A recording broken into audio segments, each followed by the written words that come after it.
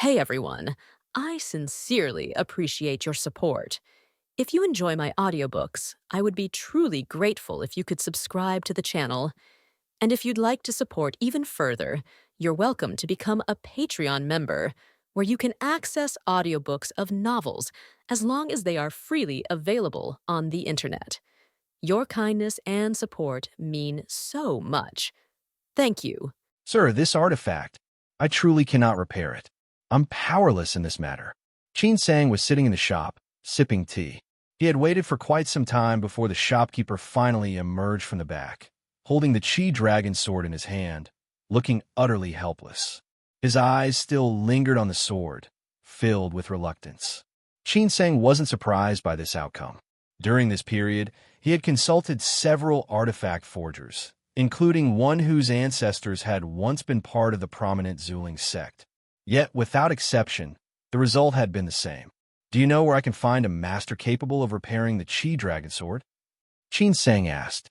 The ebony sword took too long to prepare, so it could only serve as a last resort. For daily self-defense, he needed an artifact that was easier to wield. Though the emerald wave sword could be used, it paled in comparison to the Chi dragon sword. As Qin Sang searched for the Song family in the immortal cultivation market, he had also been trying to find someone who could repair the Chi dragon sword. Unexpectedly, every response he received was that it couldn't be done, which left him puzzled. The shopkeeper shook his head. Sir, to be frank, the crafting technique of your Chi dragon sword is extremely unique. The barriers on it are enigmatic, not something an ordinary person can decipher. Whoever forged this sword must have been a true expert. I've tried everything, but I can't even figure out the material it's made of. Unless you can find a foundation-building expert who specializes in both barriers and artifact forging, there's no chance of repairing it. But the cost? Qin Sang understood. Even if he found such a master, the cost to repair the Chi dragon sword would likely be comparable to purchasing a brand-new top-grade artifact. Thank you for your efforts. Qin Sang reached out and took back the Chi dragon sword. However, the shopkeeper, still reluctant, bit his lip and said, to be honest, if this artifact isn't repaired, it will completely break and be ruined after just 2 more uses. It's truly a pity. If you're willing, I'm prepared to offer the price of a high-grade artifact to buy it from you. What do you think? Without much hesitation, Qin Sang shook his head and declined. Several artifact forgers had expressed interest in purchasing the Chi dragon sword, and this shopkeeper had shown the most sincerity. However, Qin Sang didn't lack spirit stones, and he didn't want the Chi dragon sword to fall into someone else's hands. Noticing the shopkeeper's eyes still glued to the sword, Qin Sang, wanting to befriend him, handed the sword back for him to examine further. The two of them sat down, enjoying tea and chatting amicably. Glancing at the Li residence across the street, Qin Sang casually brought it up. Daoist Wu, I recall that when I came to Wenyuan Market a few years ago, the house across the street was still the Song residence. How did it become the Li residence? Did they sell their ancestral home? At least 8 years ago, I'd say. You've got a good memory. The shopkeeper looked up, cast a glance at the Li residence, and replied with disdain, nothing surprising. It's just another case of someone seizing the property of an orphaned family. Mortals do it, and so do cultivators. Seeing that Qin Sang was interested, the shopkeeper elaborated.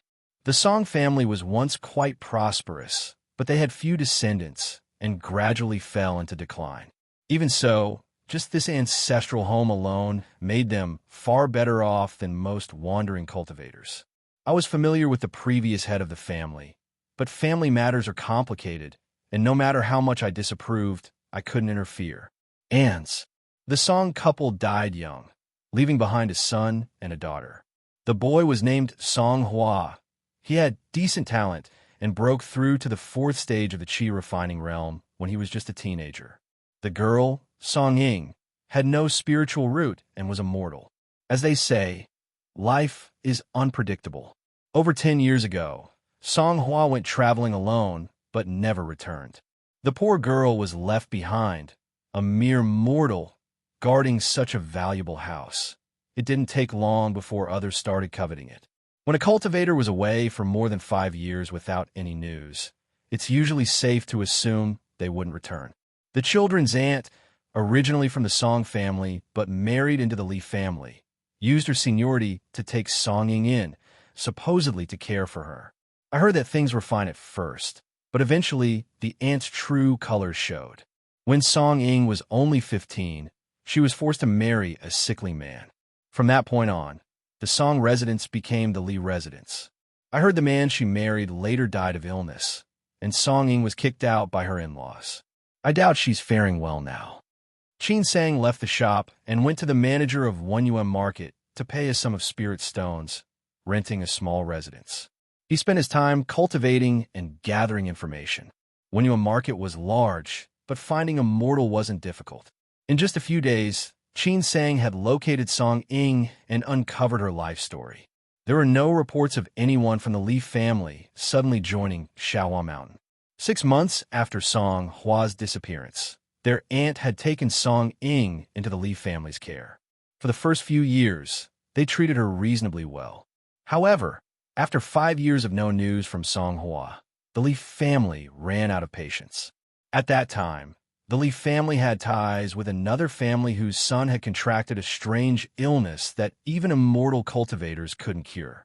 The two families came up with a plan to marry Song Ying to the sick man in hopes of warding off bad luck. On the 3rd day of the marriage, Song Ying's husband died, and she was subsequently kicked out by her in-laws, accused of being a curse that brought death to her husband. As a mortal woman, weak and burdened with such a vicious reputation, life in Yuan Market wasn't easy for Song Ying. Her brother, Song Hua, had been a handsome man, and Song Ying was also exceptionally beautiful. Fearing that others might covet her for her looks, she chose to embrace the rumors and always wore a black veil in public, dressed in coarse and simple clothing, working whatever jobs a grandmother. I'm leaving now. Song Ying gently closed the shop door.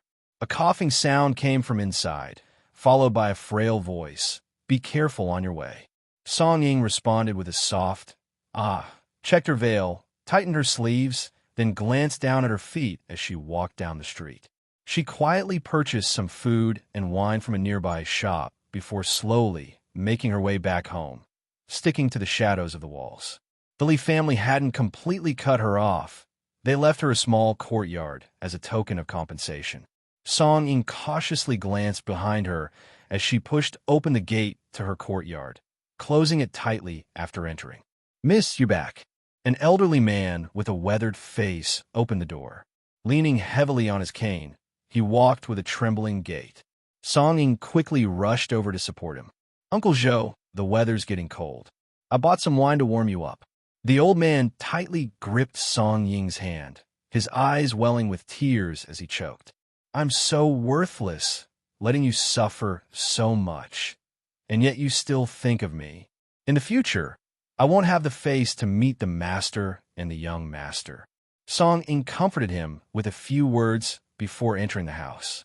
She removed her veil, revealing her delicate features, and gazed at the empty house, her expression sorrowful. Brother, where are you? Qin Sang stood at the street corner, his gaze fixed on Song Ying's small courtyard, lost in thought. The Song family's ancestor had sealed the sword will decree in the ancestral tomb, and it would not be easy to retrieve it. It might even require someone with Song family's blood. The best course of action would be to help Song Ying reclaim her ancestral home and vent her grievances. However, the Li family wasn't easy to deal with.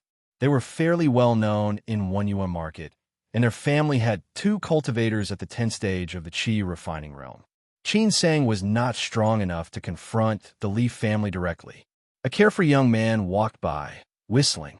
His breath reeked of alcohol, and his lecherous eyes were fixed on Song Ying's courtyard. At first glance, he seemed like a common rogue, but surprisingly, he was also an immortal cultivator, albeit only at the 2nd stage of the Qi refining realm. Bang! Bang! Suddenly, there was a knock on the courtyard door, startling both master and servant who were in the middle of their meal. Uncle Zhou furiously jumped to his feet. That scoundrel is here again. I'm going to fight him. Song Ying quickly pulled him back. Don't be angry, Uncle Zhou. Let him say whatever he wants. In the market, he wouldn't dare actually lay a hand on us mortals. You just need to keep the gong ready. If he tries anything, he'll get into big trouble. Uncle Joe clenched his fists in frustration. But miss, your whole life is being ruined by this. Song Ying adjusted her veil. She knew that the veil couldn't hide her from the eyes of an immortal cultivator. She had always been careful, never wandering about unnecessarily. Yet, despite her precautions, an immortal cultivator had caught sight of her true face, and since then, he had been relentlessly pestering her.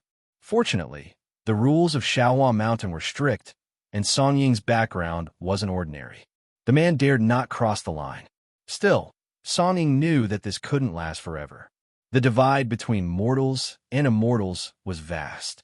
Even if his cultivation level was low, the man had countless ways to deal with a mere mortal like her. So, she endured his harassment, never daring to provoke him. Creak. Song Ying opened the main door, only to be surprised by what she saw. The man was standing at the door with a serious expression. Though he still reeked of alcohol, his gaze no longer had the lecherous glint it once did, and he refrained from saying anything inappropriate. Instead, he bowed deeply and spoke with utmost respect. Miss Song, I was blind and ignorant before. Please forgive me and give me a chance to make amends. I swear I will never appear before you again. If I break this vow, may the heavens strike me down with lightning. Song Ying was utterly stunned, unable to understand why this scoundrel had suddenly changed his attitude. After making his solemn vow, the man turned to the side, nodding and bowing, nervously offering a fawning smile. Senior, does this satisfy you? Qin Sang stepped out from the shadows, his voice cold. Get lost. If I see you again, I'll skin you alive. Yes, yes. I'm leaving right now. The young man scrambled away, not daring to look back. Qin Sang turned to the still bewildered Song Ying, his tone much softer. Young lady, you must be Song Ying, correct? Clutching the door ring tightly, Song Ying replied, Immortal, I am Song Ying. Thank you for driving away that vile person. I am deeply grateful. However, instead of feeling relieved, she grew even more fearful. If this man could scare away that rogue so easily, she would have no way to resist him if he had any ill intentions. Noticing Song Ying's fingers turning pale from how tightly she was gripping the door ring, Qin Sang smiled and said, Miss Song, there's no need to be afraid. I mean you no harm. Your brother, Song Hua, saved my life, and I've come here specifically to find you. Aringo S. Song Hua, my brother. Song Ying gasped, even forgetting her fear. She took a step forward, her face filled with urgency. Immortal, is my brother still alive? Where is he now? Qin Sang glanced around and suggested, Miss Song, perhaps we should continue this conversation inside. The three of them sat facing each other, seeing the elder and the younger in front of him embracing and weeping bitterly. Qin Sang sighed inwardly. He hadn't hidden much, as he didn't know much about Song Hua either. Qin Sang placed a colorful pouch on the table. This is Song Hua's mustard seed pouch. Back then, I was fortunate to be saved by him and escape from danger. I swore that if I ever had the chance, I would return this to the Song family. There were originally 8 spirit stones inside, but since you cannot open the pouch, I'll give you the spirit stones separately, and I can help retrieve the items inside for you. Qin Sang then took out 20 spirit stones and placed them on the table. In truth, Song Hua's mustard seed pouch was more advanced than those issued by Kuein sect and Yuanzhao sect, with a larger space. However, Qin Sang didn't feel reluctant to return it. The Song family sword art was already etched into his memory, and along with the profound Yin book and the Song clan genealogy, these were returned to their rightful owners. What surprised Qin Sang was how quickly Song Ying managed to suppress her grief after her sobbing. She calmed down, staring blankly at the items on the table for a while. Then, she suddenly said to Uncle Joe, Uncle Joe, it's getting late. Let me help you to rest. Watching her retreating figure, Qin Sang was a bit taken aback. After a moment of contemplation, he chuckled to himself. Immortal. Song Ying returned and sat down in front of Qin Sang, her eyes shining as she looked at him. Immortal, I wonder if you've seen our song, Family Genealogy. Our ancestor was once a disciple of Shaohua Mountain and, for meritorious service, was granted a sword will decree when he left. Shaohua Mountain has a rule. Any descendant of the Song family who holds the sword will decree may enter Shaohua Mountain directly. The decree is currently sealed in my ancestor's tomb. You know about the sword will decree? Qin Seng asked. Why are you telling me this? Song Ying nodded. Before my brother left in a hurry, he managed to leave me a letter. The letter mentioned this secret and told me to remember it. I've been waiting for my brother's return, but now I am just a mortal, and keeping this secret means nothing anymore. I wonder if you would be willing to take the sword will decree. If so, I will retrieve it for you. This was precisely what Qin Seng had come for. Hearing Song Ying's words, he realized she was exceptionally intelligent and saw no need to feign politeness. He asked directly, "What do you want in return?" Song Ying seemed to have thought this through long ago and decisively replied, "I only have two requests. First, please take us away from Yuan Market to settle us in a mortal kingdom where we can live peacefully. Second, if I have a child in the future who possesses spiritual roots, please take them as a disciple. We can establish a contract with the manager of Yuan Market as a witness." These two requests took Qin Seng by surprise. He had originally thought that Song Ying would ask him to help her claim the ancestral home. He had even been thinking about how to persuade her or promise that he would deal with the Leaf family once he had enough power.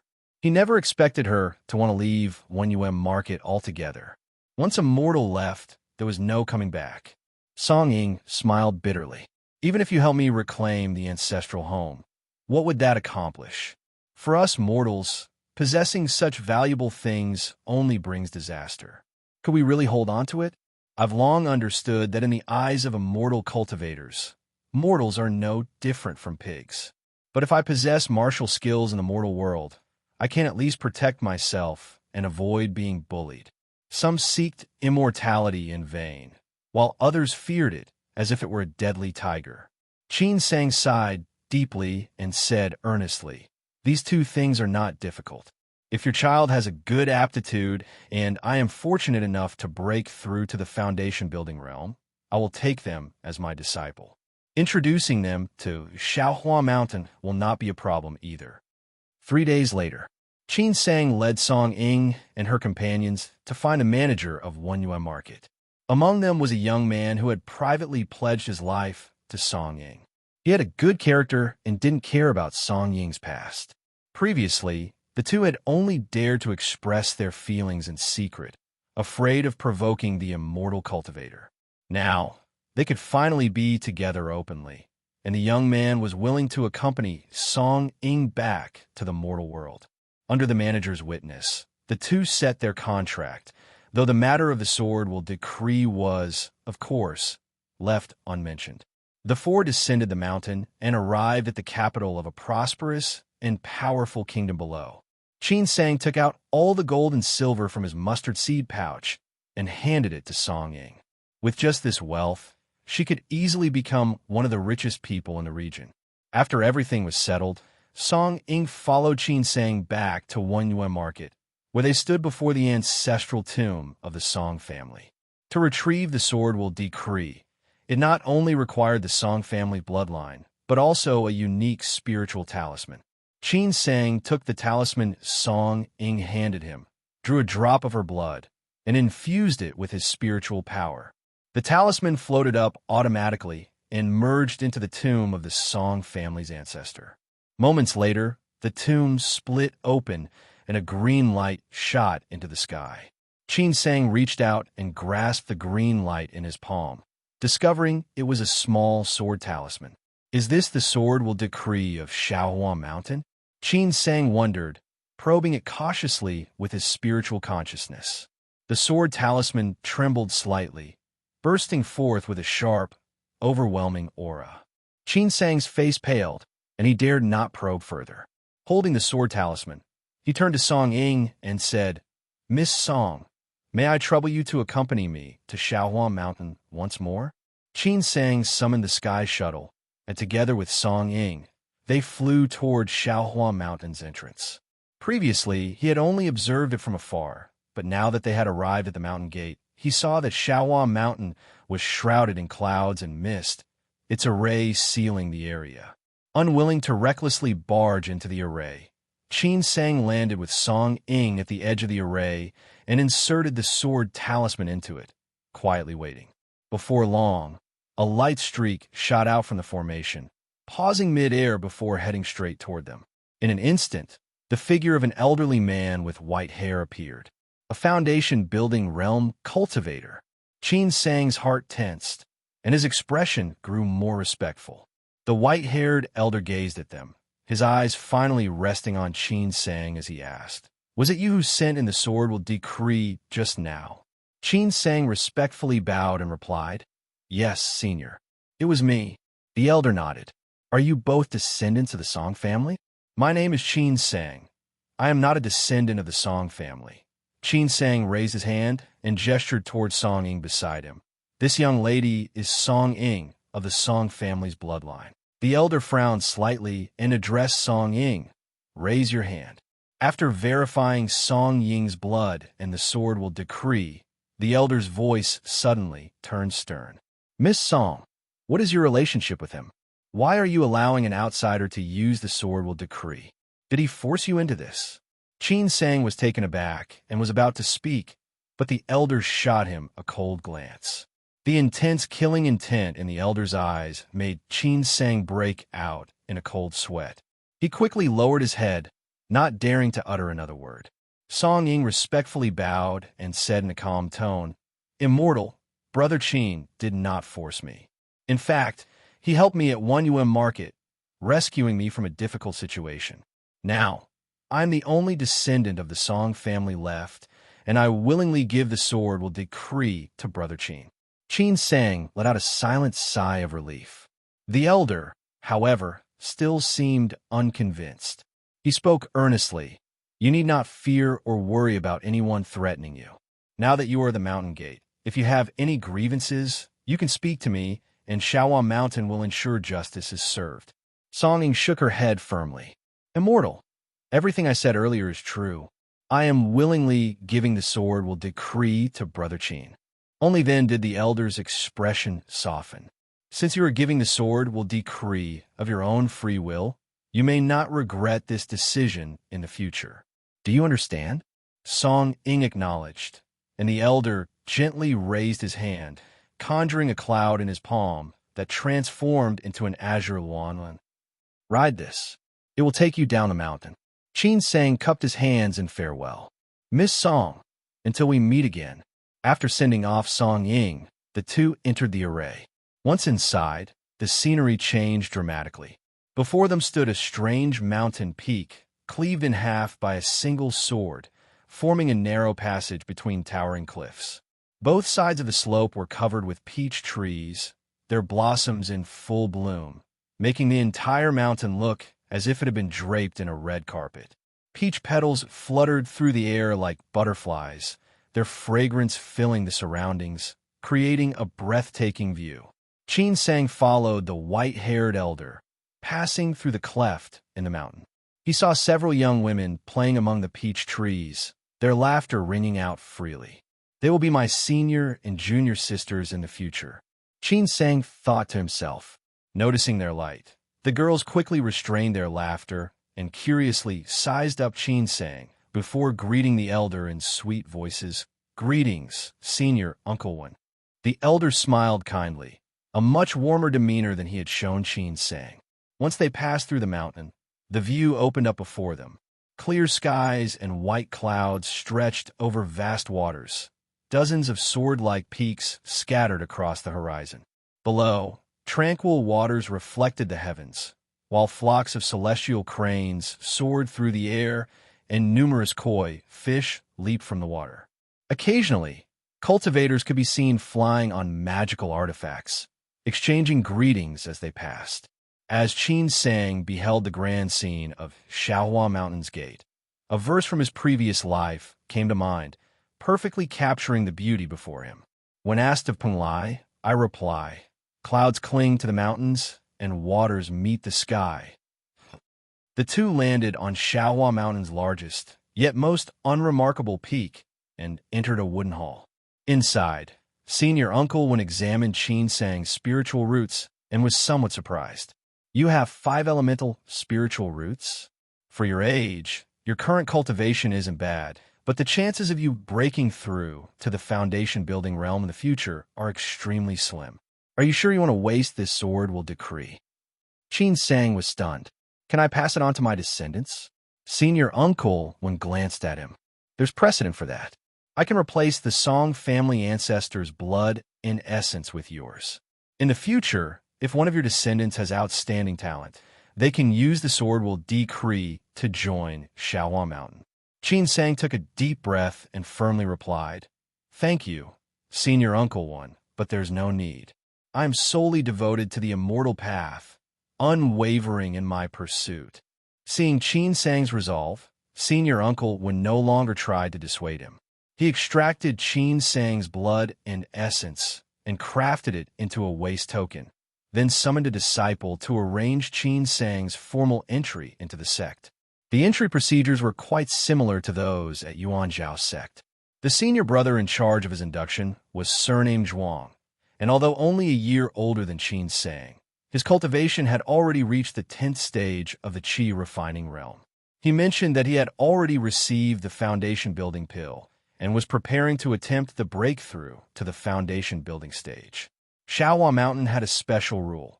Any disciple who reached the 10th stage of the qi refining realm before the age of 40 could receive a foundation building pill for free. This was an unexpected delight for Qin Sang, but he also knew that, given his talent, a single foundation building pill wouldn't be enough for him to reach foundation building at the 10th stage of the qi refining realm. He needed to continue cultivating, pushing his cultivation to the peak of the qi refining realm, where his chances of breaking through would be greater. Junior brother Qin, this mountain is called Dao Peak. Its name signifies that upon entering the sect, you commit yourself to the immortal path. 3. Be sure not to let the mundane world distract you and hinder your cultivation. Qin Sang nodded in agreement as senior brother Zhuang explained further. Dao Peak, along with the surrounding mountains, served as the training grounds for Shaohua Mountain's entry-level disciples. Senior uncles and senior brothers often imparted their teachings on Dao Peak. Do you see ahead? Qin Sang flew on the flying sword issued by Shaohua Mountain, following senior brother Zhuang off Dao Peak. Senior brother Zhuang pointed to the peach blossom-covered mountain in front of them with a hint of admiration in his expression. That's Sword Pass, cleaved by a single sword strike from an elder in the past. 1. Wan, also known as Luanio, is a mythological bird in East Asian mythology. 2. This is a part derived from a Chinese poem. The general meaning of this is to express the unchanging essence of nature. 3. That senior's Dharma name was Qingzhu. His story is quite similar to yours, junior brother Qin. Originally a rogue cultivator, he later joined Shaohua Mountain.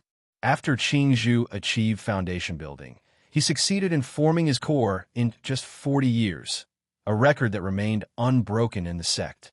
However, he became half-mad and was placed under house arrest by the sect. It was said that Qingzhu, enraged for the sake of a beauty, cleaved this mountain with a single sword strike and broke through the array, leaving behind the sword pass. There must be a fascinating story behind this, but unfortunately, it remained a mere legend, with no concrete details known. Interestingly, after Qingzhu left, the spiritual herbs and flowers on the mountain were all damaged by the sword qi and withered away, leaving a desolate scene. Only the red jade peach tree remained unaffected and even thrived with increased vitality. That year was precisely during winter when the peach blossoms were in full bloom, surviving the winter, and it took 3 years for the fruit to mature. Since then, although the red jade peach is an ordinary fruit, its sweetness surpasses that of other spiritual fruits. Every time it ripens, many senior uncles leave their seclusion to harvest and taste it. Standing on a spirit artifact, senior brother Zhuang gazed at the sword pass, immersed in the legend of Qingzhu with a sense of reverence. Qin Sang, However, envied Qingzhu's talent even more. Achieving core formation in just 40 years was astonishing. Even those with heavenly spiritual roots, who didn't face the bottleneck of the core formation realm, required meticulous preparation and several years of seclusion, without daring to be careless. It was unexpected that senior brother Zhuang, who seemed so composed, had such a romantic side. Qin Sang inquired, "Is Senior Qingzhu still in the sect?" Senior brother Zhuang shook his head, regretfully replying, "After Senior Qingzhu cleaved the mountain and left, he never returned. The senior uncles and grandmasters have kept his whereabouts a closely guarded secret. There are rumors that he was seen on the ancient immortal battlefield, but has never been confirmed. It has been many years without any news of him. If he failed to reach the spiritual infant realm, he is likely—" Qin Sang fell silent. The path of immortal cultivation was indeed one where success came at great cost. With Qingzhu's talent, all that remained now was the legend of the Sword Pass. If Qin Sang were to fall, would anyone remember him? This is Treasure Tower Peak. Senior brother Zhuang turned to point at a distant peak. The mountain was quite unique, with a massive stone tower atop it. Upon closer inspection, it became clear that the tower had been carved directly into the summit, with several smaller towers scattered around the mountainside. According to senior brother Zhuang, Treasure Tower Peak was where Shaohua Mountain stored its arts, spells, and various cultivation texts. Qin Sang made a mental note to visit Treasure Tower Peak when he had the chance. Perhaps he could find information about the mysterious orchid he had encountered. Disciples in the Qi refining realm can use their waste tokens to access the first level of Treasure Tower Peak for research, though they must pay in spirit stones. There are additional fees if you wish to take anything out of the peak. Likewise, listening to teachings from senior brothers and senior uncles at Dao Peak also requires spirit stones. However, you need not worry, junior brother Qin. Once you take on menial tasks within the sect, you will receive a monthly stipend that should cover your cultivation expenses. This is one of the benefits of being a sect disciple. You should understand the hardships of being a rogue cultivator better than I do, and with circumflex. Qin Sang then asked about the various menial tasks available at Shaohua Mountain. He had already experienced the difficulties at Yuan Zhao's sect and was determined to avoid roles with excessive trivial tasks. Without Yuhua support, he couldn't afford to waste spirit stones on setting up spirit gathering arrays. After taking Zhao Yan's mustard seed pouch, he had accumulated a modest amount of wealth. Setting aside a portion of middle-grade spirit stones for emergencies, he believed it would be manageable to support his cultivation with the remaining resources. He planned to choose a lighter menial task and focus on diligent cultivation. Senior brother Zhuang advised Qin Sang not to rush, but instead to familiarize himself with Shaohua Mountain. The two flew on their swords from Dao Peak, with senior brother Zhuang introducing Qin Sang to each peak along the way. At Shaohua Mountain, disciples in the Qi refining realm were restricted to the area around Dao Peak. The inner peaks were essentially off-limits and should not be trespassed. This is Jinghua Peak. Fairy, one Chenyan, is in seclusion here. Following senior brother Zhuang's direction, Qin Sang saw a modest, low mountain that seemed inconspicuous among the peaks. However, it was surrounded by lush forests, bamboo groves, and clear springs, exuding a unique spiritual charm. Throughout the journey, senior brother Zhuang had mentioned Fairy Chenyan repeatedly, to the point where Qin Sang felt his ears were about to develop calluses. In senior brother Zhuang's descriptions, Fairy Chenyan was a peerless beauty with an ethereal aura, almost to the point of saying she was a celestial maiden descended to the mortal realm. Qin Sang asked if senior brother Zhuang had ever seen her in person. To his surprise, senior brother Zhuang had only seen a portrait but was infatuated to such an extent, leaving Qin Sang speechless. Whereas the senior brother, who previously reminded him to dedicate his life to the path of immortality and forget the mundane world, Fairy Chenyan's talent was even more enviable than her appearance. It was said she possessed a heavenly spiritual root and had reached the late stage of core formation realm. She had been in seclusion on Jinghua Peak for over 20 years, striving to break through to the spiritual infant realm. Hundreds of years old, perhaps? Qin Sang thought to himself.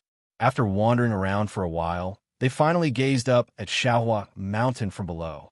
The name of Xiaohua Mountain was derived from this very mountain, and it was here that the sect's only spiritual infant grandmaster, Dong Yanghua Cave Dwelling, was located. Upon returning to Dao Peak, Senior Brother Zhuang led Qin Sang to a nearby mountain and settled him into a dormitory. He then said, "If Junior Brother Qin has no other matters, come with me to select a menial task." The two flew back to Dao Peak. Along the way, they encountered several senior brothers and sisters who were hurrying along. Qin Sang learned that a senior uncle proficient in spells was going to give a teaching session that evening. As they were talking, a gust of wind suddenly swept from behind. Qin Sang quickly dodged, and a swift streak of light flashed past him. Qin Sang frowned slightly, but said nothing. He then saw the streak of light return, revealing a young man with a square face riding an artifact.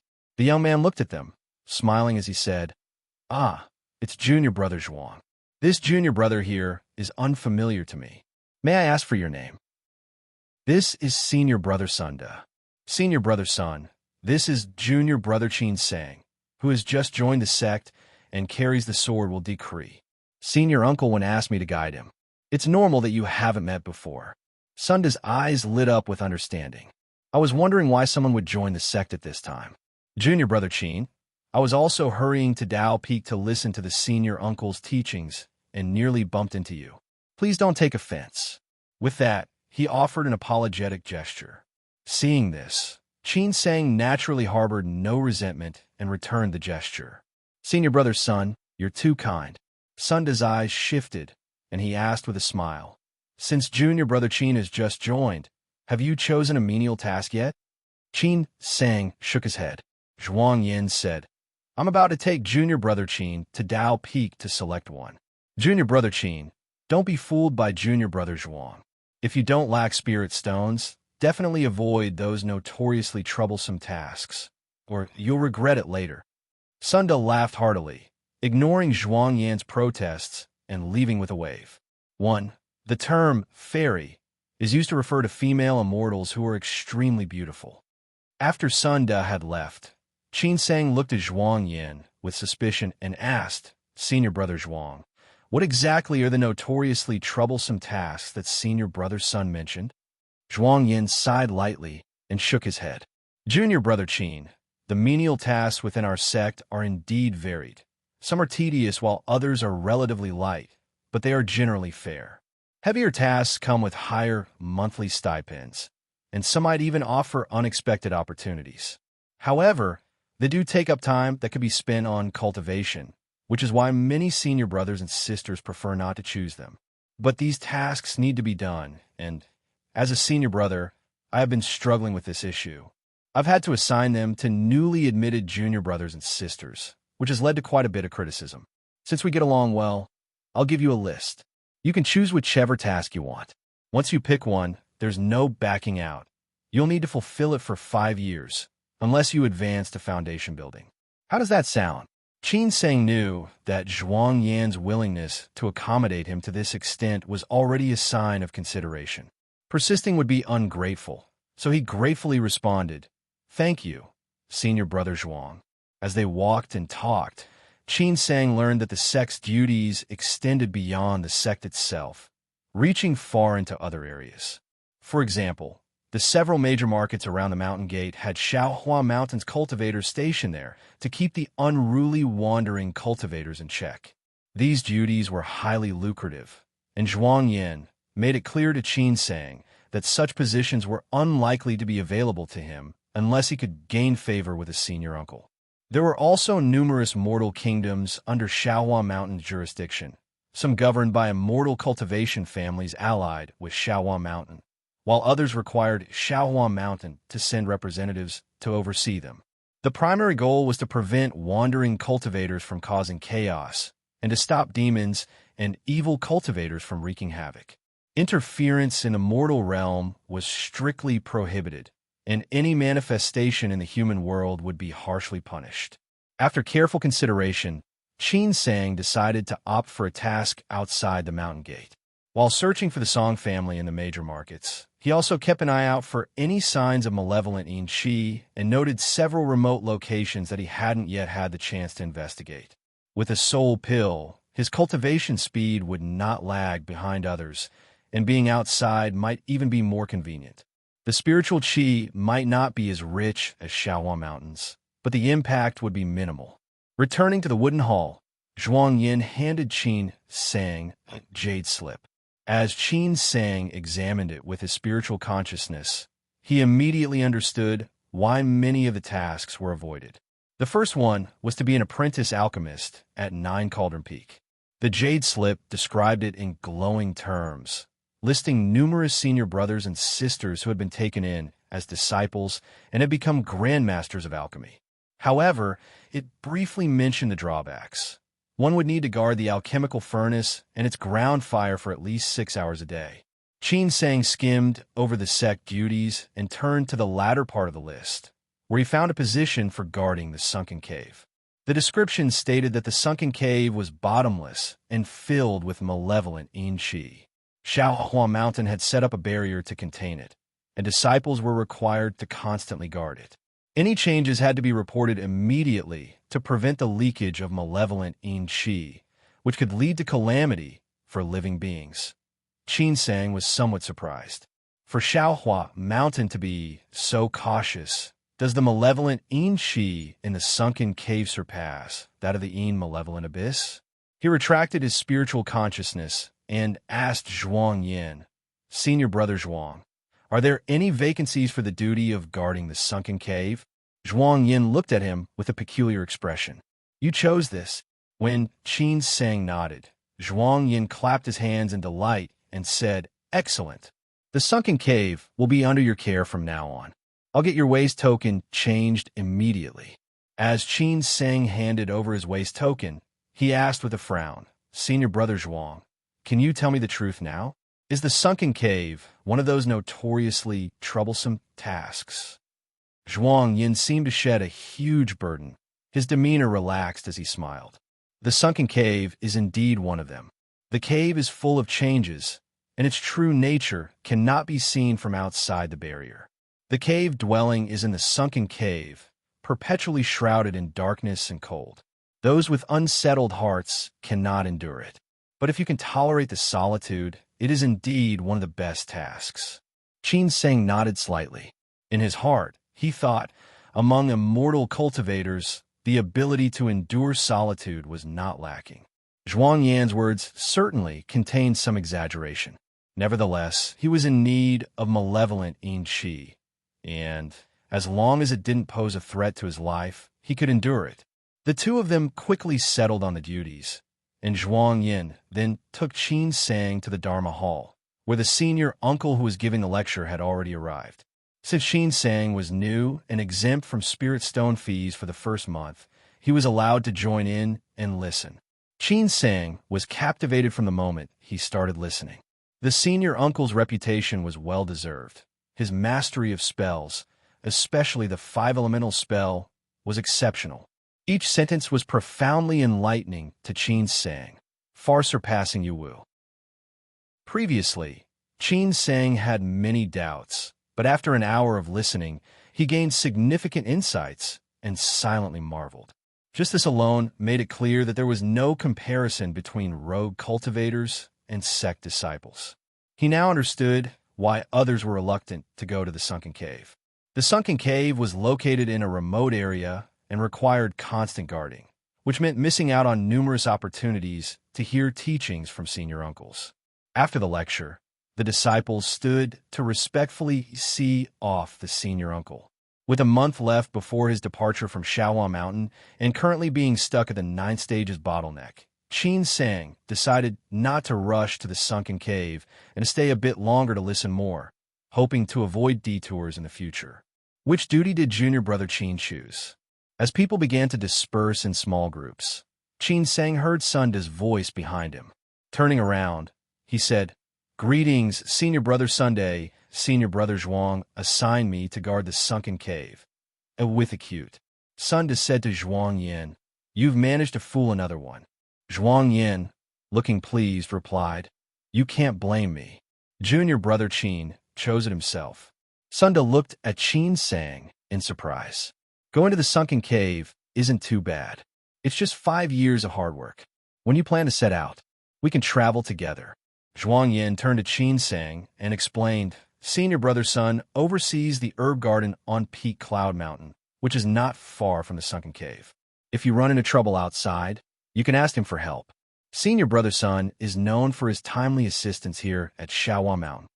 Qin Sang showed his gratitude. "I'll rely on senior brother Sun's care in the future. However, I have some matters to attend to and plan to stay at the sect for another month. I'll travel with senior brother Sun next time." The next day, Qin Sang flew alone to Treasure Tower Peak. As a newcomer, Qin Sang's status did not help him at Treasure Tower Peak. He paid the spirit stones honestly and entered the first level of Treasure Tower Peak, which housed spiritual herbs and fruits. An hour later, Qin Sang emerged from Treasure Tower Peak with a look of disappointment. Although he had been prepared for it, he could not help but feel let down. The first stage of Treasure Tower Peak was meant for Qi refining realm cultivators, displaying only common herbs and fruits. Qin Sang had already studied some of these at Yuan Zhao's sect, so he patiently reviewed them, but found nothing like the mysterious orchid he was hoping for. However, the trip was not entirely wasted. At least now, he could recognize various herbs and spiritual fruits when he encountered them in the future. As for the second stage of Treasure Tower Peak, entry required a foundation building cultivator's waste token, and Qin Sang only knew Senior Uncle One, with whom he had little acquaintance. So, he had to leave that for another time. Afterwards, Qin Sang stayed at Shaohua Mountain, but left abruptly before the month was up. To the south of the Wuchen Kingdom, there stretched a range of desolate mountains, uninhabited and forlorn. Unbeknownst to mortals, in the midst of these mountains lay several enormous ranges of utter desolation. The peaks were devoid of any vegetation, and no birds or beasts could be seen. The stones and soil were an eerie black, and black smoke continuously emanated from the fissures in the ground, corroding the surrounding forests. A chill pervaded the area, not only affecting Qin Sang's body, but also seeping into his heart. Qin Sang arrived by flying through the air and landed his sky shuttle. As he gazed at the boundless black mountains, he mused that the name Sunken Cave was misleading. It was even larger than the malevolent abyss. The entrance to the sunken cave resembled a crater created by a meteorite impact, with a diameter of several hundred zhang. The dark, gaping mouth faced the sky, and streams of malevolent yin-qi surged against the cave's barrier, trapped inside and moving like fish. The cave's floor was shrouded in darkness, resembling an entrance to the netherworld. Fortunately, the sunken cave was located deep in the mountains and forests. If it were closer to the neighboring small kingdom, the potential disaster would be unimaginable. Qin Sang jumped into the cave, immediately feeling a shiver. His expression changed slightly. Though he had the yang warming pill and the malevolence avoiding pouch, artifacts specifically designed to counter malevolent yin-qi, he could still feel the chilling cold of the yin-qi in the sunken cave. Descending further into the cave, Qin Sang found that it expanded into a vast abyss, rivaling the yin malevolent abyss. Countless fissures lined the sides of the abyss, stretching like branches into even more distant areas, affecting all living beings within hundreds of miles. Finding his cave dwelling on the rock walls, Qin Sang entered and activated the barrier, which restored a bit of warmth to his body. The cave dwelling was as simple and crude as ever. Qin Sang took a jade slip from within, pressed it to his forehead, and discovered a complete layout of the sunken cave, focusing on the various barriers set up by Shaohua Mountain. Given the vast area, fully sealing it with barriers would be too costly. Shaohua Mountain had instead used a simple illusory array to obscure the sunken cave and blocked the larger entrances and fissures to slow the spread of the malevolent yin-qi. Due to the constantly changing terrain, new large fissures could appear, and sometimes these barriers could be damaged by intrusions. Thus, Qin Sang's task was to inspect the entire sunken cave every 2 days, record any changes, and report back to the sect to prevent unexpected anomalies. After some quick thinking, Qin Sang decided to go for an inspection first. Reflecting on his recent experiences and inspired by his senior uncle's lectures on breaking through bottlenecks during the Qi refining realm, Qin Sang felt a surge of inspiration. He hurried to the sunken cave, hoping to address the 9th-stage bottleneck he was experiencing. The inspection took most of the day. Upon returning, Qin Sang felt as though he had been exposed to the glaciers. He sat in meditation for a long time, using his cultivation methods to dispel the chill from his body. He recorded the cave's changes on the sound transmission talisman given by the sect, sent the message, and then sealed his cave dwelling. He set up the bewitching mirror at the entrance and began his seclusion. A month later, Peak Cloud Mountain, Qin Sang, Sunda, and several rogue cultivators gathered at the mountain summit, enjoying drinks and merriment. Sunda had grown numerous spiritual fruits in his herb garden, each sweet and delicious. However, Sunda lamented that they were still far inferior to the red jade peaches of Shawa Mountain. The other rogue cultivators nodded in agreement. Qin Sang, having recently broken through to the 9th stage, was in high spirits and joined in the conversation, promising to return to the sect to savor the red jade peaches once they ripened. Sunda raised his cup in a toast to Qin Sang, saying, "Congratulations to junior brother Qin for breaking through to the 9th stage. I offer this humble drink, far inferior to the celestial wine brewed from our sect's spiritual fruits. I hope junior brother Qin won't be disappointed." Qin Sang graciously accepted, clinking glasses with Sunda and the other cultivators. The distance between Peak Cloud Mountain and the sunken cave was considerable, with a large river and natural barriers in between. However, these posed no problem for immortal cultivators. Since Qin Sang arrived at the sunken cave, he had consistently declined Sunda's invitations, citing his seclusion and breakthrough as reasons. This time, with Sunda visiting in person and Qin Sang having recently achieved a breakthrough, he did not refuse. Upon arriving at Peak Cloud Mountain, Qin Sang discovered why Sunda had earned his reputation as a timely rain. His excellent reputation extended beyond Shawa Mountain to the surrounding rogue cultivators. Sunda frequently invited local cultivators to gatherings on Peak Cloud Mountain. He did not exhibit any airs of a sect disciple and welcomed even the lowest-ranked cultivators with a warm and friendly demeanor, making everyone feel at ease.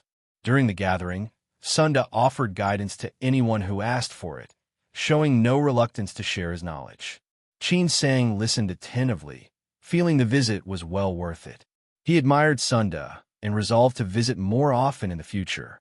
After bidding farewell to Sunda and returning to the sunken cave, Qin Sang proceeded with his routine inspection. As he passed by a fissure, he suddenly sensed something unusual. Feeling a chill, he immediately retreated and took out the emerald wave sword from his mustard seed pouch. Activating the heavenly star tier for protection, he called out sternly, "Who's there? Show yourself."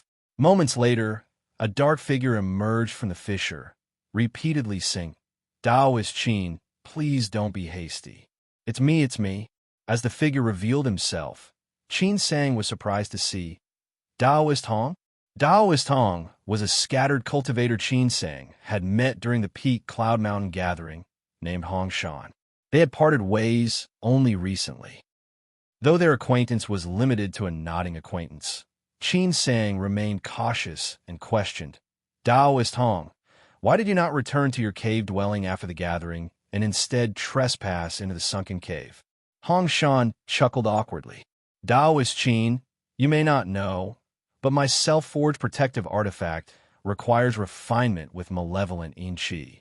Therefore, I often need to go to the depths of the sunken cave.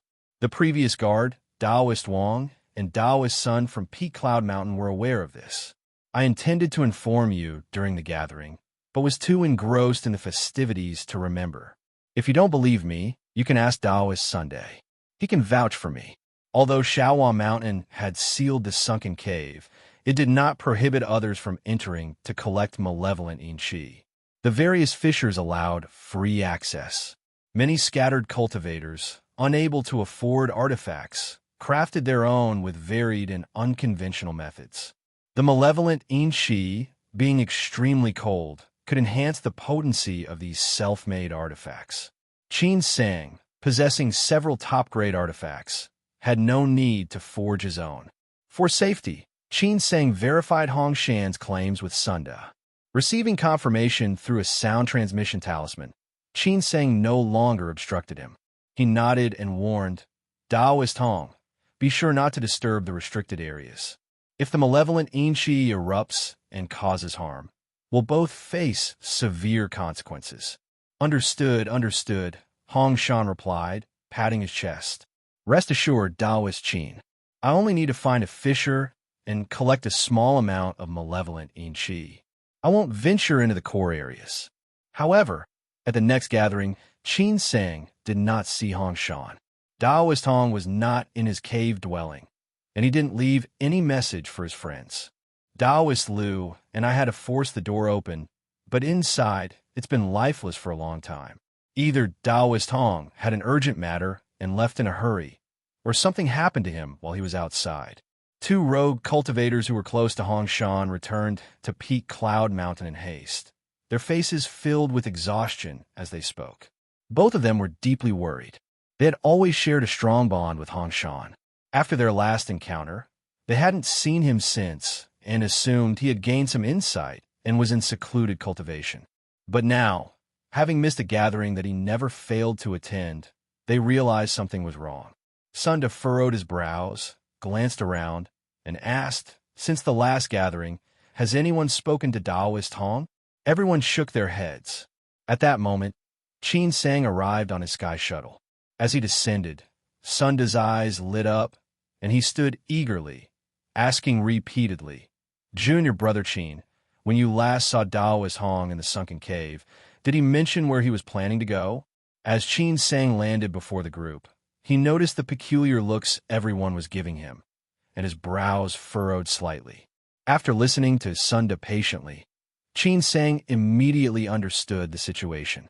In truth, they had only drunk together once and shared little connection. And even if they had, in the world of immortal cultivation, incidents of killing for treasures were far too common. Qin Sang had done nothing wrong, and his conscience was clear. He calmly responded to Sunda. Taoist Hong mentioned that he wanted to use malevolent in-chi to temper his artifacts. I even sent a flying message to Senior Brother Sun to confirm it. After Senior Brother Sun confirmed it, I returned to my cave dwelling for cultivation. During subsequent visits to the sunken cave, I never saw Taoist Hong again. Has he gone missing? Sunda replied regretfully. No one has seen Taoist Hong since then. Could it be? A dozen streams of light descended upon the sunken cave.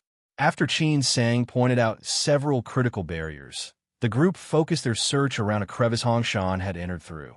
Qin Sang frequently patrolled the uppermost stage, and as expected, there was no sign of Hong Shan.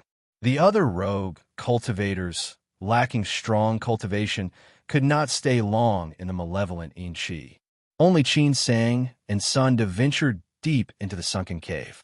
Since this incident happened in his territory, Qin Sang couldn't simply ignore it, so he joined in the search. Not long after, Sunda suddenly pointed at a crack and shouted, "Over here!" Qin Sang darted over and, upon seeing the scene before him, sighed softly. The crack was extremely hidden, with a narrow entrance that gradually widened inside.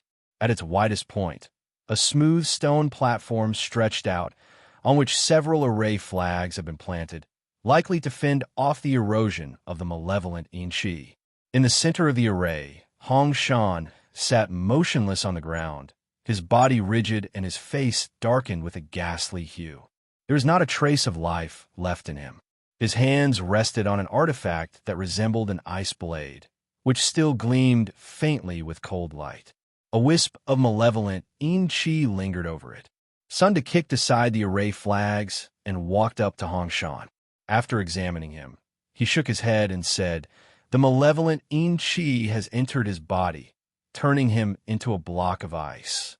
I had warned Taoist Hong before that using malevolent yin qi to refine artifacts was not a proper method. It's incredibly dangerous and could easily harm the practitioner if mishandled. But he didn't take it seriously, and now he's met this tragic end. Junior brother Qin gathered Taoist Hong's belongings.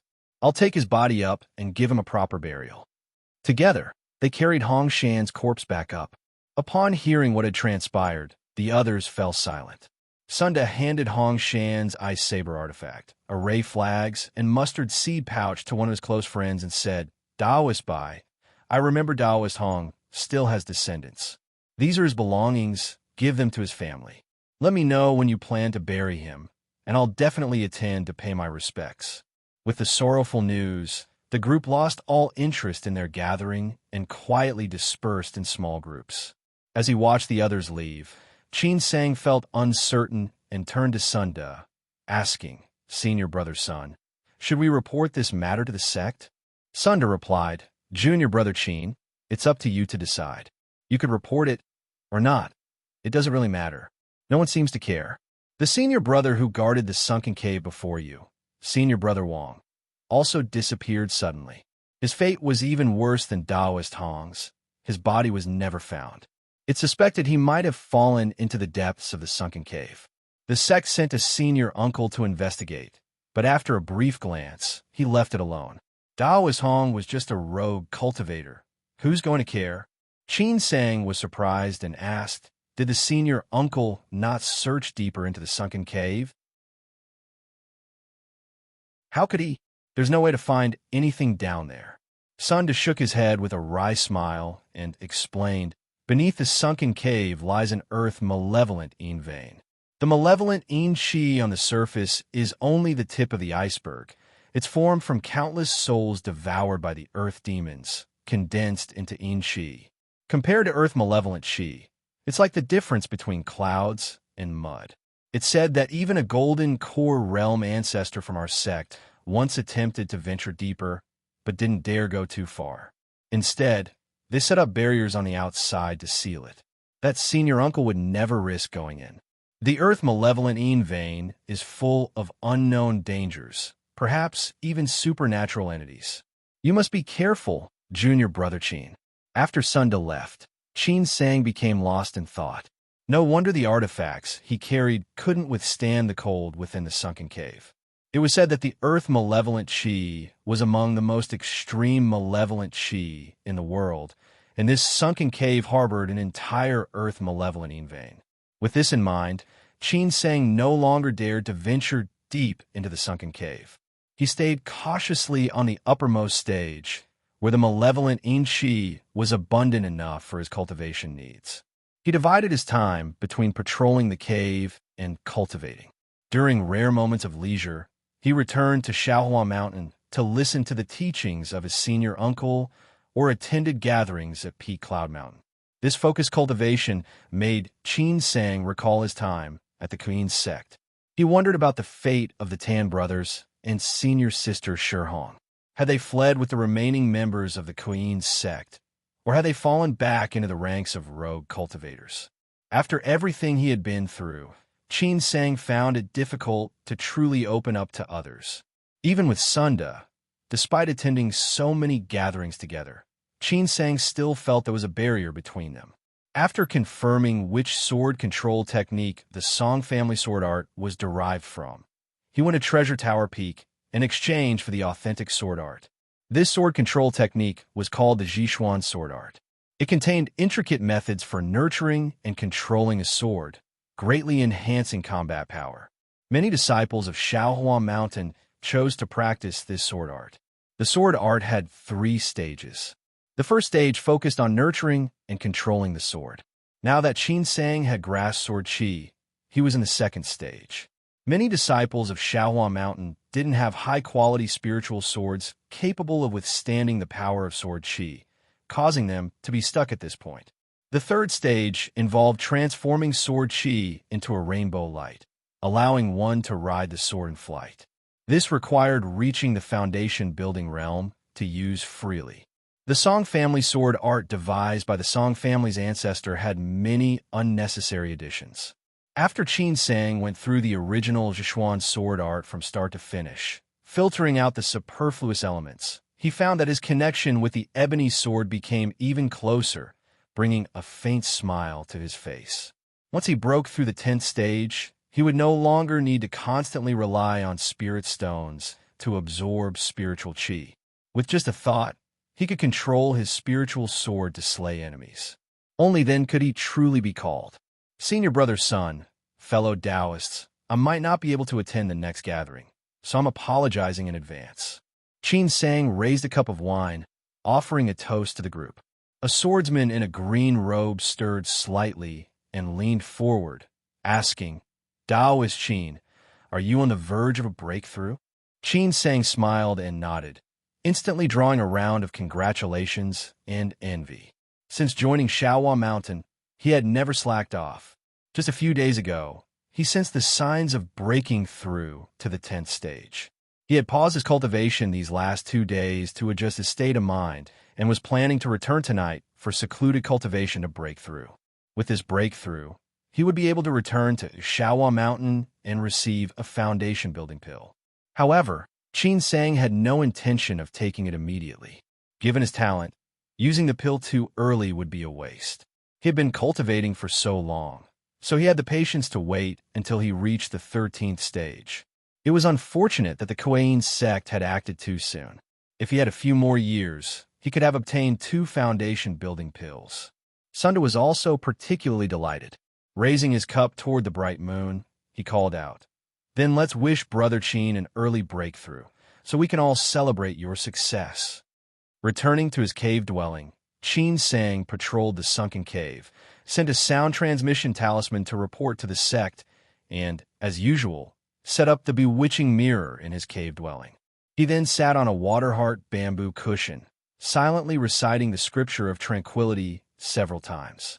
Once he reached a state of complete calm, he began to meditate and circulate his cultivation art. The bottleneck at the 10th stage was as difficult to break through as the 9th stage, but it was a known challenge, requiring only diligent effort. In the blink of an eye, more than 20 days passed, and Qin Sang successfully broke through the 10th stage. Though he was overjoyed, he didn't stop. He continued his meditation, stabilizing his newly achieved realm. Days passed, and Qin Sang remained in seclusion. Outside his cave dwelling, however, more than a dozen sound transmission talismans had accumulated. The sunken cave remained deathly still and desolate, with waves of malevolent yin qi continuously surging from the depths, attempting to break through the barriers. The escaping yin qi endlessly eroded the surroundings. One day, a shadow silently entered the area, standing at the edge of the sunken cave's entrance. The figure stared into the deep, dark cave below, their expression uncertain. The person was dressed in Shaohua Mountain's clean dust robes. It was Sunda. Sunda stared at the sunken cave for a while, a thoughtful look appearing on his face as he muttered, 1 month should be enough. Junior brother Qin, I hope you live up to my expectations. After saying that, Sunda looked around, then swiftly darted into a crevice near the sunken cave. It seemed he was very familiar with the layout, effortlessly navigating the winding cracks and tunnels. Before long, he arrived at the entrance of Qin Sang's cave dwelling. Seeing the sound transmission talismans hovering outside the barrier, Sunda counted them. Not a single one was missing. A strange smile appeared on his face as he waved his hand, collecting all the talismans. RS. Knock, knock. Sunda stood before the cave entrance and knocked twice on the stone door. When there was no response, he eagerly pressed his hand against the door. Spiritual power surged from his palm, and the barrier around the cave dwelling immediately began to dissolve. Inside the cave dwelling, Qin Sang was both shocked and furious. The knocking had startled him awake. He had just calmed his qi and blood and was wondering who would be seeking him at this time when he realized that someone outside was trying to break through his barrier. The barrier protecting the cave dwellings granted by the sect wasn't weak, and most rogue cultivators would find it difficult to break in. To ensure absolute safety, Qin Sang had also set up the bewitching mirror as a safeguard. Yet the intruder was easily dismantling the barrier. Who could it be? Qin Sang racked his brain. Since joining Shaohua Mountain, he had always been cautious and never engaged in conflicts with others. He didn't believe he had offended anyone. Could it be a rogue cultivator who had stumbled upon the sunken cave and discovered an immortal cultivator's cave dwelling inside, sparking greedy intentions? Regardless of the intruder's identity, entering his cave dwelling without permission was undoubtedly malicious. With the enemy right outside, sending a distressed talisman to the sect would likely be intercepted. Qin Sang's mind raced. Seeing the mirror array in front of him, he felt a slight sense of relief. The array was right by the entrance. As soon as it was triggered, the intruder would be caught off guard. If the enemy proved formidable, Qin Sang could use the distraction to escape and send a distress signal. His body was equipped with top-grade artifacts. Even if he couldn't win, it shouldn't be hard to hold out until the sect came to his aid, especially with that black bead in hand. If the intruder was weak, he could kill them with a single strike, and no one could accuse him of wrongdoing. After all, the sunken cave was an ideal place to dispose of bodies without leaving any traces. With that thought, Qin Sang quickly calmed down. He glanced at the barrier in front of the cave door, which was flickering unsteadily. He created a clone to sit on the cushion, while his true body hid in a corner. Then, he summoned his ebony sword. Having broken through to the 10th stage, his spiritual power was deep and abundant. He could control his sword to kill enemies without needing to replenish with spirit stones. However, using sword chi consumed a lot of energy, so if he didn't prepare in advance, he wouldn't last long. To be safe, Qin Sang took out a middle-grade spirit stone and quietly accumulated his spiritual power. Moments later, the main door of the cave dwelling emitted a soft click. The light of the barrier flickered for a moment, then vanished, and the door was pushed open from the outside. As soon as Sunda opened the cave dwelling, everything before him went dark. He had fallen into the mirror array trap, his entire body enshrouded in a dense black mist. Yet, his face showed no sign of panic.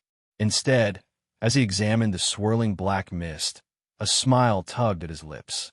A malevolent artifact personally crafted by old Ghost E. Junior Brother Qin, you really are cautious. No wonder you've managed to survive until now. But it's a shame. You're destined to become a sacrificial offering. As he spoke, Sunda waved his hand, tracing a mysterious rune in the air and sending it into the black mist. Immediately, the mist began to show signs of dispersing. From the outside, Qin Sang could see everything clearly. Just after Sunda entered the mirror array, the main body of the bewitching mirror began to tremble violently, emitting faint cracking sounds. Tiny fissures began to appear on its surface, and it looked as though it would be destroyed. The black mist at the center was dissipating at an alarming rate. Qin Sang was extremely surprised when he realized the intruder was Sunda, wondering if there might be some misunderstanding. Of course, Qin Sang didn't intend to stop his actions. Sunda had forcibly entered his cave dwelling. Whether it was a misunderstanding or not could be determined after he subdued him. Otherwise, he would be the one in danger. Seeing that Sunda had easily dismantled the bewitching mirror, Qin Sang was alarmed and didn't dare hesitate any longer. He silently recited an incantation, causing the sword chi on his ebony sword to surge dramatically, instantly piercing into the black mist. A miserable scream echoed from within the black mist. Sunda, now in a sorry state, flew out of the mirror array. His left arm had been severed at the root, blood gushing out, and the smug smile on his face had vanished. His face was now as pale as paper. Sunda clutched his wound with one hand, locking eyes with Qin Sang's cold gaze. His eyes suddenly bulged in shock, and he cried out in disbelief, "The 10th stage. You're still alive?" Qin Sang furrowed his brows, inwardly thinking it was a pity. He raised his hand and sent out an thunderbolt, and with a thought, his ebony sword reversed its course and shot straight towards Sunda's vital spot. Sunda's face turned pale with fear as he hurriedly unleashed a beam of multicolored light. Within the light was a fine celestial net, which rapidly spread open just in time to block the Yin thunderbolt. However, Qin Sang immediately tossed several pre-prepared talismans. Ice, fire, and earth spikes flew forth in a chaotic barrage, causing the net to tremble violently. Taking advantage of the weakened light from the net, Qin Sang's ebony sword sliced it cleanly in two. Caught off guard, Sunda could only dodge to the side as the ebony sword grazed his lower rib, leaving a long, narrow wound. Sunda screamed in pain again, his face full of panic, and shouted desperately, "Junior brother Qin, stop. It's a misunderstanding." Qin Sang ignored him. Sunda's behavior was highly suspicious, and although Qin Sang had many doubts, he knew he couldn't afford to give him a chance to recover. If Sunda managed to summon a powerful artifact, the situation could easily turn against him. He had to strike decisively to incapacitate him. The ebony sword pressed forward relentlessly, and with Qin Sang continually throwing talismans and Yin thunderbolts, Sunda didn't even have time to retrieve an artifact. Glaring hatefully at Qin Sang, Sunda muttered something under his breath. Moments later, his face twisted in astonishment, as if he had just witnessed something unbelievable. Qin Sang had no idea what trick Sunda was up to, but he continued to push his sword art to the limit. The ebony sword transformed into streaks of sword light, enveloping Sunda and shattering his chi high. In the end, Sunda was forced into the corner of the cave, dwelling with nowhere left to escape. Qin Sang severed Sunda's limbs, sending his mustard seed pouch flying, but left him alive by a thread. Sunda lay motionless on the ground, seemingly unconscious. Qin Sang cautiously scanned him with his spiritual consciousness to ensure he couldn't stir up any more trouble, then retracted his ebony sword. A blue orb of light suddenly shot out from the top of Sunda's head like a meteor, heading straight for Qin Sang's forehead. Qin Sang remained calm. Just as the orb was about to make contact, he silently activated his heavenly star tier, and a protective barrier appeared around his body, deflecting the orb away. The orb trembled in midair, attempting to flee the cave dwelling. But Qin Sang moved swiftly, blocking its path. His palm radiated spiritual power as he reached out, grasping the orb firmly. From within came a cry of pain. "Junior brother Qin, spare me. I only came to check on you because you hadn't emerged from seclusion for a long time. I wasn't intentionally trying to break into your cave dwelling. It's all a misunderstanding. For the sake of our brotherhood, I beg you to show mercy." Sunda's voice echoed in Qin Sang's mind, pleading desperately. But Qin Sang remained unmoved, staring coldly at Sunda's primordial spirit. He glanced at the destroyed, bewitching mirror on the ground and said icily, "Senior brother son, if this is truly a misunderstanding, then explain how you destroyed my bewitching mirror. And why were you so certain that I would die?" Initially, Qin Sang had assumed Sunda possessed a powerful artifact that allowed him to break the bewitching mirror. But upon confronting him, he realized that wasn't the case. How can a top-grade artifact, especially one integrated into an array, be destroyed so easily? And then there was that odd statement Sunda had made earlier. Breaking through the 10th stage of immortal cultivation posed no danger. Why has Sunda assumed I was dead? Suddenly, Qin Sang had a strong premonition. Sunda hesitated in his reply, prompting a cold snort from Qin Sang, who tightened his grip on the orb once again. The light orb quivered violently as Sunda let out a painful cry and shouted, "Junior brother Qin, spare me. It's because your mirror is crafted using a special barrier and refined with malevolent Yin Qi. I've seen this type of barrier before and know how to break it. That's why. Junior brother Qin, please don't be angry. This kind of artifact won't last long. Even if I hadn't destroyed it, it would have eventually collapsed on its own after some time." And with diuresis Nigerian Irio. Hearing Sunda's explanation, Qin Sang kept a firm grip on Sunda's primordial spirit, his face thoughtful. If what Sunda said was true and the bewitching mirror was indeed a malevolent artifact, then the 17 artifacts they had obtained from sect leader likely shared the same nature, all refined using malevolent Yin Qi. No wonder each one carried a lingering chill. The Qi Dragon sword was like this, as was the bewitching mirror. The falling cloud wings were less obvious since their only function was to conceal one's presence. Qin Sang lowered his gaze to Sunda's primordial spirit, a strange glint flashing in his eyes. Out of nowhere, he asked, "All the artifact masters in the market couldn't tell, yet senior brother Sun, you seem so knowledgeable. It seems your connection with the Kuei-yin sect is quite deep." Qin Sang had never heard of so-called malevolent artifacts. He had consulted numerous artifact refiners in the immortal cultivation market, yet none had been able to identify it. But Sunda knew about it so well. The light orb remained silent. Qin Sang was inwardly startled. He had been bluffing, but it turned out Sunda truly was connected to the Kuei-yin sect. After a long silence, Sunda sighed. "Junior brother Qin, I'll tell you everything you want to know, but you must swear to spare my life once I've told you." Qin Sang's eyes gleamed as he replied indifferently, "Senior brother Sun, you don't seem to be in a position to negotiate. If you refuse to speak, I'll kill you right now. And don't think that in the world of immortal cultivation, there are no methods to make you talk. I'd like to see how tough you really are." Without waiting for Sunda's response, Qin Sang's expression darkened, and he intensified the spiritual power in his palm, tightening his grip on Sunda's primordial spirit and grinding down on it. Having experienced the pain of his own primordial spirit being tormented before, Qin Sang didn't believe Sunda could endure it. As expected, Sunda screamed repeatedly, and the light orb dimmed even further. Finally, a face materialized from the orb, pleading with Qin Sang in a pitiful tone. "Junior brother Qin, stop. I'll talk. I'll tell you everything." Satisfied that he had taught him a lesson, Qin Sang finally eased up. His eyes gleamed coldly as he stared at Sunda. Sunda cautiously glanced at Qin Sang. "Junior brother Qin, you guessed right. My background is indeed related to the Kuei-yin sect. But let me ask you a question first. Have you not used the Yin Luo banner for cultivation?" Qin Sang countered, "How did you know I have the Yin Luo banner?"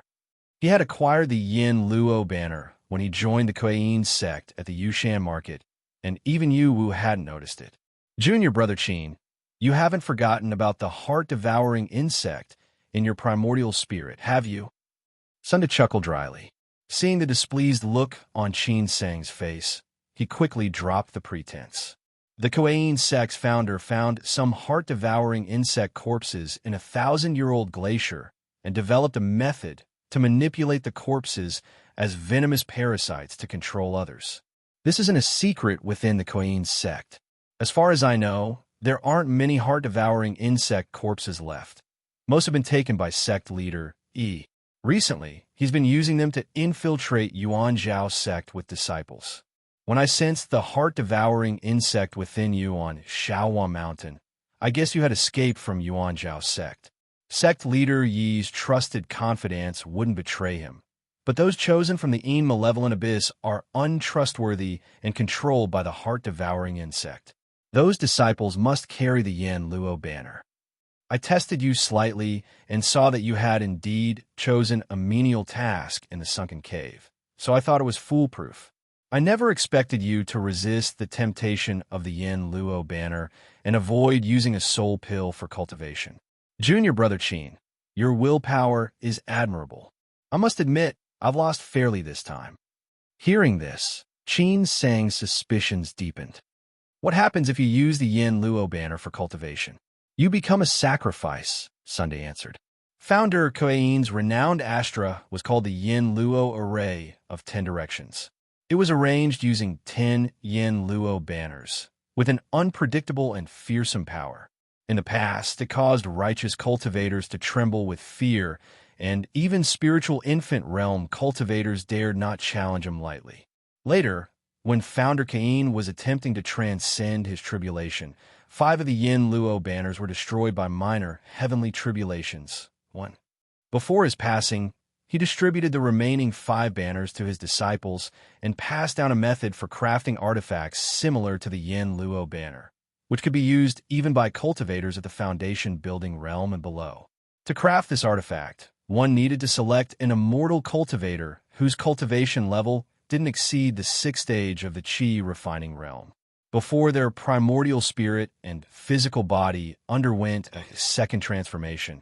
They would be tricked into switching to a specific cultivation method and cultivating with the Yin Luo banner. The soul pill helped immortal cultivators quickly absorb spiritual power, making it easy to break through bottlenecks. However, few had the mental fortitude of junior brother Qin to resist such temptation. Due to the numerous rare spiritual materials required to craft the Yin Luo banner and the extremely demanding techniques, the Kuei-yin sect had a limited number of Yin Luo banners. Thus, they lured promising immortal cultivators to the Yin malevolent abyss under the guise of recruiting disciples, where they provided the necessary malevolent Yin Qi. These cultivators believed they would be taken in as disciples of the Kuei-yin sect, but in reality, they were destined to become sacrifices for crafting the artifacts. While cultivating with the soul pill, as their realm rapidly increased, their primordial spirit would unknowingly be slowly assimilated by both the Yin Luo banner and King Yin. The higher their cultivation level rose, the fiercer the backlash from King Yin, for the deeper the connection between their primordial spirit and King Yin, the harder it became to resist. Only those with extraordinary talent and iron could suppress King Yin. However, once they broke through to the 10th stage of the Qi refining realm, even the strongest of wills would be useless. They could no longer resist, and their primordial spirit would be fully assimilated by King Yin, merging into one, becoming the primary soul of the Yin Luo banner. Once a Yin Luo banner gained a primary soul, the artifact was complete. Very few people could continuously suppress King Yin without being devoured. So even now, there weren't many foundation-building cultivators in Kuei-yin sect who had managed to gather all 10 Yin Luo banners. Fortunately, with 6 banners, one could barely arrange the Yin Luo array of 10 directions. After that, as the Yin Luo banners absorbed more living souls and blood sacrifices, their power would gradually increase until they became top-grade artifacts. By then, the Yin Luo array would reach terrifying levels of power. As for how to turn the Yin Luo banner into an Astra, that I don't know. Qin Sang listened as Sunda explained the origins of the Yin Luo banner, and he stood there, frozen in place. A chill ran from his chest all the way down to his feet. He had once envied senior sister Shi Hong, who had been favored by Yu Wu and chosen as a disciple, thus avoiding the fate of becoming a spy. Only now did he realize the reason Yu Wu favored Shi Hong was due to her exceptional talent, which greatly increased the likelihood that she would help him forge a Yin Luo banner. That day in Yu Wu's cave dwelling, what those senior uncles were fighting over wasn't disciples, but a Yin Luo banner. With senior sister Shi Hong's talent, even as a rogue cultivator without a foundation-building pill, she had a good chance of breaking through to the foundation-building realm. Yet, she had unknowingly fallen into such a tragic fate. Then there were the Tan brothers and those fellow disciples left behind in the Yin malevolent abyss. Even if they managed to escape the clutches of Kuei-yin sect during this upheaval, they would still not be able to avoid becoming sacrifices. To become the primary soul of the demonic banner, never to reincarnate. It sent shivers down Qin Sang's spine just thinking about it. He would rather be killed by King Yin's backlash than face such a fate. If it weren't for the protection of the Jade Buddha, I would have already been turned into an artifact spirit by Sunda. No, I would have been devoured by King Yin back at Qingyang Temple long ago.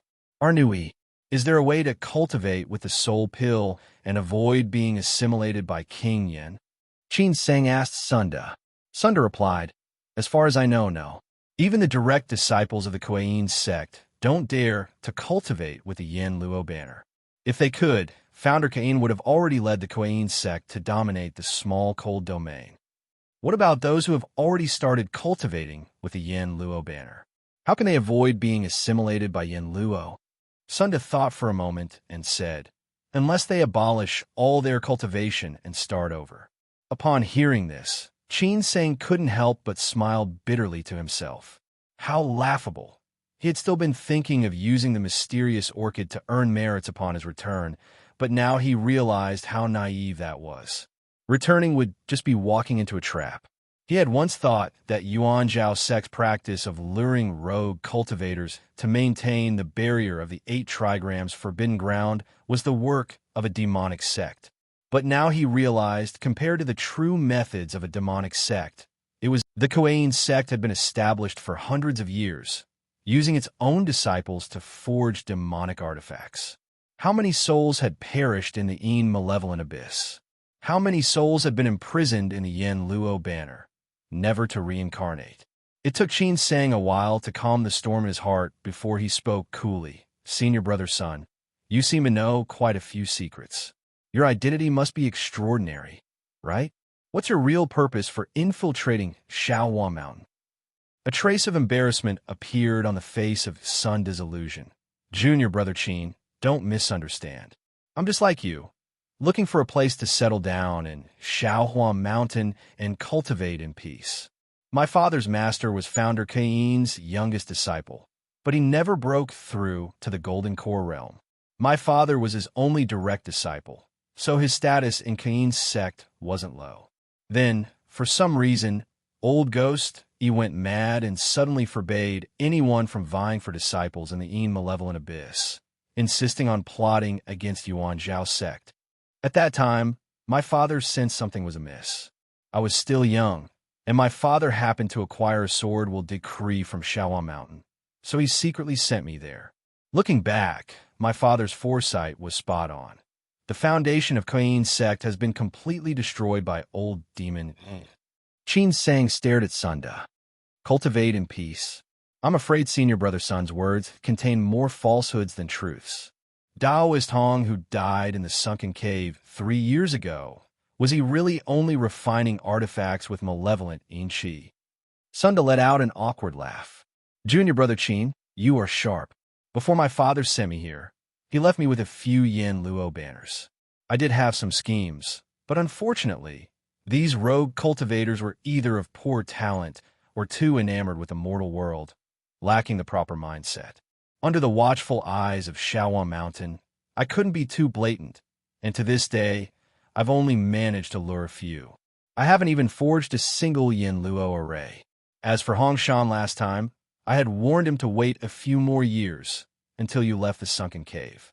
But he dared to disobey my orders, so I had no choice. Qin Sang sneered.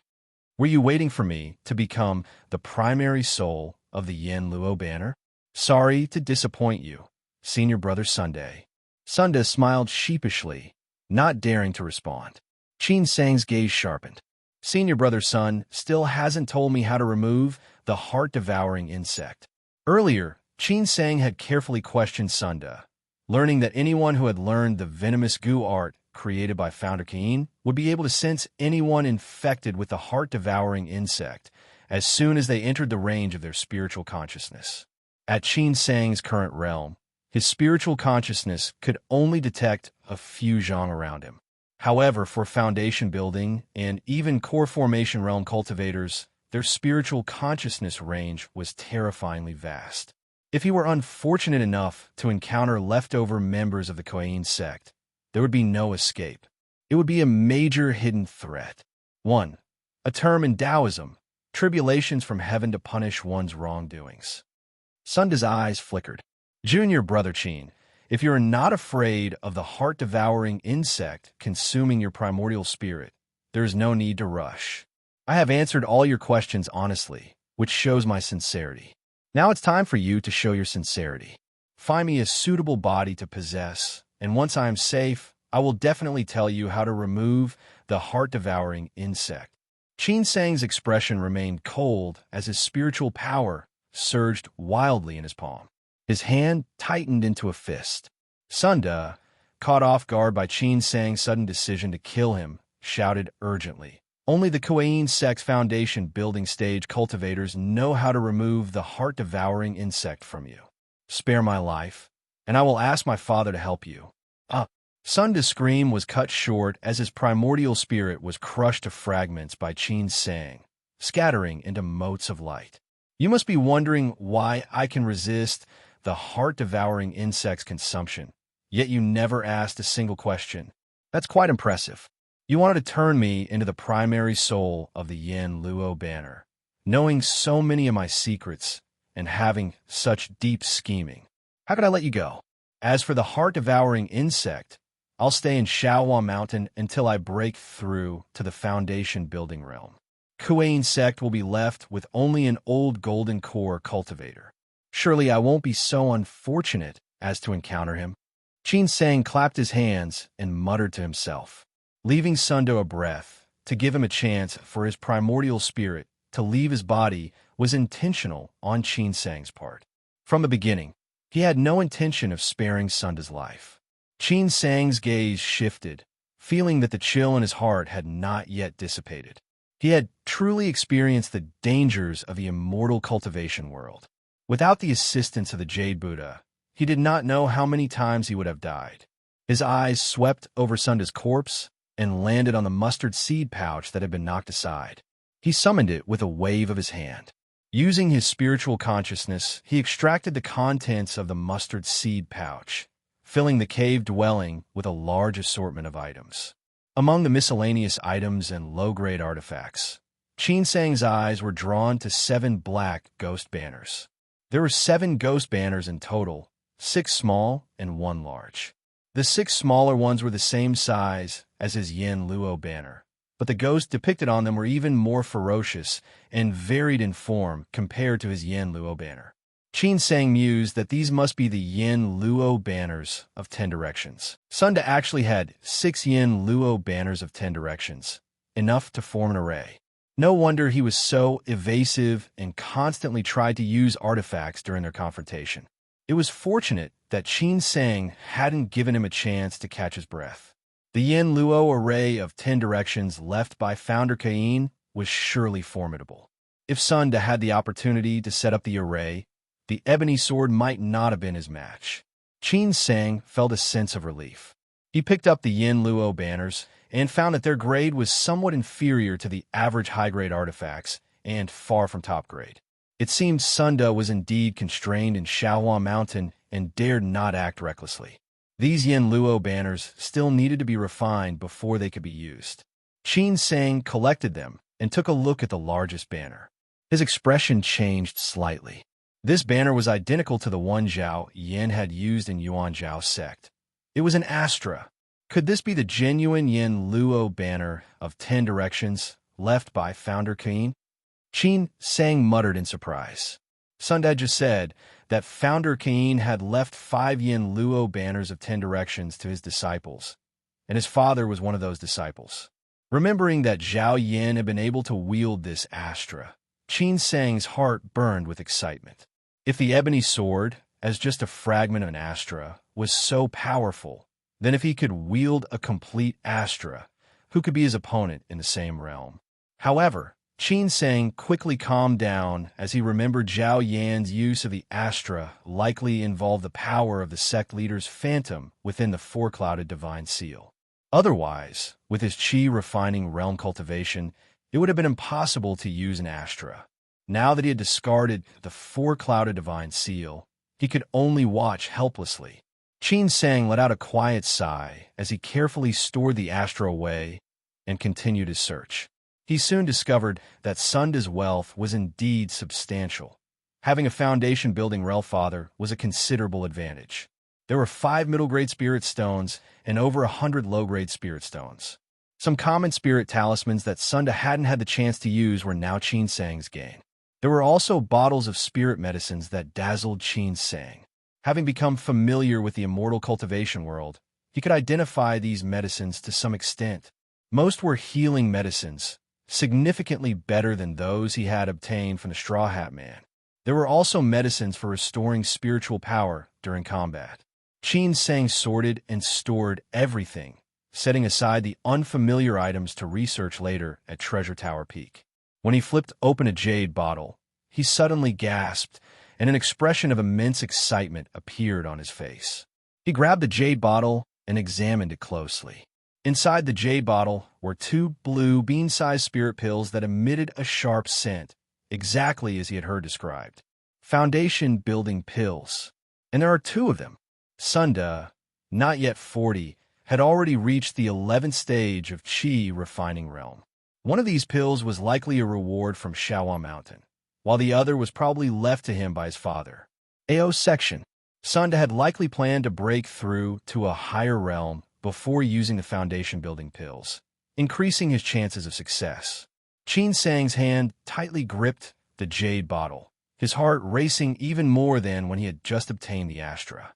The Astra was an external object, but the foundation-building pills could truly transform him. Foundation building was such an exhilarating and obsessive term.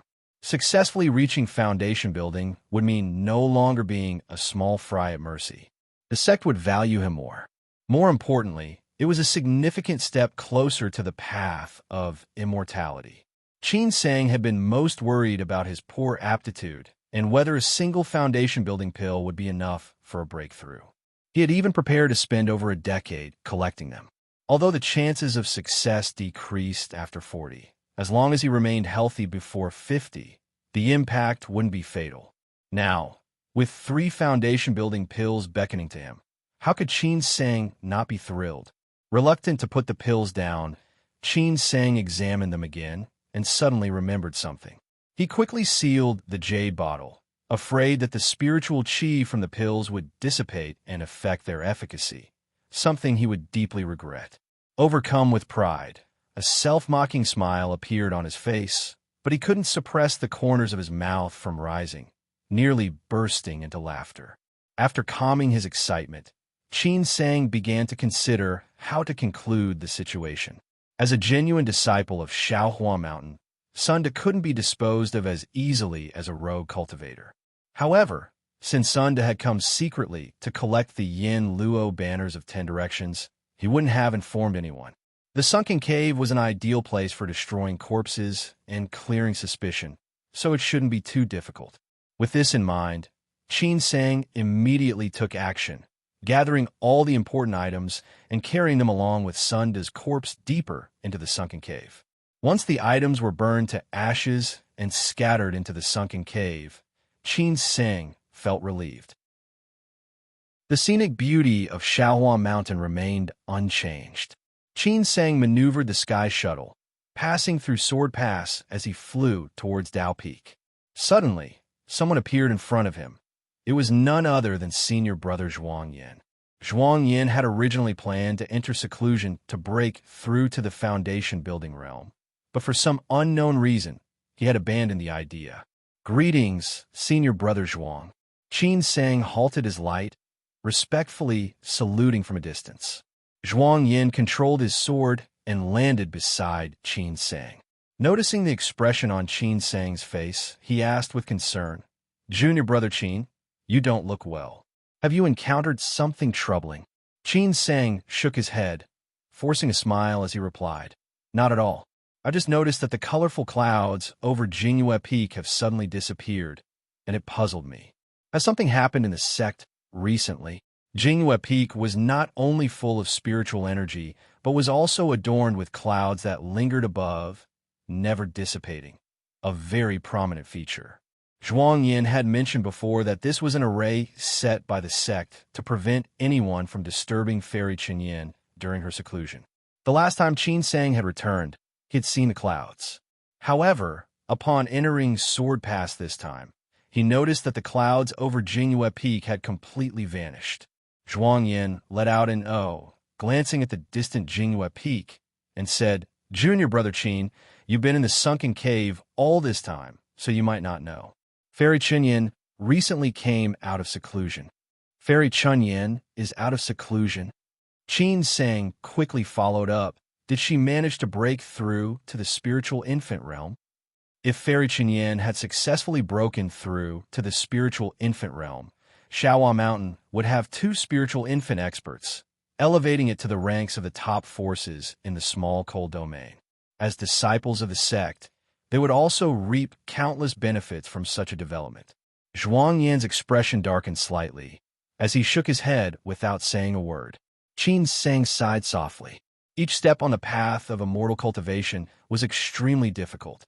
It was said that Fairy Chenyin, born with a heavenly spiritual root, was a true prodigy. Yet even after so many years of seclusion, she had failed to make a breakthrough.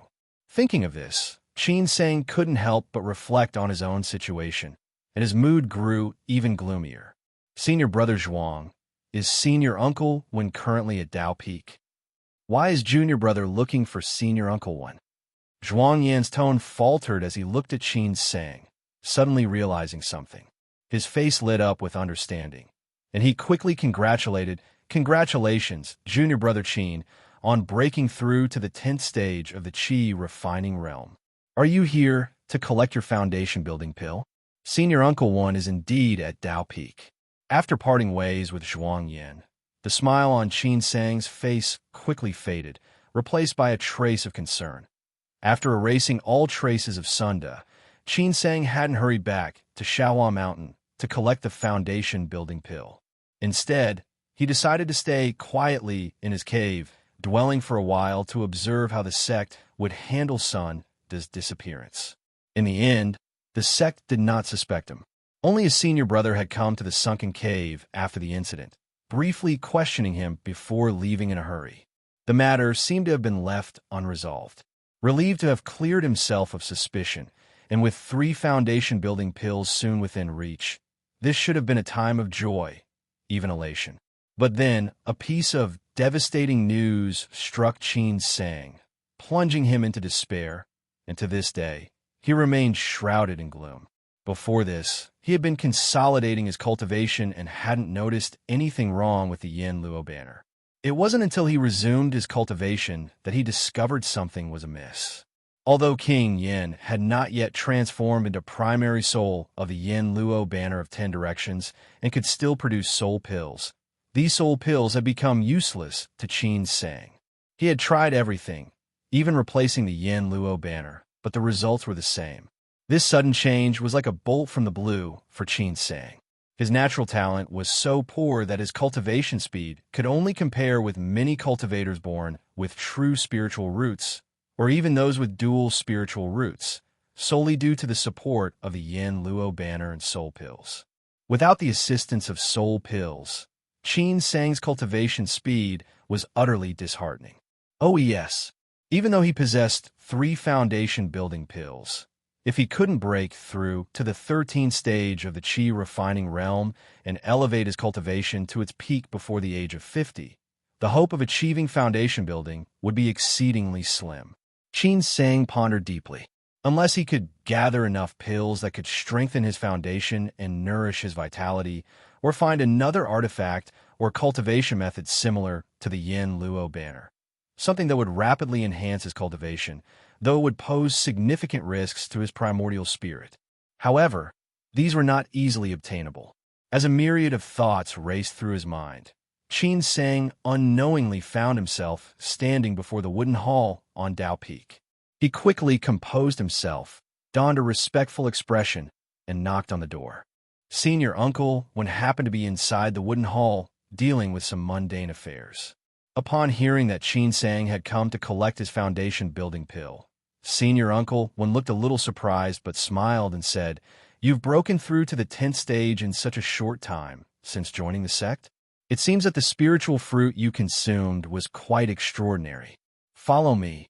Qin Sang followed behind Senior Uncle One as they left Dao Peak and flew deep into Shaohua Mountain, arriving at Treasure Tower Peak. "Wait here for a moment." Senior Uncle One led Qin Sang to the door of the 2nd stage of Treasure Tower Peak, took Qin Sang's waist token, and instructed him to wait outside before entering alone. Not long after, Qin Sang heard Senior Uncle One call him inside.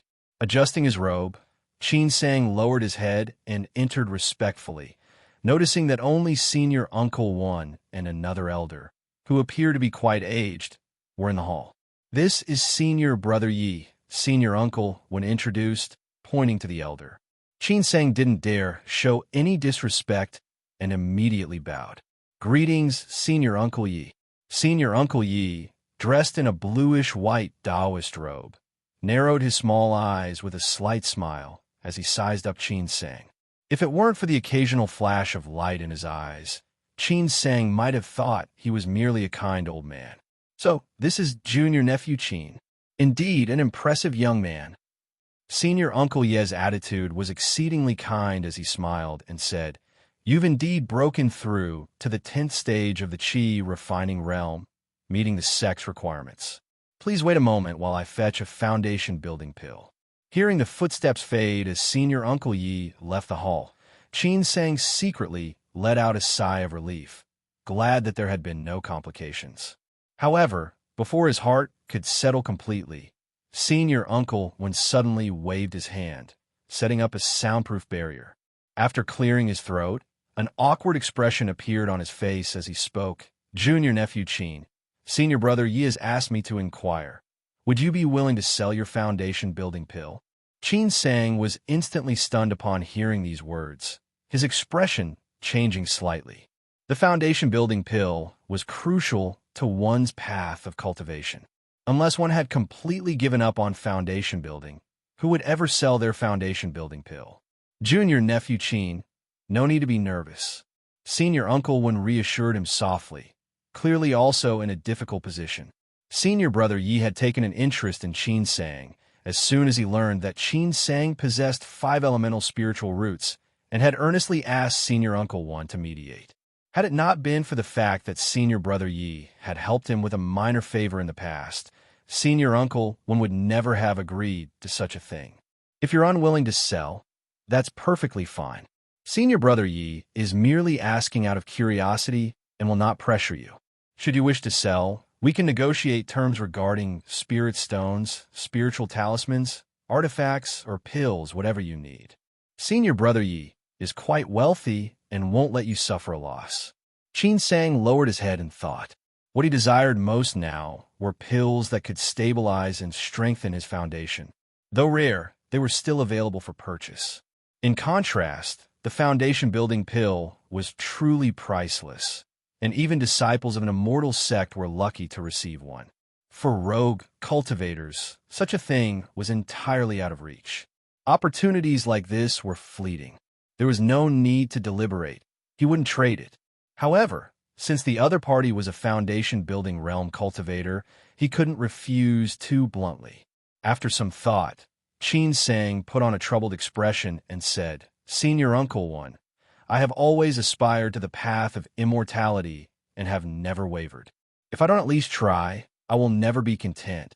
Inside the wooden hall on Dao Peak. After Qin Sang consulted Senior Uncle Wen on how to refine the foundation-building pill, he did not rush to leave. Instead, he took out 2 middle-grade spirit stones and respectfully offered them to Senior Uncle Wen with both hands. Senior Uncle Wen glanced at Qin Sang, his expression unmoved, and said calmly, Junior nephew Qin, what is the meaning of this? Qin Sang replied sincerely, as the saying goes, skills are not easily passed down. I have greatly benefited from Senior Uncle Wen's guidance, and I am deeply grateful. I don't know how to repay Senior Uncle for his kindness, and looking at myself, these worldly items are all I can offer. I hope Senior Uncle Wen will not disdain them. In truth, his heart ached. He only had 8 middle-grade spirit stones in total, and one of them had already been partially depleted during the fight with Sunda. Although Senior Uncle Yi had spoken kindly after Qin Sang refused to sell the foundation-building pill, Qin Sang keenly sensed that Senior Uncle Ye's gaze had turned cold. Now that he had the foundation-building pill in hand, if nothing went wrong with the Yen Luo banner, Qin Sang could simply focus on cultivation, ignoring everyone else. He could live freely, like a wild bird, until he broke through to the foundation-building realm. At that point, he would be on equal footing with others. Who would fear whom? But for now, that was not possible. He needed to secure more support for himself. Of course, the reason he offered spirit stones to Senior Uncle Wen wasn't solely because of Senior Uncle Yi. Establishing a connection with a foundation-building cultivator had long been Qin Sang's goal. Now that he no longer had the backing of the soul pill, this goal had become even more urgent. The mysterious orchid still lay in his mustard seed pouch, and to this day, he didn't know what kind of spiritual herb it was, what pills it could be refined into, or what effects it had. If he could not break through to the foundation-building realm, Qin Sang was prepared to offer the orchid in exchange for his future prospects. What good would the mysterious orchid be if he couldn't reach foundation-building realm? unless it was a herb capable of granting immortality. Even if it could help a golden core realm cultivator break through to the spiritual infant realm, it would be as unattainable as a mirage and would be of no use to him. There was an uncomfortable truth he didn't want to acknowledge. Without the support of the soul pill, how likely was it that he could form a golden core? How far could he go in the future? Qin Sang didn't even dare to think about it, afraid of falling into despair. Of course, such drastic actions would only be taken as a last resort, when all efforts had failed, and he had no other path. The mysterious orchid could attract the attention of golden core cultivators and even provoke a war between sections. If it truly was a divine herb, explaining its origin would be difficult, and it might even put him in danger. Moreover, if he were to sell it, he would need to ensure a good price. If a single petal could fetch a fortune, it would be a tremendous. It was said that the second level of Treasure Tower Peak held many ancient texts from the world of immortal cultivation, including ancient pill formulas and secret tomes. Qin Sang planned to foster a good relationship with Senior Uncle Wen, and once the time was right, he would borrow Senior Uncle Wen's waste token to access the treasure trove of knowledge. Qin Sang's attempt to ingratiate himself with Senior Uncle Wen had another reason. The only foundation-building cultivator he was familiar with was Senior Uncle Wen. And from his words and actions when Qin Sang first joined the sect, it was clear that he was not a cold-hearted person. He was unlikely to take advantage and then turn his back on Qin Sang. And Omicron Beta. The only concern was that 2 middle-grade spirit stones might not be enough to satisfy him. Qin Sang worried whether his meager wealth would be sufficient for the task at hand. As he stood there, offering the spirit stones, his mind raced. Then, he felt the weight in his hands lighten, and he couldn't help but breathe a quiet sigh of relief.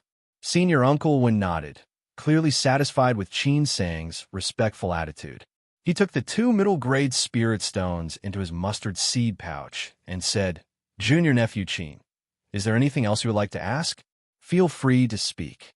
The saying, "Money can make the devil turn millstones," was indeed a timeless truth. Seeing how quickly the 2 spirit stones had an effect, Qin Sang was silently impressed. Seizing the opportunity, he asked, "I would like to seek guidance from Senior Uncle Wen. Is there any cultivation art or secret art that can quickly boost my cultivation? I don't mind if it's weaker compared to others in the same realm. I just want to reach the 13th stage of the Qi refining realm and break through to the foundation building realm as quickly as possible." Junior nephew Qin, your cultivation speed is not considered slow. Are you already so impatient? Senior Uncle Wen frowned slightly, looking at Qin Sang with a hint of displeasure in his eyes. His tone carried a subtle warning. "To my knowledge, there is no such technique or secret art in the Qi refining realm that can rapidly boost cultivation. Even if such a thing existed, it would belong to the paths of demonic sects, something Shaoan Mountain would never permit. Junior nephew, you must settle down and cultivate steadily. Do not stray from the right path." Qin Sang assumed a posture of respectful acceptance, but wasn't ready to give up so easily.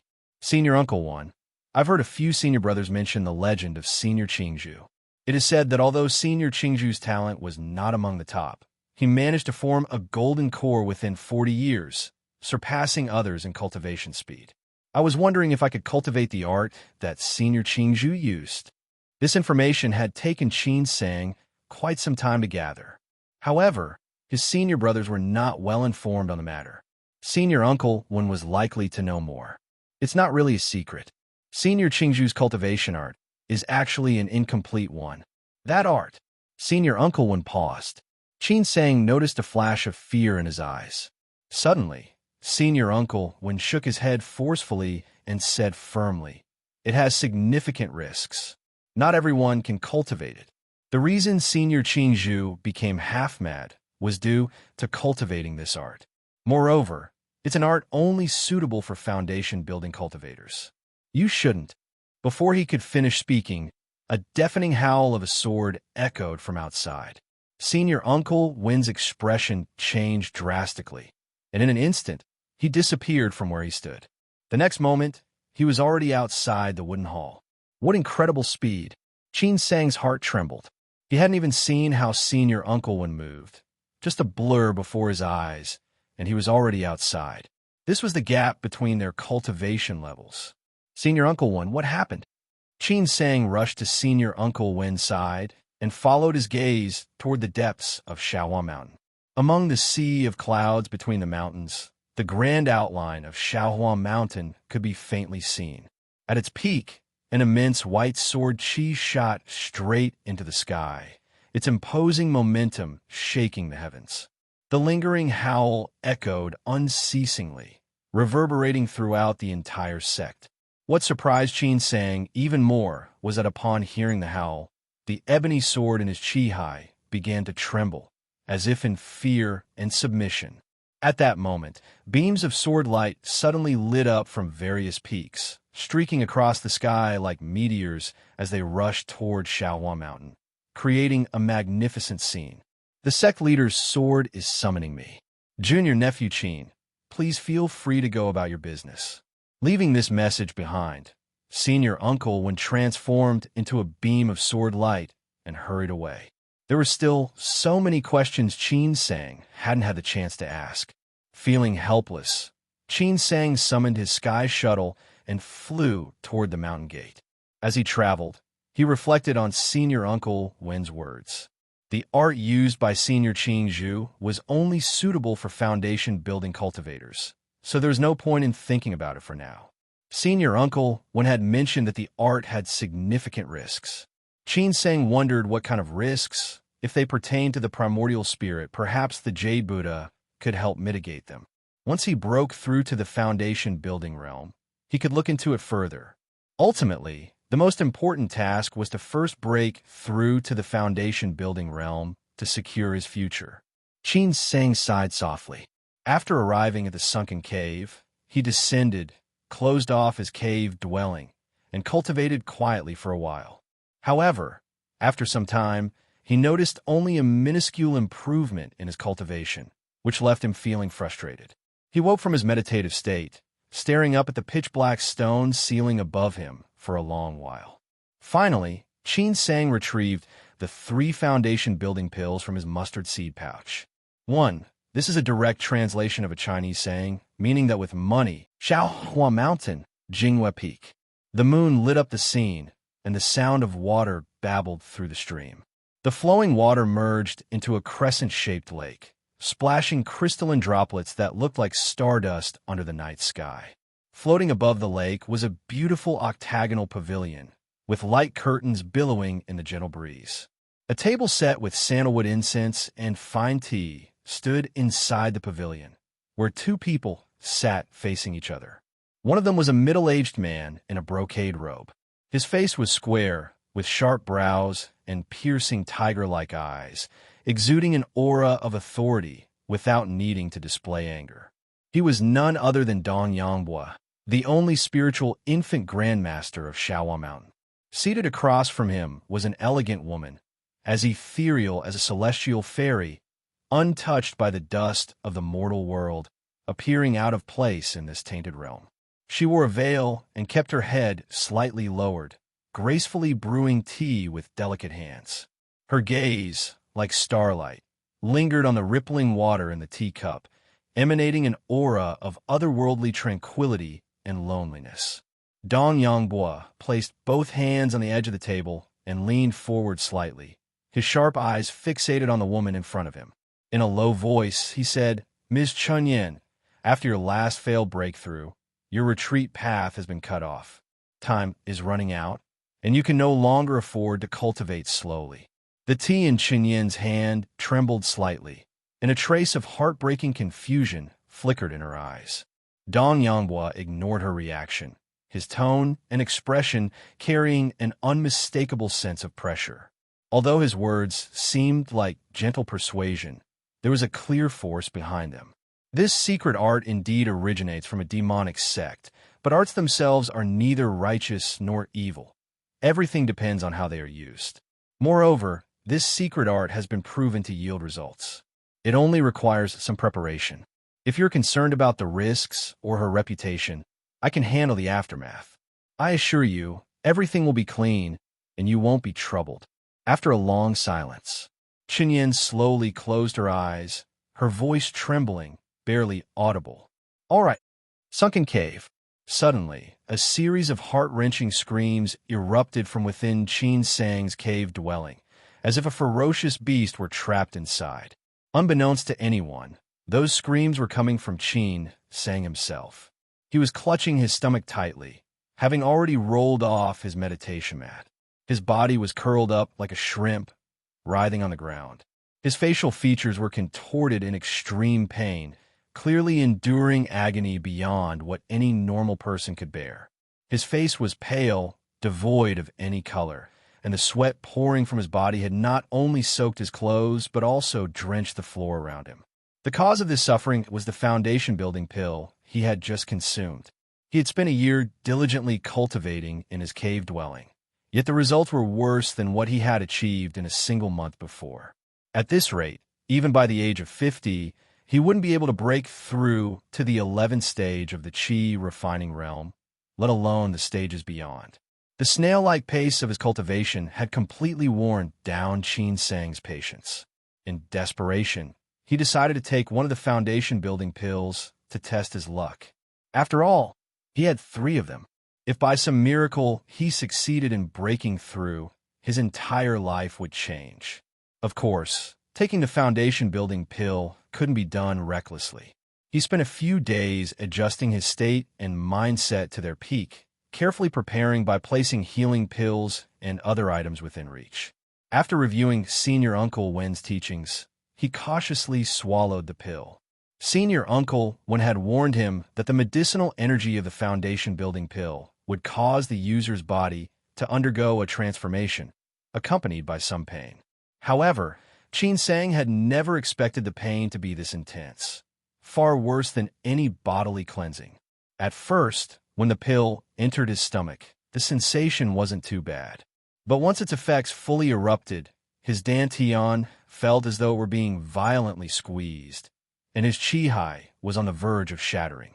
Simultaneously, his limbs and bones were tortured as if countless tiny insects were gnawing at his flesh. Under the relentless waves of excruciating pain, Qin Sang felt as though his body no longer belonged to him. He had no idea how long it took before the pain gradually subsided. Trembling, Qin Sang crawled to a corner of the cave and grabbed a jade bottle he had kicked away. He gulped down the healing pills inside, finally feeling a bit of relief. His body was sticky, reeking with a foul stench, as though he were covered in a layer of mud. Gathering a stream of water, Qin Sang washed away the filth and then returned to his mat, sitting down in a daze. His cultivation had broken through to the 11th stage of the Qi refining realm, and the cleansing of his body had improved his aptitude slightly. Some of the medicinal energy still remained in his body. Once refined, it would deepen his cultivation further. However, there was no joy in his heart, as this result was expected. If the foundation-building pill couldn't even achieve this much, it would hardly live up to its grand reputation.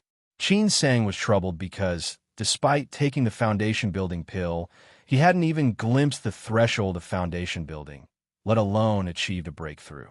From the looks of it, even if he gritted his teeth and took another pill, the results wouldn't be any better. In fact, the pill's effectiveness would gradually weaken. Even if he consumed both remaining pills, at best, if he was lucky, he might break through to the 12th stage. Hoping to reach the peak of the 13th stage of the Qi refining realm before his vital energy began to decline at the age of 50, and still having enough foundation-building pills to attempt a breakthrough, seemed almost impossible. Sigh. A long sigh echoed through the quiet cave dwelling. After tidying up the disarray, Qin Sang calmed his scattered thoughts, entered meditation, and began circulating his cultivation method, making the most of his time to absorb the medicinal energy still stored in his body, lest it go to waste. 3 months later, Qin Sang returned to Shaohua Mountain and sought out Senior Uncle Wen. "You've taken a foundation-building pill, haven't you?" With a single glance, Senior Uncle Wen noticed the change in Qin Sang's cultivation and frowned slightly. Qin Sang smiled bitterly and nodded, looking utterly ashamed. You You are too impatient. Did you really think a single spiritual fruit could change your aptitude and protect you for life? I had hoped you'd be more composed than Zhuang Yin, but it seems you're just as impulsive. So what's your plan now? If you have no other options, why not return to the sunken cave and take over Zhuang Yan's duties? You can be my right-hand man. From senior uncle Wen's perspective, since Qin Sang had wasted his only foundation-building pill, his chances of achieving foundation building were now non-existent. If Qin Sang could settle down and serve the sect, understanding his place, he could still be a useful helper. Qin Sang thought to himself that the 2 spirit stones he had spent to ask Zhuang Yin for advice had not gone to waste, but he hadn't given up on his cultivation path just yet. He asked, "Senior Uncle Wen, I've always been curious. Why is the foundation-building pill so scarce? Even our righteous sects cannot guarantee that each disciple receives one. Are the spiritual herbs required for it truly so rare? Do the major sects not cultivate them? In fact, not just the foundation-building pill, but after Qin Sang had left Shaohua Mountain last time, he had visited several nearby immortal cultivation markets. Previously, due to his low cultivation and limited wealth, he had only taken quick glances at things in passing. Now that he had thoroughly investigated, he found that the markets rarely sold high-quality spiritual pills. The best healing pills were only slightly better than the ones Sunda carried. As for pills that could stabilize and enhance the cultivation of those above the 10th stage of the qi refining realm, they were exceedingly rare and prohibitively expensive. Most of them could only be found at auctions. It was said that the Tai Core sect was unparalleled among the 8 righteous sects in terms of alchemy. However, not only were their pills rarely seen outside the sect, but even when they were available, they were so expensive that people like him couldn't afford them. This was one of the reasons why Qin Sang had decided to take the gamble. Senior Uncle Wen immediately saw through Qin Sang's thoughts. You want to refine the foundation-building pill yourself? Setting aside how difficult alchemy is to learn, with your current qi refining realm cultivation, you wouldn't even be able to gather the main ingredients for the foundation-building pill.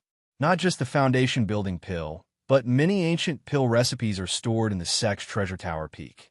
Yet they all lie unused, covered in dust. The reason is simple. There are no spiritual herbs available to refine them. Even a skilled wife cannot cook without rice. As Qin Sang listened to Senior Uncle Wen's explanation, he finally understood the true situation. The main ingredients of the foundation-building pill could not be cultivated on their own. They were obtained from the secret realms deep within the ancient immortal battlefield. It is said that the ancient immortals' great battle shattered the heavens and earth, causing the spiritual power in this world to weaken considerably. Immortal cultivation has become more difficult than ever, and the natural spiritual herbs that are nurtured by the heavens and earth now require extremely harsh environments to grow, making them increasingly rare. Nowadays, in our small cold domain, the most accessible place to find spiritual herbs is deep within the ancient immortal battlefield. There, a few ancient immortal cave dwellings and forbidden grounds remain, but few dare to tread upon them. The primary ingredients of the foundation-building pill you consume were found in an ancient forbidden ground controlled by our sect, which is why they are so rare. Senior Uncle Wen warned Qin Sang, the depths of the ancient immortal battlefield are filled with countless dangers. Our sect paid a considerable price to control this ancient forbidden ground. Many smaller sects have been fortunate enough to find such places, but lack the strength to break the barriers and enter, and they couldn't defend them either. In the depths of the ancient immortal battlefield, even foundation-building cultivators face the risk of death if they are not careful. As a low-level cultivator in the qi refining realm, you should abandon such reckless thoughts. Qin Sang never had much hope for the path of alchemy anyway. He couldn't keep up with others, even when focusing solely on cultivation. Diverting his attention further would make achieving immortality in this lifetime impossible. Thus, he did not dwell on his disappointment for long and took the opportunity to bring up his real request. When Qin Sang mentioned borrowing the waste token, Senior Uncle Wen did not immediately refuse. After some thought, he said, "You are not my son nor my nephew. While the sect has no explicit prohibition against it, it's not easy for me to just hand you the waste token. Qin Sang had already prepared spirit stones and was contemplating if there was any deeper meaning behind Senior Uncle Wen's words. Unexpectedly, Senior Uncle Wen's tone shifted. It just so happens that I have a task at hand and no time to find someone else. If you complete it satisfactorily, I will give you the waste token as a reward, which should silence any dissent. Hearing this, Qin Sang had mixed feelings. He was glad that he didn't have to part with his spirit stones, but he was also concerned. Any task significant enough to warrant the attention of a foundation-building cultivator and to be personally assigned would likely not be simple. It could potentially take a considerable amount of time. However, he wasn't worried about his safety. His cultivation level had skyrocketed recently, and with the ebony sword at his side and the Yin Luo banner of 10 directions, he refined from Sunda's belongings. His strength was now far superior to that of ordinary Qi refining cultivators. Even if he couldn't win in battle, he would have no problem protecting himself. As Qin Sang's thoughts wandered, Senior Uncle Wen tossed him a jade slip. The jade slip contains information on the Guyuan kingdom, which is under our sect's jurisdiction. A disciple stationed there, named Gu Tiannan, whose cultivation is roughly on par with yours, recently sent a message. There have been several incidents of civilians disappearing mysteriously in Guyuan, and Gu Tiannan later discovered that it was the work of demons. However, he was no match for them and requested assistance from the sect. You should go take a look. Qin Sang took the jade slip and used his spiritual consciousness to examine its contents. Guyuan was a small kingdom. According to the introduction in the jade slip, it was even smaller than the Grand Sui and was located in a remote area at the southeasternmost part of the Shaoan Mountain sect's domain, practically within the Yunsong marshlands. Typically, immortal sects rarely involve themselves in mortal affairs. Mortal kingdoms were managed by immortal cultivation families affiliated with the sections. In remote places like Guyuan, where there were no immortal cultivation families nearby, the sect would send 1 or 2 disciples to oversee things. Gu Tiannan, who was tasked with overseeing Yuan, was a local of the area. After joining the Shaohua Mountain sect, his limited talent prevented him from breaking through to the 10th stage of the Qi refining realm before the age of 40. Having given up on the pursuit of immortality, he willingly took on this task and returned to his hometown to protect it. Due to Guyuan's remote location, the kingdom had experienced several demonic disturbances, but Gu Tiannan had managed to handle them properly each time. His requests for help from the sect were always timely, and the jade slip's evaluation of him was mostly positive.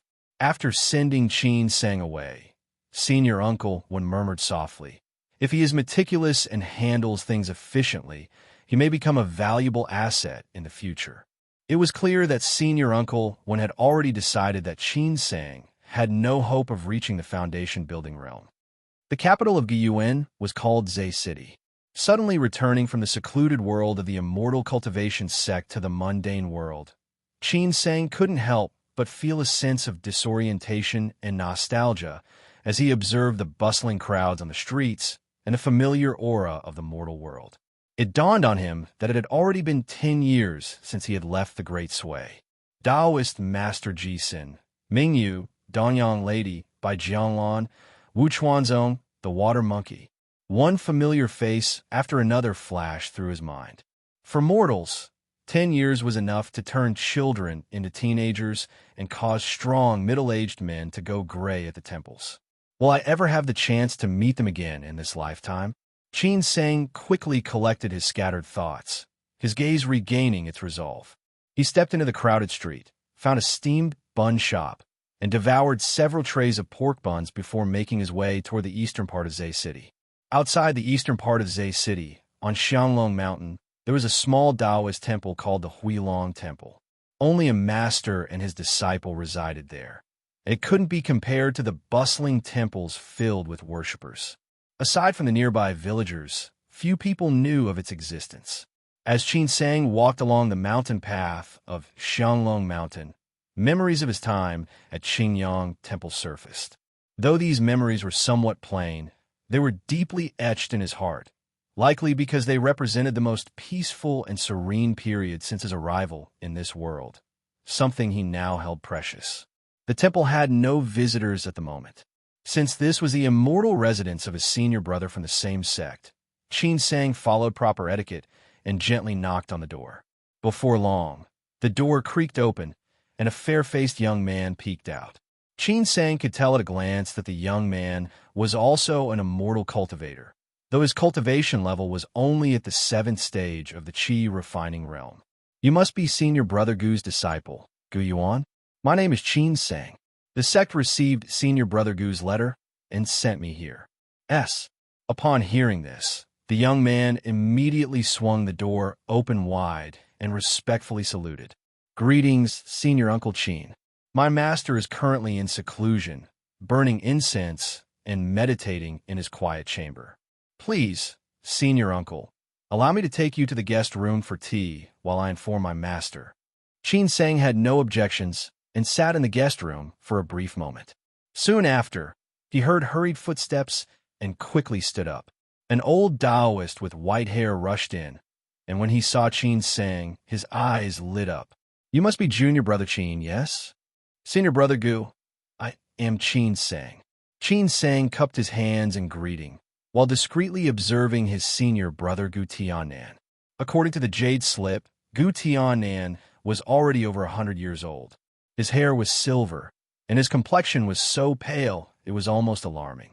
For some reason, Qin Sang felt a sense of discomfort upon seeing his senior brother's face. Am I afraid that I might end up like this in the future? Qin Sang inwardly mocked himself. Please sit, Junior Brother Qin. Gu Tianan warmly took Qin Sang by the arm and guided him to a seat. For someone so young, your cultivation is already so high. Your future prospects are boundless. Qin Sang, however, was in a hurry to return to the sect to report back and wasn't in the mood for small talk. He got straight to the point. Senior Brother Gu, where is the demon currently hiding? When do you plan to make a move? Stroking his long beard, Gu Tianan replied, I'm truly sorry to trouble you, Junior Brother Qin, to come all this way. I had no choice but to ask for your help as the demon is quite powerful. Now that I have your assistance, we'll certainly be able to bring the demon to justice. Black Tiger Valley.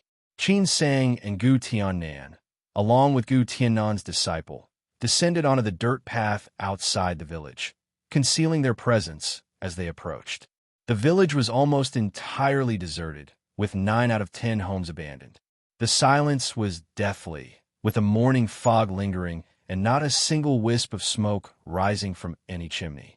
In front of a few homes sat emaciated elderly people, their eyes vacant, staring off into the distance. The only impression Qin Sang had was summed up in 2 words: despair. That demon abducted all the villagers with strong blood and qi to serve as blood sacrifices, even taking the children. Only these elderly were left behind. Gu Tianan sighed softly. Have you found any remains? Qin Sang asked. Gu Tianan shook his head and pointed to a black mountain behind the village. There's a cave behind that mountain. The entrance is protected by a demonic array, and there are 2 demons. Both are quite powerful. Last time, I managed to wound one, but the other rescued it. Outnumbered, I had no choice but to ask for your help, Junior Brother. Qin Sang raised his head to look toward the mountain. Aside from its height, there didn't seem to be anything particularly unusual about it. Yet under the dim sky, the black silhouette of the mountain seemed to be shrouded in ghostly mist, appearing quite eerie. He was eager to head up the mountain, deal with the problem, and return to the sect to report back. However, he deferred to Gu Tianan's judgment. Gu Tianan suggested they wait until noon to take action. I don't know what evil art these demons are cultivating, but at noon, the yang qi will be at its peak. If we act then, their yin qi will certainly be suppressed. The 3 of them found an empty house to rest in. Qin Sang sat quietly, adjusting his state, but he couldn't shake an inexplicable sense of irritation. For a long time, he struggled to calm himself. Something isn't right. Suddenly, Qin Sang opened his eyes wide, a look of vigilance appearing on his face. He began to review everything that had happened since he left Shaoan Mountain for the Gyuan Kingdom, realizing that, in his haste to borrow the waste token, he had not thought carefully about anything.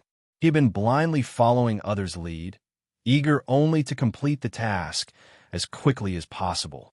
A demon causing trouble in a mortal kingdom was a minor issue, yet it had caught the attention of Senior Uncle One, who had deliberately sent him here. Was there more to it? Was it really just to silence any rumors? Everything he knew about the demons was based solely on Gu Tiannan's words, and Qin Sang had never questioned it. Realizing this, cold sweat began to form on his forehead. In cultivation, there was a saying about tempering the heart of Tao and resisting heart demons. But Qin Sang had never paid much attention to it. He had always relied on the Jade Buddha to assist him, and even the soul-devouring array of 3 calamities, born from heavenly tribulations, had been powerless against him. So why should he worry about heart demons? Only now did he realize that heart demons weren't always tangible. His current state was a perfect example of being overrun by heart demons. Ever since the soul pill had lost its effectiveness, Qin Sang had been filled with fear and anxiety, his mind consumed by thoughts of foundation building. His obsession with rapid advancement had become all-encompassing. He no longer cared about anything else, his entire being teetering on the edge of madness. Heart demons affected not only the Tao heart, but also one's mental state and actions. In this condition, he had dared to leave the sect and come out to slay demons. If he wasn't careful, he might die without even realizing how. Calm the mind, calm the spirit. Taoist Master Jisun had taught him this long ago, but he had completely forgotten. Qin Sang silently recited the scripture of tranquility several times, forcing himself to let go of all thoughts related to foundation building. Slowly, he managed to clear away the chaotic thoughts, and, in the process, he felt his mental state become a bit more transparent. His heart was now firmly set on the Tao, but he was no longer controlled by it. Although this offered no immediate benefit to his cultivation, Qin Sang knew that this experience would prove invaluable in the future. Knock, knock. The door was knocked on, and Gu Yuan softly called out for Senior Uncle Qin. Qin Sang lightly dusted off his robe, though there was no actual dust, and smiled naturally as he stepped outside. The sun was blazing overhead.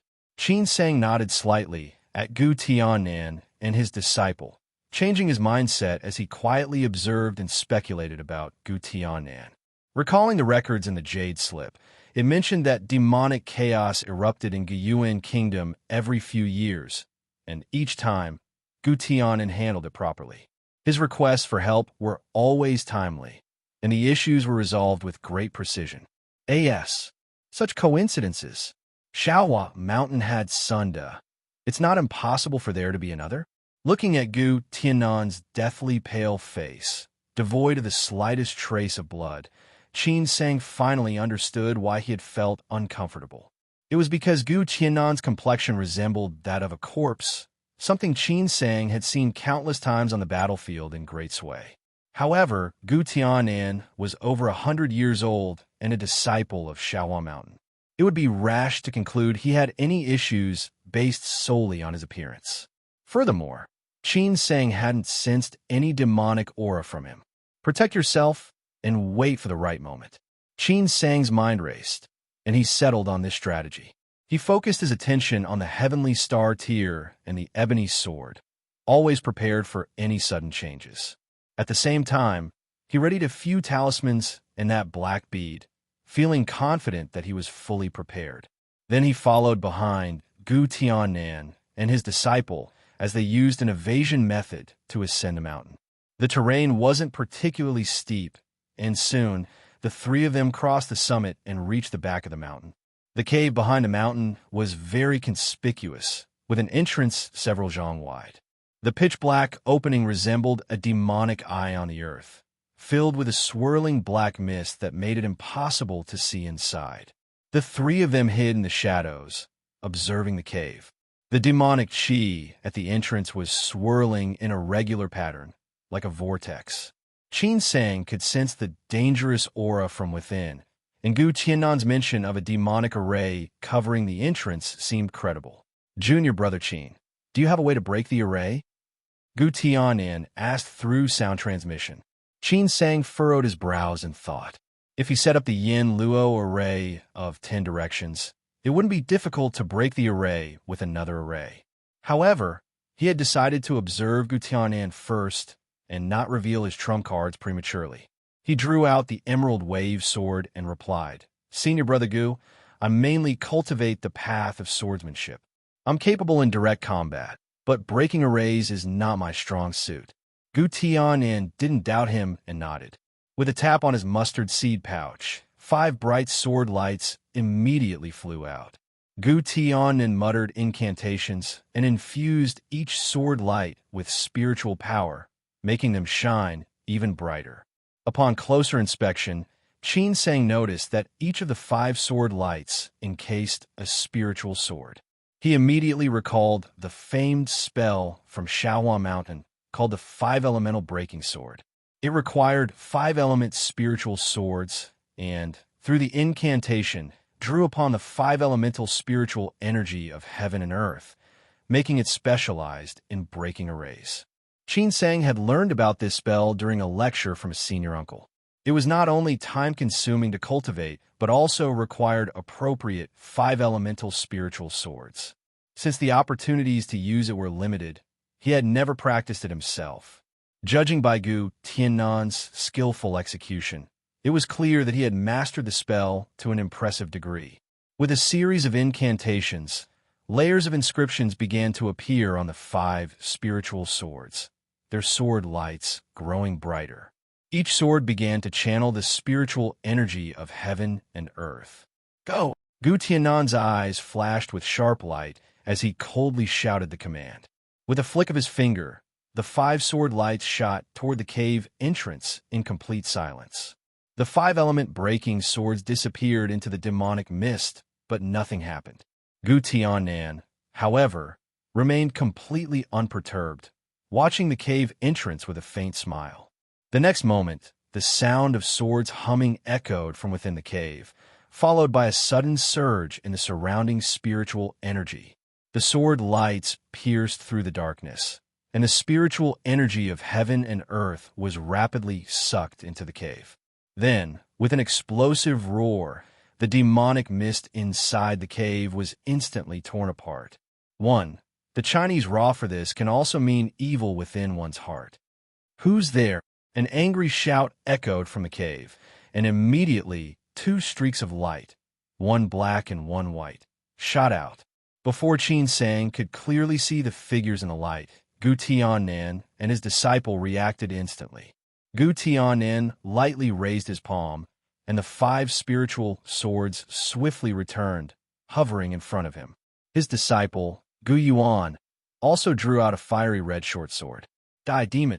The master and disciple took to the air with their swords, closing in on the black streak of light. It's you again, old geezer. The black light dissipated, revealing a man in black robes. His face was extremely gaunt, with deep-set eyes and high cheekbones, giving him the appearance of a skeleton more than a living person. Seeing Gu Tiannan and his disciple, the black-robed man was filled with rage.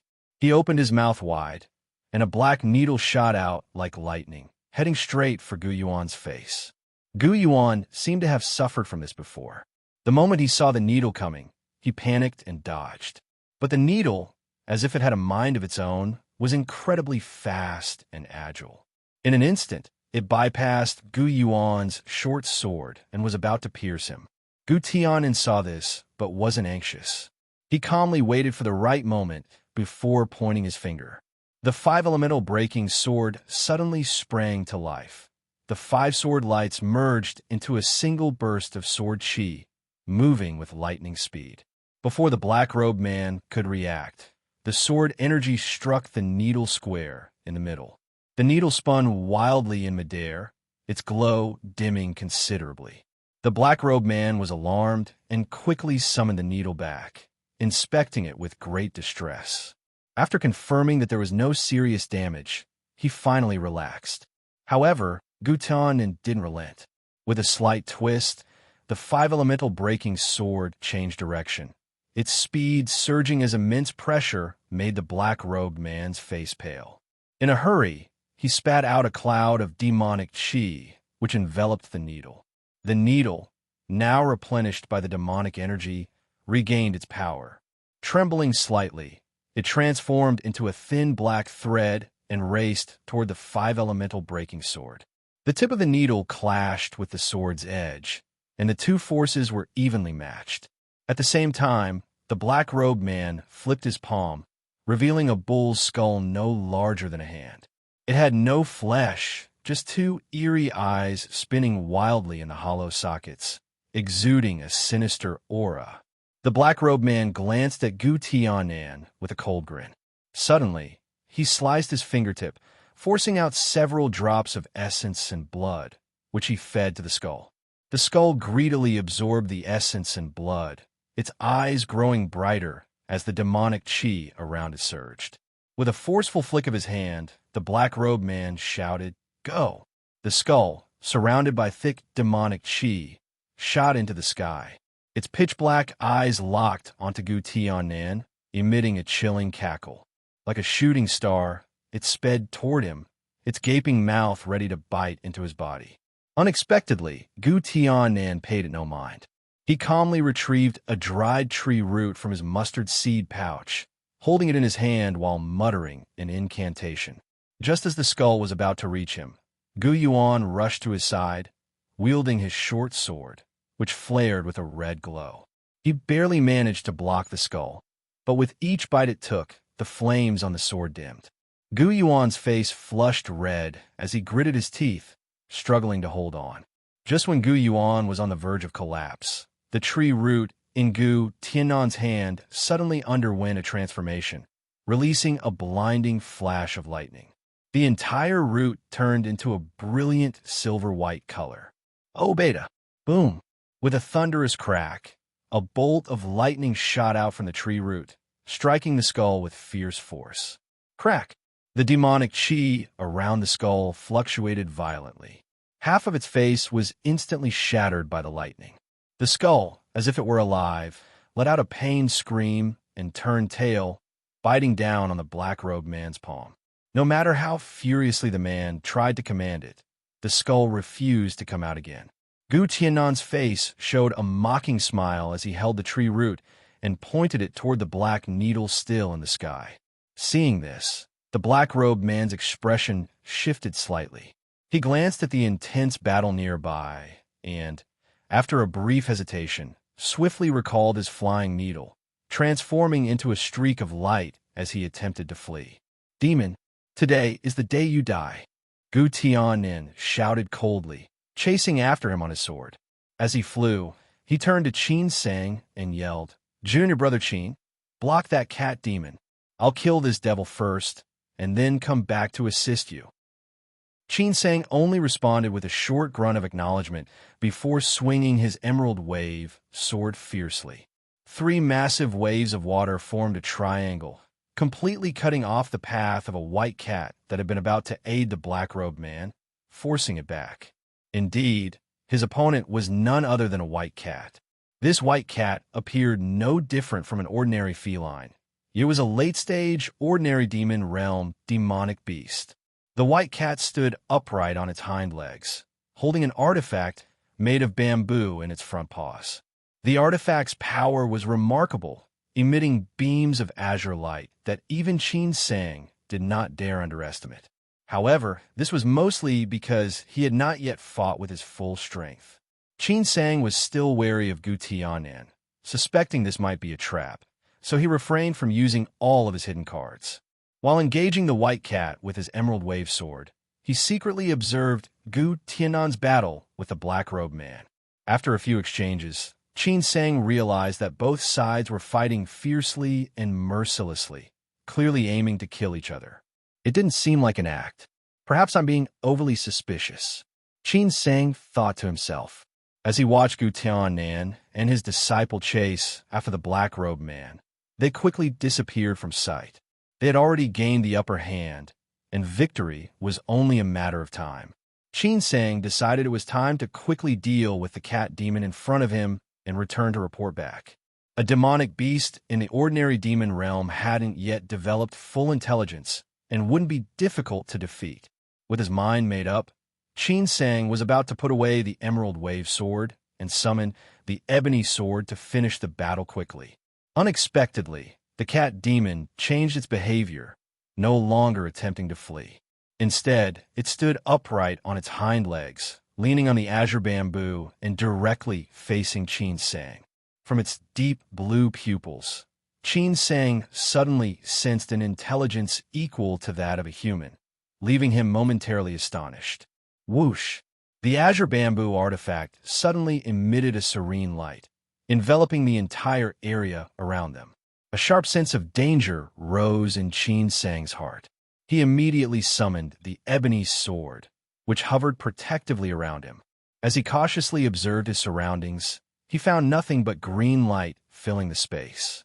Strangely, he could no longer see where the cat demon had gone. An illusion array? Sang pondered silently, debating whether to break the array with his own array. At that moment, the azure light in front of him began to shift, revealing the silhouette of the white cat. To his astonishment, the cat mimicked human behavior, pressing its front paws together in a respectful gesture and bowing to Sang. "Mister, do not worry. These lights are only for my protection and cannot harm you. I have been entrusted with a task and must relay something to you." Its voice was clear, like that of a young girl. Sang's eyes widened in disbelief. "You can speak." Typically, only special demonic beasts were capable of human speech, and most demons couldn't do so until they reached the transformation realm, where they could take human form. Such beasts were known as great demons of the transformation realm, whose power rivaled that of human spiritual infant cultivators. The white cat was clearly not one of them. The cat demon nodded and said, "It was simply a matter of luck for me. In my youth, I instinctively absorbed the spiritual power of heaven and earth, along with the essence of the sun and moon. After I began cultivating, I encountered a senior bamboo demon who used a drop of imperial elixir to enlighten me, granting me innate wisdom and the ability to speak human language." Hearing this, Sang suddenly understood. The realm of demonic beasts was divided into the ordinary demon realm, demonic spirit realm, demon core realm, and transformation realm. The origins and bloodlines of demonic beasts were incredibly complex. Some demonic beasts with powerful bloodlines could reach the level of golden core realm cultivators upon maturity, though their intelligence might not be particularly high. Meanwhile, legendary ancient divine beasts were born with strength comparable to human experts, and their wisdom equaled that of humans, yet they could not reach the transformation realm easily. Demonic beasts like the white cat, being ordinary beasts, were akin to mortals. They first instinctively absorbed the spiritual chi of heaven and earth, then cultivated step by step. The difficulty they faced was no less than that of human cultivators.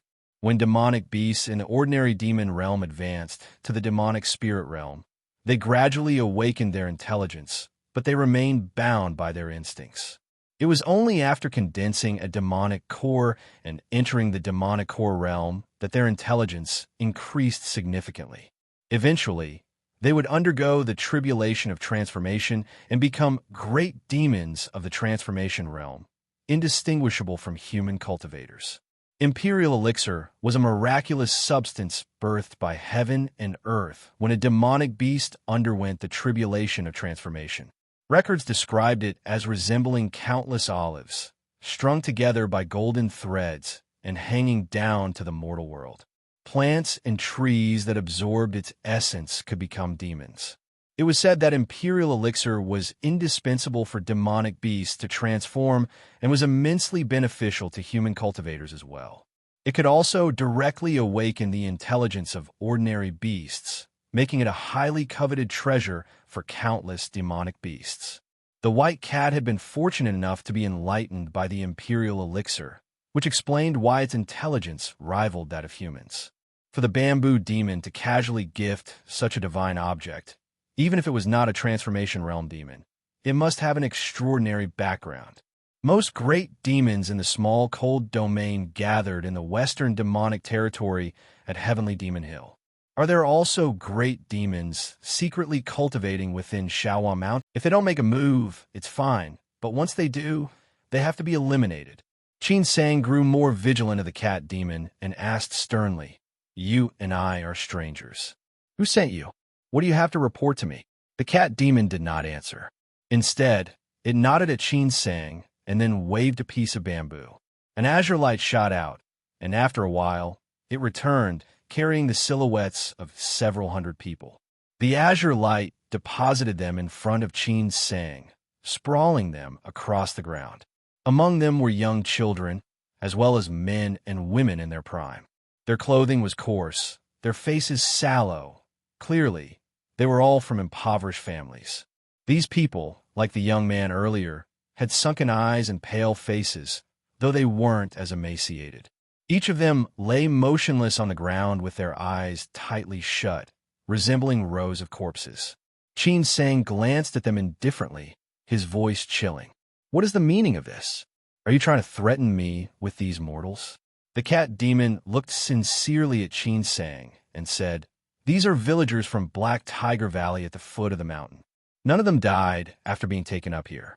Hey, kid. Oh, my companion cultivates a demonic art that requires sacrifices of blood, but he has never killed an innocent person. After capturing these villagers, his demonic art flared up, but he only absorbed a little of their blood and vitality. If we return them and let them rest for a while, they'll recover. The reason he did this was simply to lure Gu Tianan and you here. I want to ask, are you a high-level cultivator from the immortal sect backing Gu Tianan?" Upon hearing this, Qin Sang suddenly had a foreboding feeling. But since this creature wasn't his own kind, its words couldn't be trusted. He didn't answer and instead said, "Continue." "Let me tell you a story," Mr. the White Cat said.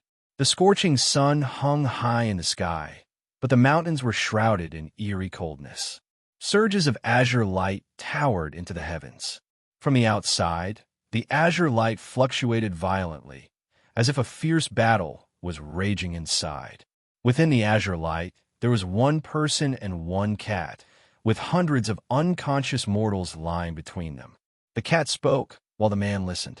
"A boy named Hay who once lived a peaceful and prosperous life in a small mountain village, surrounded by his harmonious family, with both parents alive. However, one day, disaster struck.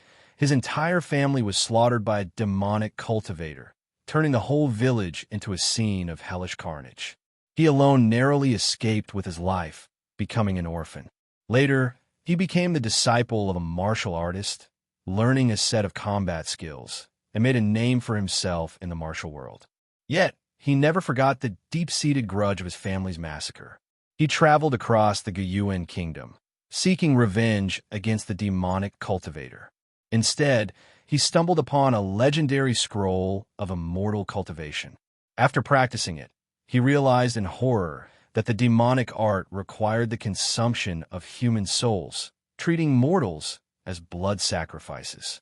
The boy suddenly realized that the person who slaughtered his family was very likely someone who also practiced this demonic art. He began to follow the clues, and eventually discovered that over the past few decades, not only in the Guyuan kingdom, but also in several neighboring small nations, similar tragedies had occurred.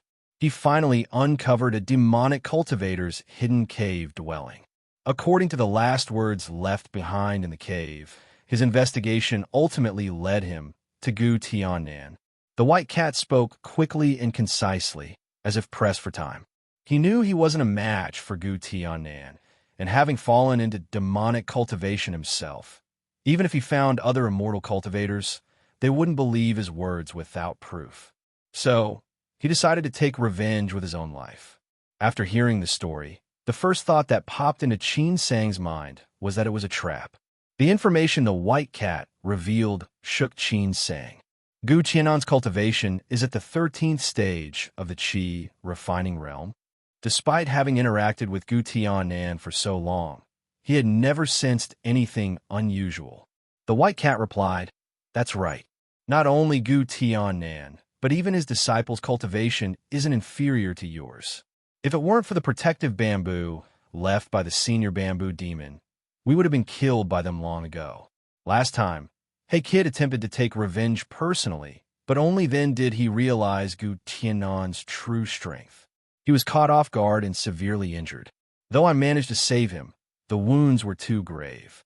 Even if he survives this time, he won't live for long. Qin Sang, however, was focused on something else.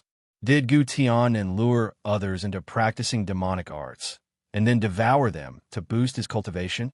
The white cat nodded. From what we know, that's exactly the case. Qin Sang's eyes flickered as he pondered for a moment, then asked, "What is your relationship with Hey Kid? Why are you helping him? Do you expect me to suspect my fellow senior brother as the mastermind behind this, based on just your words?" The white cat answered, "My family had some ties with his ancestors. I have my own reasons for helping him. I know you won't believe me, but if you're willing to come with me, you'll see the truth with your own eyes. Time is running out." The white cat stepped out of the green light and turned to look back at Qin Sang, awaiting his decision. Qin Sang had long harbored suspicions about Gu Tiannan. After hearing the story, he was already 70 to 80% convinced. However, hearing was not the same as seeing. The azure light continued to stay in place, disguising itself as though a fierce battle was raging within. Qin Sang activated the falling cloud wings, while the white cat concealed itself. One after the other, they flew deeper into the mountains. "We've arrived." As they were about to cross a mountain, the white cat suddenly stopped and mouthed the words to Qin Sang. Before Gu Tiannan and his disciple could subdue the black-robed youth, Qin Sang had already heard the roars from the other side of the mountain. They didn't sound human, more like the howls of wild beasts. He darted behind a rock and witnessed the scene in the mountain hollow, his heart sinking with dread. The black-robed youth was covered in wounds, clearly at the end of his strength. The flying needle was broken and could only be used to hinder Gu Yuan. What was even more horrifying was Gu Tiannan's current appearance. His entire body had undergone a grotesque transformation. His flesh had swollen grotesquely, making him twice as tall as before, with bulging veins and limbs that resembled monstrous claws. He had turned into a hideous beast. Gu Tiannan emitted a dreadful roar from his throat, his eyes bloodshot and filled with unrestrained madness, completely devoid of any trace of rationality. His appearance was unrecognizable. He had completely lost all semblance of his former self. Not only was Gu Tiannan as swift as the wind, but his physical strength was also extraordinary. His fingers were like blades, effortlessly crushing giant rocks. The black-robed youth could barely keep up, exhausted by the sheer physical power of Gu Tiannan. The black-robed youth's attacks were ineffectual, striking Gu Tiannan as though hitting metal, leaving no mark whatsoever. As the cat demon had said, Gu Tiannan's destructive power at this moment was indeed comparable to a 13th-stage Qi refining realm cultivator. It was unclear what method he had used to conceal this strength previously, but there hadn't been a single hint of it. Completely overwhelmed by Gu Tiannan, the black-robed youth could no longer hold out. In his final moments, he cast a desperate glance towards Qin Sang and the white cat's hiding place. Despite the distance, Qin Sang could still clearly feel the intense hope in his eyes. Bang!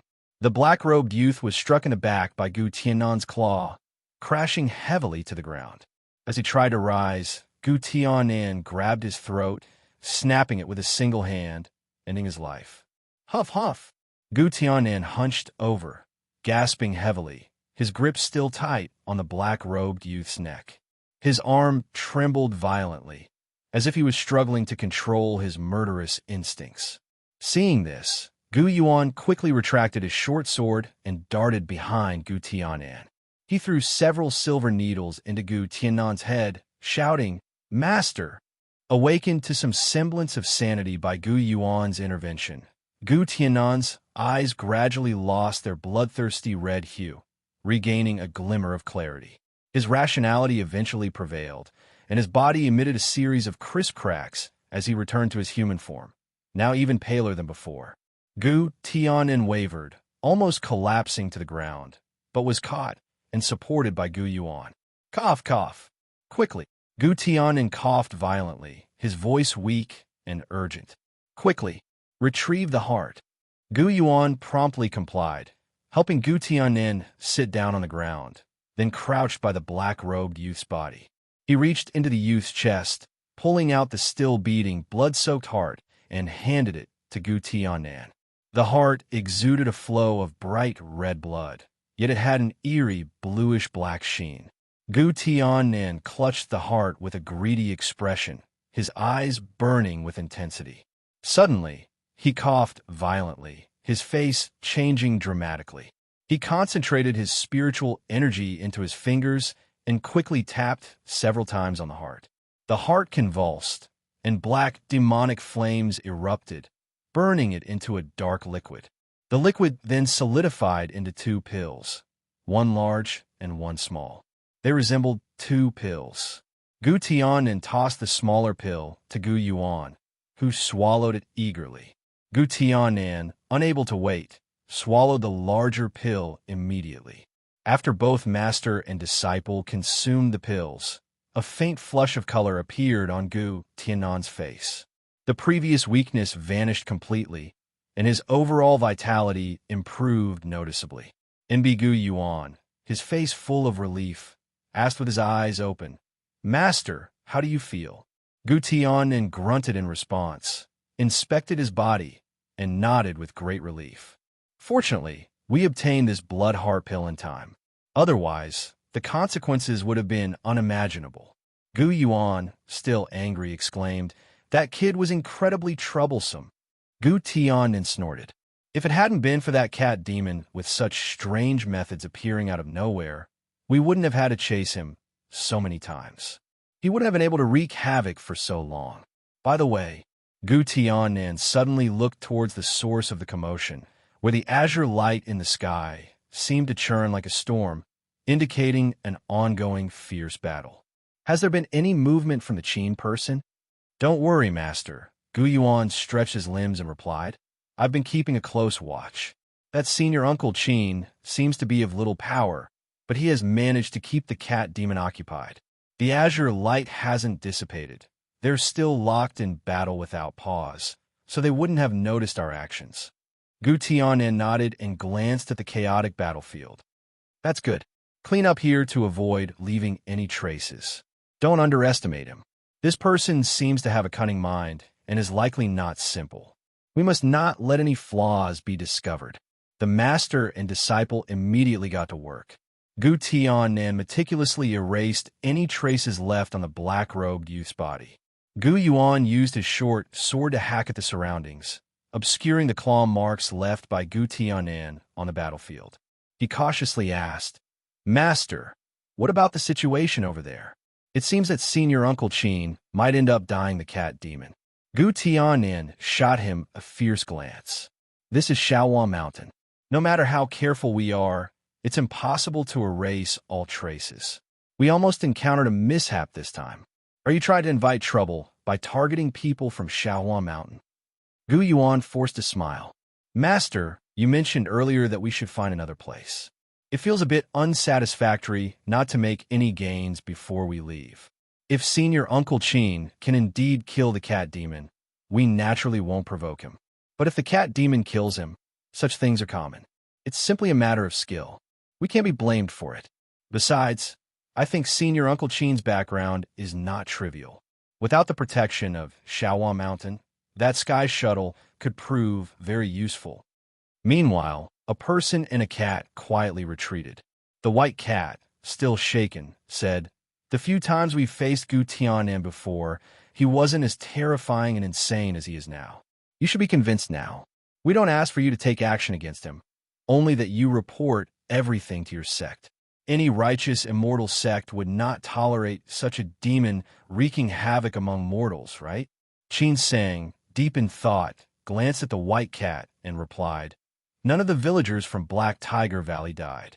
If Gu Tianin isn't a fool, he will definitely notice something is wrong. By the time I request help from the sect, he will have already escaped." The white cat sighed softly. Hey Kid couldn't bring himself to kill them. He only kills those who are truly evil. Qin Sang frowned slightly as he considered Gu Tianan. There was no doubt that Gu Tianan's cultivation was indeed at the 13th stage of Qi refining realm. When Gu Tianan left the sect, he was only at the 8th stage of Qi refining realm. At his age, breaking through the 9th stage would have been considered lucky. Otherwise, he wouldn't have needed to hide his true cultivation level out of fear of suspicion. It was highly unusual for him to reach the 13th stage of Qi refining realm. It could be concluded that this achievement, the demonic cultivation art, clearly didn't aid with the foundation building realm. Otherwise, Gu Tianan would have succeeded in reaching foundation building realm long ago. Judging by Gu Tianan's frenzied appearance during combat, the hidden dangers likely weren't small. It wasn't just an issue of losing his rationality. His body might also be undergoing some sort of strange transformation. However, it would be difficult to make a definitive judgment without seeing the demonic art firsthand. Initially, they only needed to restrain Gu Tianan for a while and then bring a few helpers from the sect to easily capture him and his disciple. The black-robed youth, unwilling to kill, left a glaring flaw. With Gu Tianan's cautious nature, it was impossible for him to not notice something fishy. Perhaps only someone like the black-robed youth, with such a disposition, could resist the temptation of the demonic technique and spend his life solely seeking revenge for his family. Qin Sang pondered for a moment and then said to the white cat, "You?" His words got stuck in his throat as he realized he hadn't yet asked for the white cat's name. The white cat, being clever, immediately responded, "Mister, my former owner named me Xiao Bai when I was young." Qin Sang nodded. "Xiao Bai, my surname is Qin. Don't refer to yourself as servant. Just use it." 1. The white cat lowered her head shyly and said, embarrassed, When I gained intelligence, I overheard women from a large household calling themselves that. Since then, I've been hiding in the mountains, cultivating in isolation, and unfamiliar with the ways of the world." I must have made Mr. Qin laugh. Qin Sang shook his head, indifferent, and returned to the topic at hand. "Can you handle Gu Yuan alone? Can you at least stall him?" The white cat solemnly replied, "To be honest, Mr. Qin, the azure light emitted by my bamboo staff can only manipulate the balance of yin and yang. It's mostly used for escaping and confusing the enemy. At most, I can trap Gu Yuan for a while. Other than that, I don't have any other means. There's no way I could defeat him. Are you planning to handle it yourself? That's enough. First, move all these people back into the cave dwelling." Once the white cat had moved everyone inside, Qin Sang noticed that Gu Tianan and his disciple had not yet returned. He and the white cat then discussed the details of their plan. Qin Sang believed he wasn't afraid of Gu Tianan. Even though Gu Tianan would become incredibly powerful after his transformation, his reasoning would also be impaired, leaving more openings. As long as he carefully plotted, defeating Gu Tianan wouldn't be difficult. The white cat retracted her green light and fled back into the cave dwelling. Qin Sang meditated briefly in place. Soon after, Gu Tianan and his disciple finally arrived, only to see the battlefield deliberately disturbed by Qin Sang. They didn't grow suspicious. A flicker of disappointment flashed in Gu Yuan's eyes, though it was barely noticeable. Gu Tianan, however, appeared calm and said, "Junior brother Qin, I've already killed the demon. I assume the cat demon must have fled at your hands as well." "Oh, excellent." Qin Sang, with a slightly fatigued expression, replied angrily, "That cat demon's tricks were far too strange. I managed to behead it with one sword strike, but it still escaped. It's hiding inside the cave dwelling now. Senior brother Gu, you returned just in time. If we attack it together, there's no way it will escape with its life." Suddenly, Gu Yuan interjected with a smile, "There's no need for Senior Uncle Qin to worry. That cat demon indeed has some tricks. My master and I have faced it several times, and it always managed to slip away. The fact that you were able to hold it off for so long is already quite impressive. Now, with the three of us working together, it surely won't have anywhere left to run." As he spoke, Gu Yuan subtly exchanged a glance with Gu Tianan. Gu Tiannan's eyes flickered, and he nodded in agreement. After resting briefly, the three of them entered the cave dwelling. Gu Tiannan led the way at the front, while Qin Sang stayed at the rear, his nerves taut as he discreetly held several talismans in his palm. Although Qin Sang had agreed to cooperate with the white cat, he didn't fully trust her. He remained cautious, sensing that the cat demon was intentionally keeping a distance from him, as if wary of him turning against her. Fortunately, the three of them each wielded their artifacts as they ventured deeper into the cave. Just as they reached a corner, the white cat arrived as expected. In an instant, the celestial light enveloped the trio, followed by several angry shouts. Suddenly, the azure light vanished, and Gu Yuan was nowhere to be seen.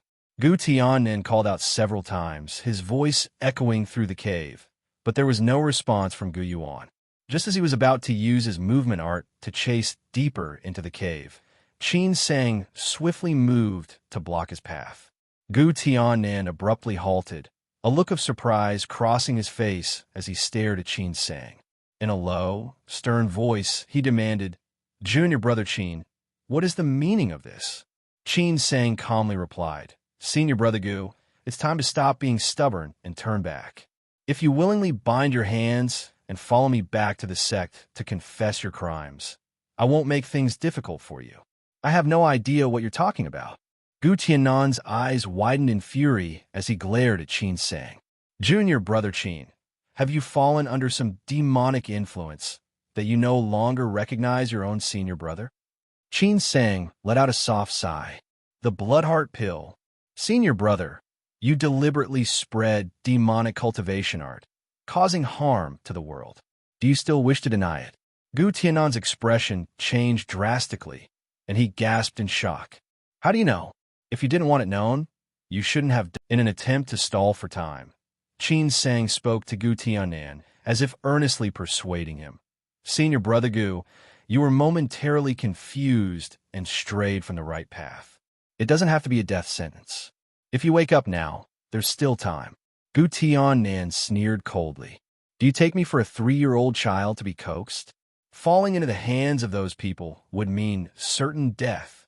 So what if it's a demonic art? I haven't killed anyone with my own hands. The only ones I've slain were murderous demons who couldn't resist the temptation. The so-called righteous cultivators of Shaohua Mountain. Who among them doesn't have more blood on their hands than I do?" His tone suddenly shifted, becoming filled with temptation. "Junior brother Qin, this cultivation art is incredibly powerful. Not only can it enhance one's cultivation, but it also greatly increases the chances of breaking through the foundation-building realm. It's only because I'm too old, with my body declining and energy waning, that I haven't succeeded. If you let me go, I'll give the art to you. I swear I'll leave immediately, hide my name, and disappear. No one else will know." Upon hearing this, a look of surprise flashed across Qin Sang's face. Feigning urgency, he asked, "Can it really increase the chances of breaking through to the foundation-building realm?" "Without a doubt. I'll give you the art right now, and you'll see for yourself." Gu Tiannan lowered his head, pretending to retrieve something from his mustard seed pouch. A cold gleam flickered in his eyes, and with a sudden low growl, he shot forward like an arrow. In that instant, his true cultivation was laid bare. "You court death." Gu Tiannan let out an inhuman roar. A trace of madness flickered in his eyes. His face twisted with a bloodthirsty aura. His hand turned into a blade, and he struck at Qin Sang like lightning. At that moment, a green light flashed in front of Qin Sang, and the ebony sword shot out with explosive force. Bang! Gu Tiannan's bare palm collided with the ebony sword, yet his hand wasn't severed by the sword's chi. The strength of his physical body was unlike anything Qin Sang had ever seen. "Junior brother Qin, I truly underestimated you. What an excellent spiritual sword." Gu Tiannan shook his hand and licked the corner of his mouth, his gaze fixed on the ebony sword, not showing the slightest hint of fear. Instead, he looked at it with undisguised greed. Qin Sang gracefully retreated, and as he did, he flicked his wrist, releasing 6 black lights that landed around Gu Tianan. These lights transformed into 6 towering banners, encircling him completely. Given Gu Tianan's formidable body, Qin Sheng knew that an ambush with the ebony sword might not be enough to deliver a fatal blow. To ensure success, he decided to activate the Yin Luo array of 10 directions. The banners were as tall as a person, radiating eerie yin shi, with the images of evil spirits roaring fiercely and emitting terrifying howls. With a single thought from Qin Sheng, the overwhelming malevolent yin shi surged from the banners, completing the Yin Luo array of 10 directions. 1. In the raw translation, Xiaobai has been referring to herself as your slave when talking to Qin Sheng. This is not translated as it disrupts the flow of the conversation. A sudden gust of cold wind arose. The Yin Luo banner of 10 directions fluttered violently, continuously releasing black clouds of yin shi that sealed off the narrow passage completely. The underground chamber became pitch black, filled with the sound of ghostly wails and eerie sobs, making it seem like a realm of the dead. After acquiring Sun De's Yin Luo banner of 10 directions, Qin Sheng refined it and made it his own, but he didn't further enhance its grade. To raise all 6 banners to top-grade artifacts would require an immense amount of sacrificial souls and blood offerings. Countless mortals would have to die for that, and even seeking a war-torn nation wouldn't yield enough. If he were to slaughter innocent mortals to refine artifacts, he would be no different from the demonic cultivators. Nevertheless, even without further upgrades, the power of the Yin Luo banner of 10 directions was formidable. Once the array was activated, the 6 Yin Luo banners would complement each other, and the increase in power was far more than just doubling. After sending the cat demon away, Qin Sheng engaged Gu Tianan in conversation to buy time and prepare the Yin Luo array of 10 directions. As the banners whirled, the black chi swirling on their surfaces formed vortexes that grew larger, eventually transforming into black holes. More black chi surged out, making the cave bone-chillingly cold. Then, the sound of ghostly weeping filled the air as the primary souls of the Yin Luo banners rushed forth. 6 evil spirits surrounded Gu Tianan. They were hunched, their twisted features making them appear humanoid, yet not quite human. Their consciousness had been consumed by the demonic banners, leaving them with only the instinct to kill. They glared at Gu Tianan, their eyes filled with an insatiable hunger for flesh. Whoosh! A fierce wind howled as the ghostly fog condensed into weapons, swords, spears, halberds, that fell into the hands of the evil spirits. At Qin Sheng's command, the primary souls raised their weapons and charged fearlessly at Gu Tianan. What kind of demonic artifact is this? Gu Tianan was both shocked and furious. As the 3 evil spirits lunged toward him, he moved swiftly, his hands slicing through the air like blades, cold light flashing. His entire body seemed to transform into a storm of blades. Despite the onslaught, the evil spirits showed no signs of retreat, fearlessly advancing toward him. Bang! Bang! Bang! A series of explosive sounds echoed as Gu Tianan struck the evil spirits, their bodies dispersing into clouds of black chi, easily shattered. Seeing this, Gu Tianan paused in surprise, then burst into wild laughter. So, it's nothing but a paper tiger. Before he could finish speaking, the clouds of black chi twisted and reformed into the shape of evil spirits, once again charging at him ferociously. At the same time, the black chi transformed into countless black threads that sought to entangle Gu Tianan. His laughter abruptly stopped, and a trace of seriousness appeared on his face. Boom!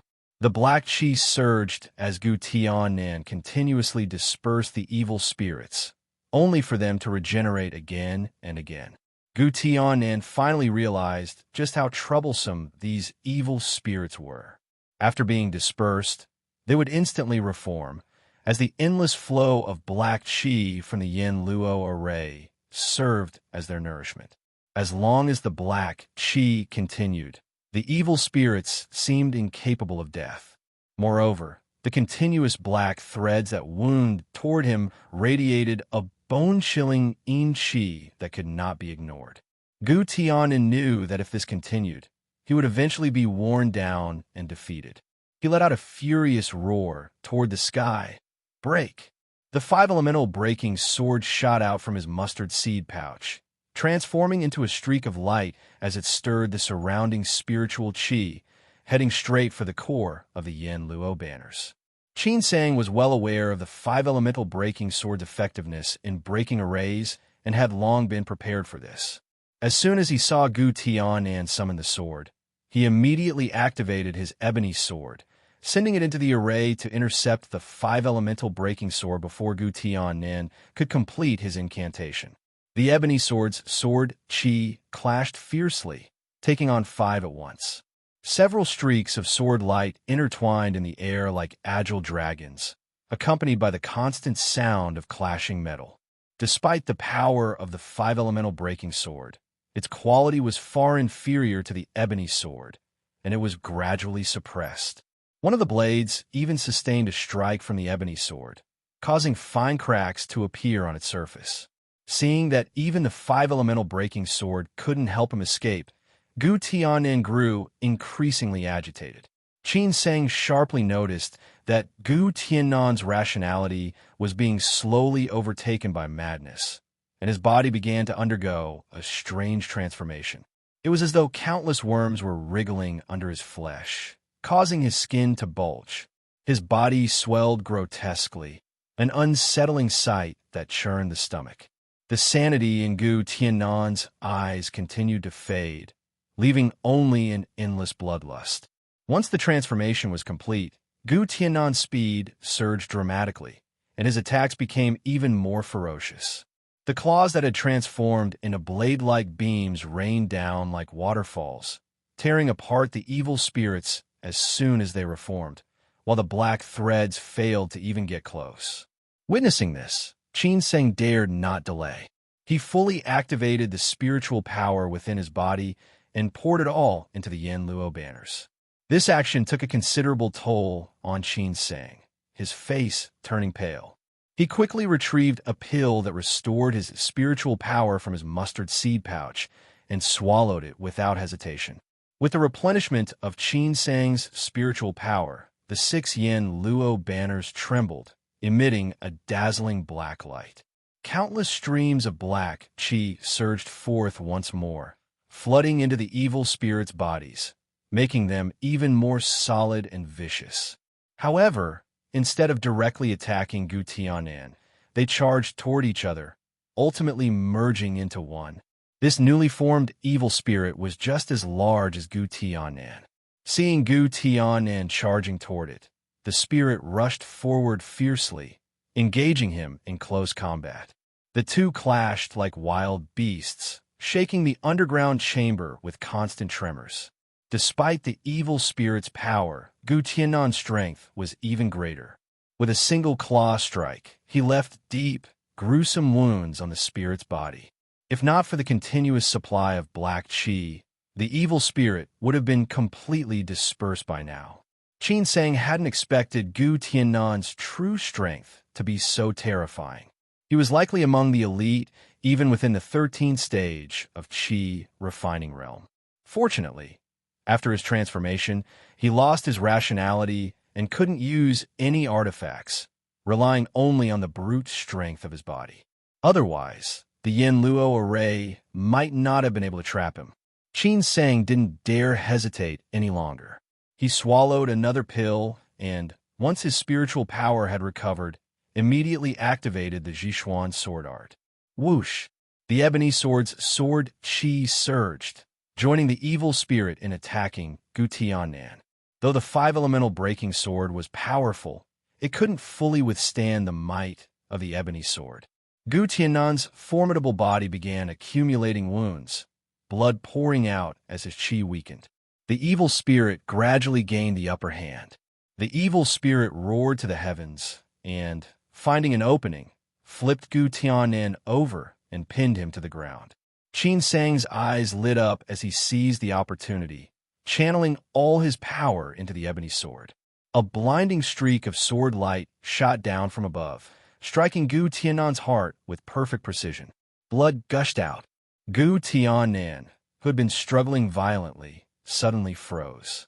The madness in his eyes gradually faded, and his body deflated like a punctured balloon, returning to its original form. Gu Tiannan's eyes were wide open in death, filled with disbelief as the evil spirit devoured him. Qin Sang retracted the Yin Luo banners and the ebony sword, his gaze falling on the mustard seed pouch at Gu Tiannan's waist. With a wave of his hand, he summoned it into his grip and used his spiritual consciousness to search through it. Before long, he found a jade slip. After reading the contents of the jade slip, Qin Sang's brow furrowed deeply. After a moment of thought, he moved swiftly toward the depths of the cave. It seemed Gu Yuan had yet to escape the white cat. He needed to capture someone alive. As Qin Sang neared the end of the cave, he saw a flash of azure light ahead, and the next moment, the white cat emerged from it. "Mister, did you kill Gu Tianan?" Qin Sang nodded and gestured for the white cat to release Gu Yuan. Gu Yuan's strength was far inferior to Gu Tiannan's, so even after transforming, he wasn't difficult to subdue. Qin Sang left him with just a sliver of life, sealing his cultivation in preparation for an interrogation later.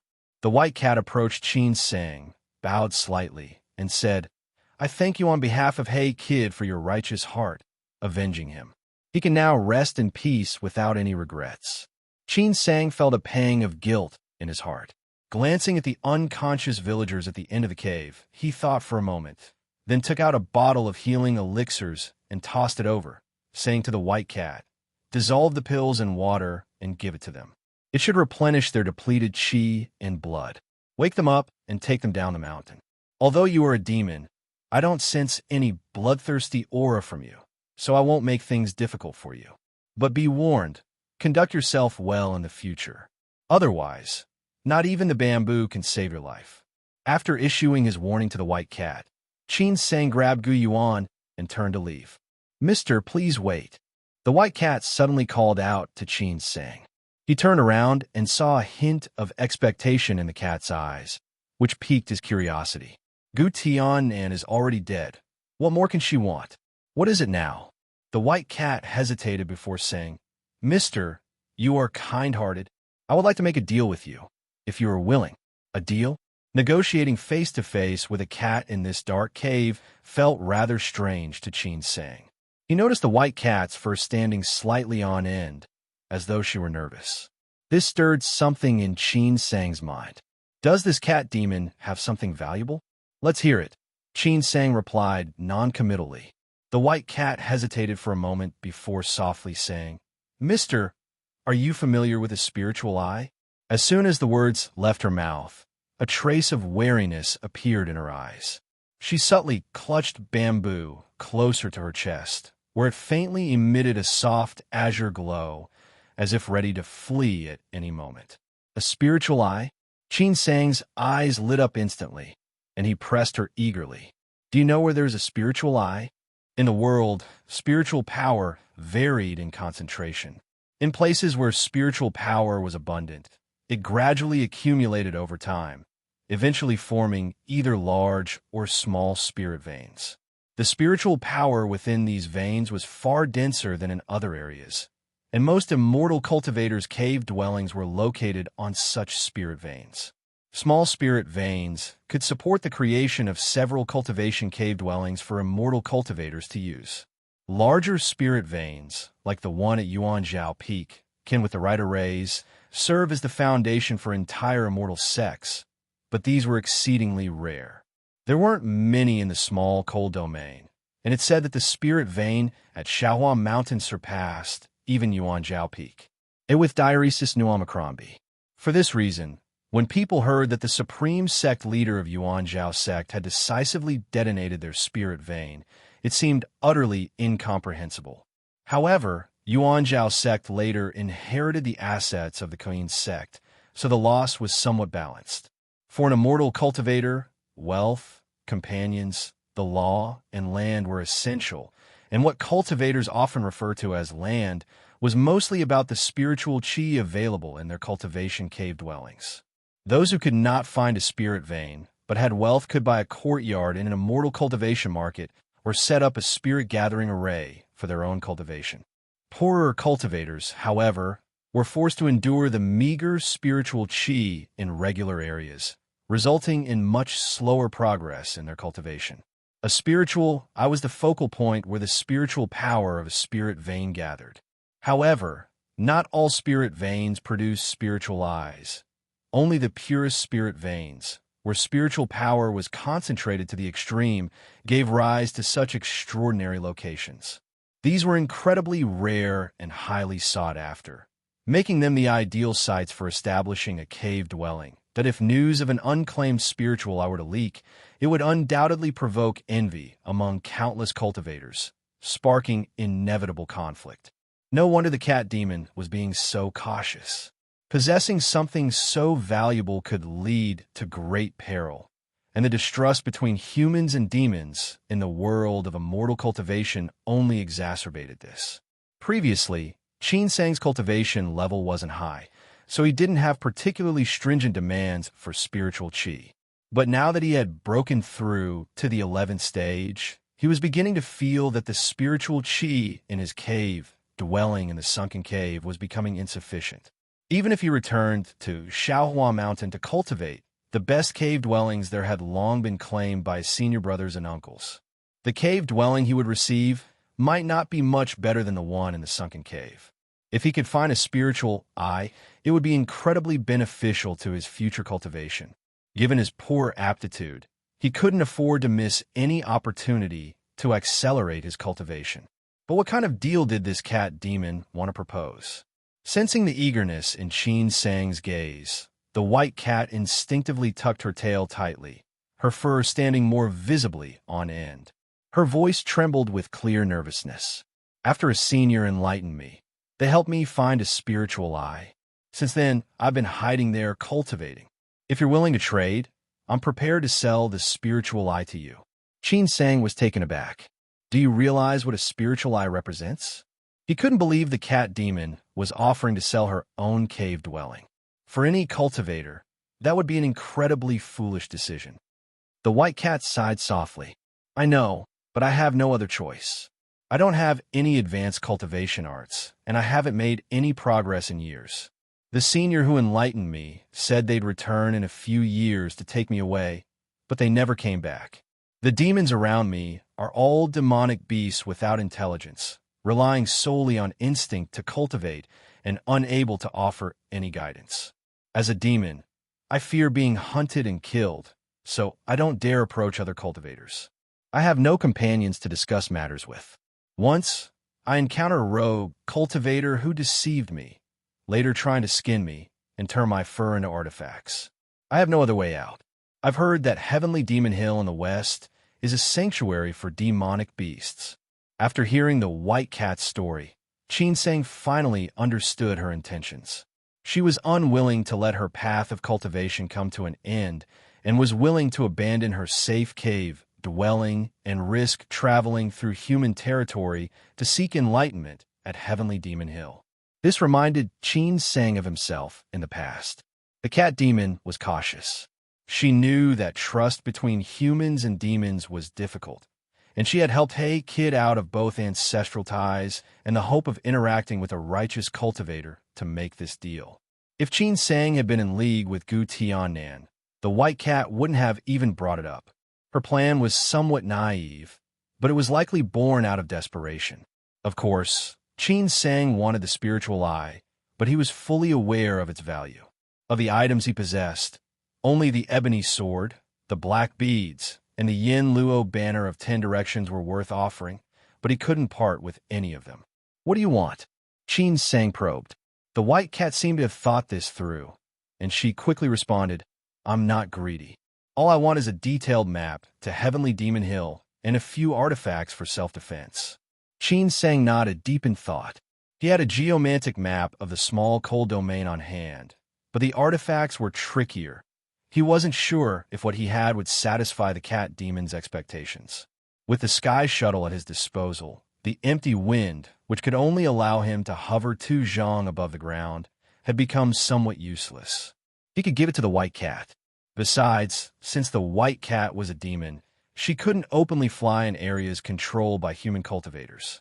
She could only use the empty wind to escape in dangerous situations, making it perfect for her. The Emerald Wave Sword could also be given her.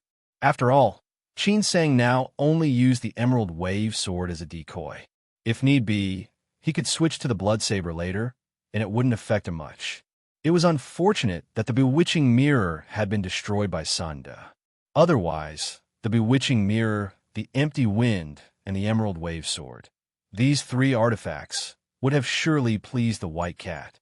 Qin Sang suddenly remembered something, and his eyes lit up.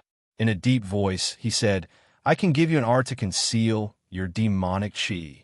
The white cat was initially overjoyed upon hearing this, but then she grew suspicious and asked cautiously, "Do you really have a method that can conceal my demonic qi?" Before demons fully transformed into human form, they carried a unique demonic aura, known as demonic qi in the world of immortal cultivation. The reason the cat demon didn't dare roam freely was her fear that human cultivators would detect her through this demonic qi. The skin, fur, bones, and blood of demonic beasts were top-tier materials for crafting artifacts. In particular, the white cat, who had reached the late stage of the ordinary demon realm, had a body that could be used to create a high-grade artifact by combining it with a few rare spiritual items and enlisting the help of a skilled refiner. Any cultivator of sufficient strength would certainly be tempted by the idea. If the white cat were to leave any traces in human territory and end up surrounded, even the bamboo wouldn't be enough to save her life. However, concealing demonic qi wasn't easy. If it were, demonic beasts would have already taken over the world.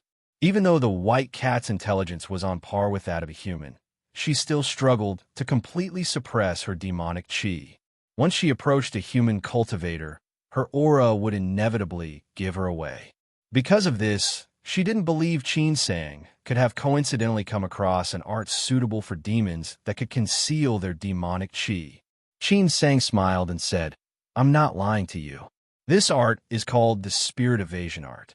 I obtained it from Gu Tiannan, though I don't know who created it. Gu Tiannan used this art not only to conceal his cultivation, but also to completely hide the qi of corpses emanating from his body. It was thanks to this art. As long as one can control spiritual power, they can cultivate this art. It not only hides the qi of corpses, but also works against demonic qi and malevolent qi. Your kind can use it as well." In Gu Qiannan's jade slip, there were 2 arts. One was called the secret technique of corpse core, and the other was this spirit evasion art, a method for concealing one's aura. These 2 arts complemented each other. The secret technique of corpse core sounded like a highly unrighteous art, and the more Qin Sang browsed through it, the more horrified he became. It was an extremely brutal and wicked art, harmful not only to others but also to oneself. The spirit evasion art, on the other hand, was purely an art for suppressing one's aura, and its effects were even stronger than those of the concealment spells from Shaohua Mountain. The spirit evasion art was unrelated to the secret technique of corpse core, but it seemed likely that the person who created the latter feared being discovered for practicing such a dark art and had sought out the spirit evasion art from elsewhere. However, in Qin Sang's view, the creator of the spirit evasion art probably had other motives besides simply concealing his cultivation. Gu Tiannan had used the spirit evasion art to hide the corpse qi on his body. Even when facing foundation-building cultivators, he had a high chance of passing unnoticed. For the white cat, it would be the perfect solution. As he spoke, Qin Sang retrieved the jade slip from his mustard seed pouch, took out a blank jade slip, and copied part of the spirit evasion art onto it. Just as he was about to toss the jade slip to the white cat, Qin Sang paused and said calmly, "Ms. Bai, isn't it time you showed some sincerity as well?" From their brief conversation, Qin Sang had already discerned that while the white cat was quite intelligent, she had spent most of her time hiding in her cave dwelling to cultivate. This gave her an air of naivete and inexperience in worldly affairs, making it hard for her to conceal her true intentions.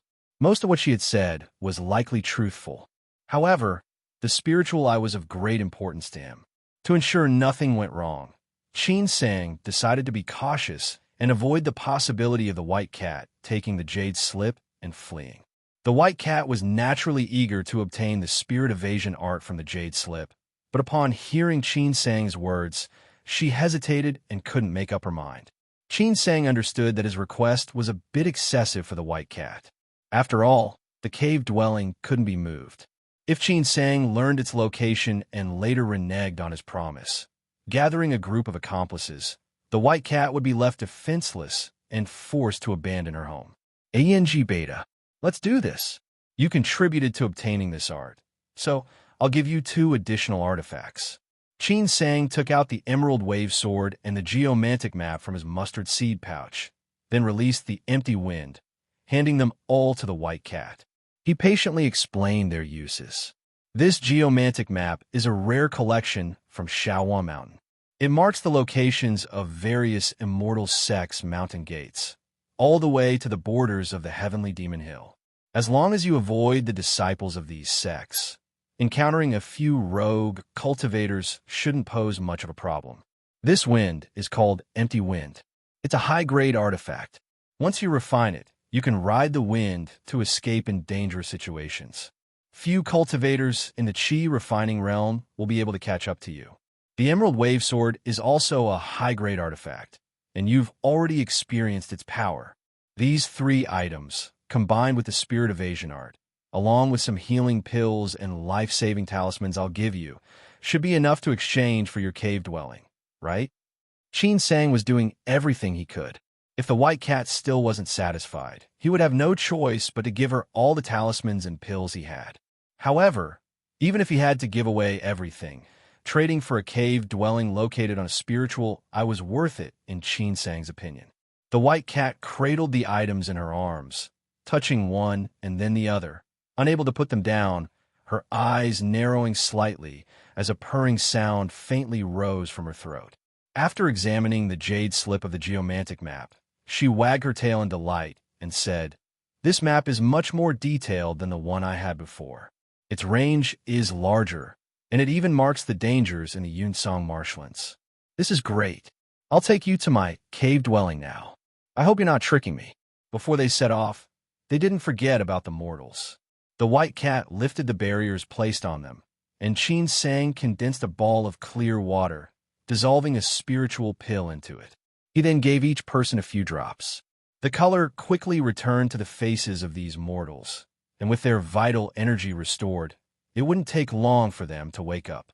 Qin Sang did his best to erase the traces of the battle between cultivators, carried the unconscious Gu Yuan, and followed the white cat as they flew toward her cave dwelling. The southern part of the Gyuan kingdom bordered the Yunsong marshlands, and the white cat's cave dwelling was located on an inconspicuous, uninhabited island within the marshlands. Beneath the island lay a hidden spirit vein. Though the spirit vein wasn't large, its spiritual power was pure, forming a spiritual eye at the bottom of the island. The bamboo demon who had enlightened the white cat had set up an array to seal the spiritual eye, preventing its spiritual power from leaking out. Unless someone dug a hole to the bottom of the island, it would be impossible to discover the cave dwelling's existence. The entrance to the cave dwelling was a natural stone crevice among the rocks at the base of the island. As Qin Sang followed the white cat inside, he immediately felt the thick, concentrated spiritual qi. It was indeed a spiritual eye. The cave dwelling was compact, but arranged with warmth and comfort, resembling the bedroom of a wealthy young lady in a mortal world. Even the furniture and decorations were identical to those of humans. In the deepest part of the cave dwelling, there was a small, jade-built pool. Above it, spiritual mist gathered, and below, there was a tiny spring with the jade pool already half filled with water. It was like a clear spring. This was a sign that the spiritual I was about to transform into a spring. The quality of this spiritual eye exceeded Qin Sang's expectations. Even at Shaowan Mountain, there weren't many cave dwellings that could rival this one. It was undoubtedly a superior cave dwelling. Qin Sang nodded silently to himself. With this cave dwelling, his cultivation speed could increase by 10%. Although this might seem like a small boost, over time, it could make a significant difference, perhaps even being the key to breaking through to the foundation building realm. Satisfied that it was indeed a spiritual eye, Qin Sang tossed the jade slip containing the spirit evasion art to the white cat. After reading it, the white cat sat in silence for a while before suddenly waving her front paw, sending out several strands of spiritual power, which formed into mysterious symbols in the air. Swoosh! The symbols merged into her body. In an instant, her spiritual power condensed inward, and the demonic chi surrounding her diminished considerably. Once she mastered the spirit evasion art, she would be able to completely conceal her demonic chi. The spirit evasion art proved effective, and the white cat was overjoyed. She stood up, cupped her paws in thanks to Qin Sang, and said, "Thank you, Mr. Qin, for giving me this art. I will now give you the method to activate the cave dwellings array." With that, the white cat took out a jade slip and handed it to Qin Sang with both paws. She then took a lingering look at her cave dwelling, carefully packed up all her belongings as keepsakes, and immediately bid farewell to Qin Sang. To Qin Sang's surprise, the white cat left so decisively. He escorted her out of the cave dwelling. The sun was setting, casting a haze over the clouds. Qin Sang watched as the white cat stepped across the water, her petite figure disappearing into the marshlands, and he silently wished, "May you safely reach Heavenly Demon Hill and achieve your goals." After returning to the cave dwelling, Qin Sang began thinking about how to arrange his new home. He didn't care about luxuries. He just needed a place to live. The cave dwelling was the perfect size for now, with just enough space for his water-heart bamboo meditation mat and a few essential items. There was no need to expand further. The only issue was that the cave dwelling's defensive array wasn't very strong. The bamboo demon's array only sealed the spiritual chi of the spiritual eye, preventing it from leaking, and it could only conceal the cave when the array was fully activated. Qin Sang circled the cave dwelling several times, then flew out to survey the island. After thoroughly inspecting the environment within a 100-li radius, he found that the spiritual energy around the island was extremely sparse. The nearby islands were similarly desolate, overgrown with weeds and devoid of any signs of spiritual energy. Even if a cultivator flew overhead, they wouldn't suspect that such a barren place held a spiritual eye. They wouldn't even bother to take a second glance. Combined with the array's concealment, the cave dwelling would be hard to discover unless a powerful cultivator scanned the area with their spiritual consciousness. In the end, Qin Sang decided that when the opportunity arose, he would set up a stronger protective array around the cave dwelling. This place was, after all, deep within the Yunsong marshlands, where many unpredictable elements mingled. It was no longer under Shaohua Mountain's jurisdiction, and unexpected events could occur. Using the blood saber, Qin Sang tidied up the cave dwelling and cleaned it thoroughly. This place would likely be his home for a long time, so he placed his familiar belongings around. As he looked around, an inexplicable warmth filled him, and he felt a sense of home for the first time. Alpha. After finishing, Qin Sang woke up the unconscious Gu Yuan. Gu Yuan wasn't that tough. After a bit of intimidation from Qin Sang, he obediently answered all his questions. Once Qin Sang got the information he wanted, he gave Gu Yuan a swift end, then sat cross-legged on his meditation mat, flipping through the jade slip in his hand, lost in thought. Combining the contents of the jade slip with Gu Yuan's confession, Qin Sang gained a clear understanding of his secret technique of corpse core. The secret technique of corpse core is divided into two parts. The first part is the method for refining the corpse core, also known as the blood heart pill. The second part describes how to refine and absorb the blood heart pill to nourish one's body. The process begins by having someone cultivate the first part of the art, requiring them to devour mortals, producing corpse chi in the process. Under the influence of this corpse chi, their body and primordial spirit undergo mutations.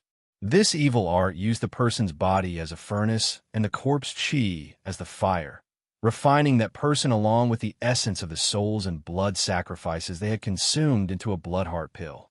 Even if a cultivator of this evil art started with good intentions and resisted the temptation to harm innocent mortals, they would eventually have their mind eroded by the art, driven mad by uncontrollable desires. Once madness set in, their instincts would compel them to devour flesh and souls, rendering them completely uncontrollable. If it weren't for the cat demon watching over Hey Kid, his willpower wouldn't have been enough to resist, and the mortals in the cave would have already become his meal. For those that had cultivated the secret technique of corpse core, consuming a blood heart pill strengthened their blood chi, enhancing their physical body to increase their strength and extend their lifespan. However, consuming the blood heart pill came with a cost. Once a cultivator started, they could not stop. They must continuously consume more blood heart pills. Moreover, remnants of corpse chi remained in the pills. While the body became stronger, the accumulation of this chi would cause irreversible changes to the body, eliminating any chance of breaking through to higher cultivation realms.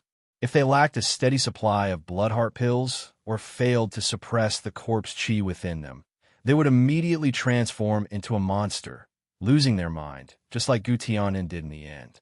The master and disciple only realized they were dependent on the blood heart pills after starting to practice the secret technique of corpse core.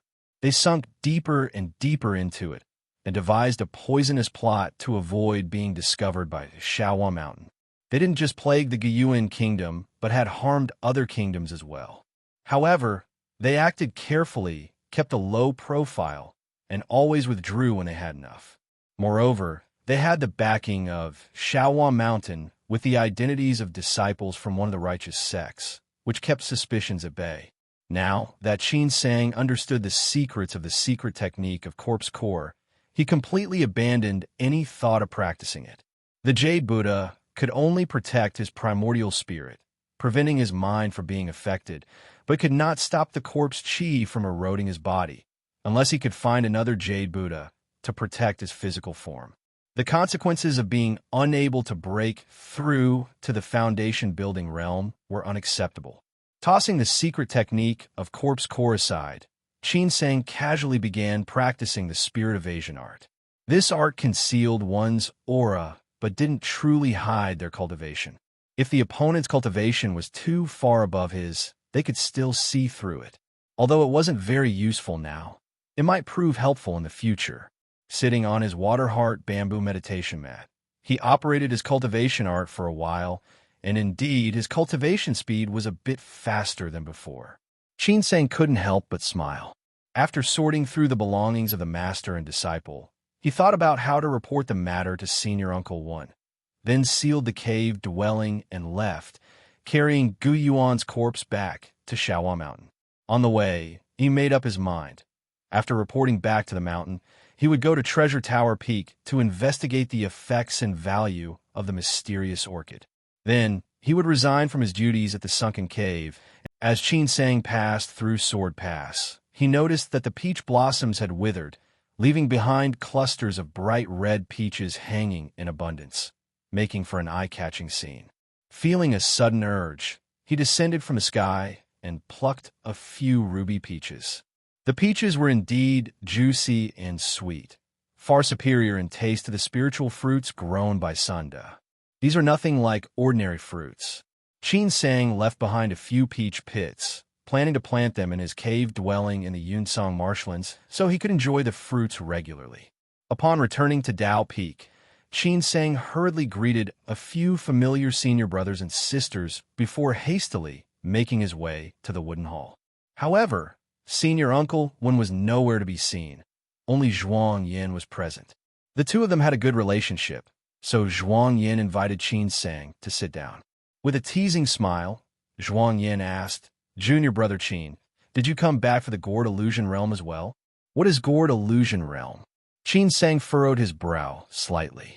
He had never heard of such a thing before, but with his mind preoccupied by the mysterious orchid, he didn't dwell on it. Instead, he asked, "Senior brother Zhuang, I was sent by Senior Uncle One to exterminate demons in Guyuan Kingdom. Now that the matter is resolved, I've returned to report to him. Do you know where Senior Uncle Wen is? Zhuang Yin let out a light, took out a jade slip, and said, So, Junior Brother Qin has been in Gyuan Kingdom all this time. You probably haven't seen the sect leader's latest decree. Senior Uncle Wen is currently inside the Gourd Illusion Realm, and he left me here to handle some affairs. How did the demon issue in Gyuan Kingdom go? Why don't you tell me the details, and I'll record them. If you need assistance, I can arrange reinforcements for you. Qin Sang thought it might be better to report to Zhuang Yin as well. He wasn't planning to report the full story to the sect, but if he concealed too much, there might be inconsistencies, and Senior Uncle Wen could easily see through him. As long as this matter passed without much attention, no one would be too interested in a Qi refining realm disciple's encounter with demonic influences. With that in mind, Qin Sang spoke casually, no need for reinforcements. It was simply Senior Brother Gu from our sect station in Gyuan Kingdom who was tempted by an evil art and caused harm to mortals. He had disguised himself well for years, but this time he slipped up. I discovered his treachery and have already executed him. The corpse here is that of his disciple, Gu Yuan. You can see the changes in his body, and this is the evil art I found on Senior Brother Gu. I'm not sure how it should be dealt with. Qin Sang handed over Gu Yuan's corpse and the secret technique of the corpse core to Zhuang Yin. After examining them, Zhuang Yin shook his head in regret. This Senior Brother Gu lost his way and deserved his fate. Evil arts like this have always been handled in the same way, destroyed on the spot. From what I see, this art has dangerous implications. Junior Brother Qin, make sure you aren't tempted by it. I wouldn't want to be the one tasked with exterminating you next time. Qin Sang shook his head. Of course not. Watching Zhuang Yin record everything, Qin Sang nodded inwardly. Although he was eager to borrow a waste token to head to Treasure Tower Peak, he knew he would have to wait until Senior Uncle Wen returned from the Gourd Illusion Realm. He patiently asked, Senior Brother Zhuang, could you tell me more about the sect leader's decree and the Gourd Illusion Realm you mentioned earlier? Zhuang Yan's eyebrows shot up, and with a mischievous grin, he chuckled. This is a big opportunity. Here, take a look at the sect leader's decree yourself. As he spoke, Zhuang Yin sent a sword talisman to Qin Sang. The decree's general message was this. A golden core expert named Sage Mo Wu from Shaohua Mountain was seeking a dual cultivation partner. The requirements were for male disciples who were at the foundation building realm or had broken through the 10th stage of the Qi refining realm before the age of 40 and had yet to lose their yang essence. This dual cultivation art had extremely high demands, and only those who could pass the Gourd Illusion realm would be eligible. However, that was merely the first test. After reading the decree, Qin Sang was taken aback. Looking for a dual cultivation partner so openly? Seeing Qin Sang's reaction, Zhuang Yin scoffed. What are you thinking? Our sect has several dual cultivation arts that are part of the righteous methods. Many of the senior uncles who break through to the foundation building realm choose dual cultivation, not just for the benefits of the art itself, but also to have a powerful partner by their side. Whether in battles or on journeys, it's highly advantageous. Why wouldn't anyone want that? It's just that I've never heard of an art with such strict requirements.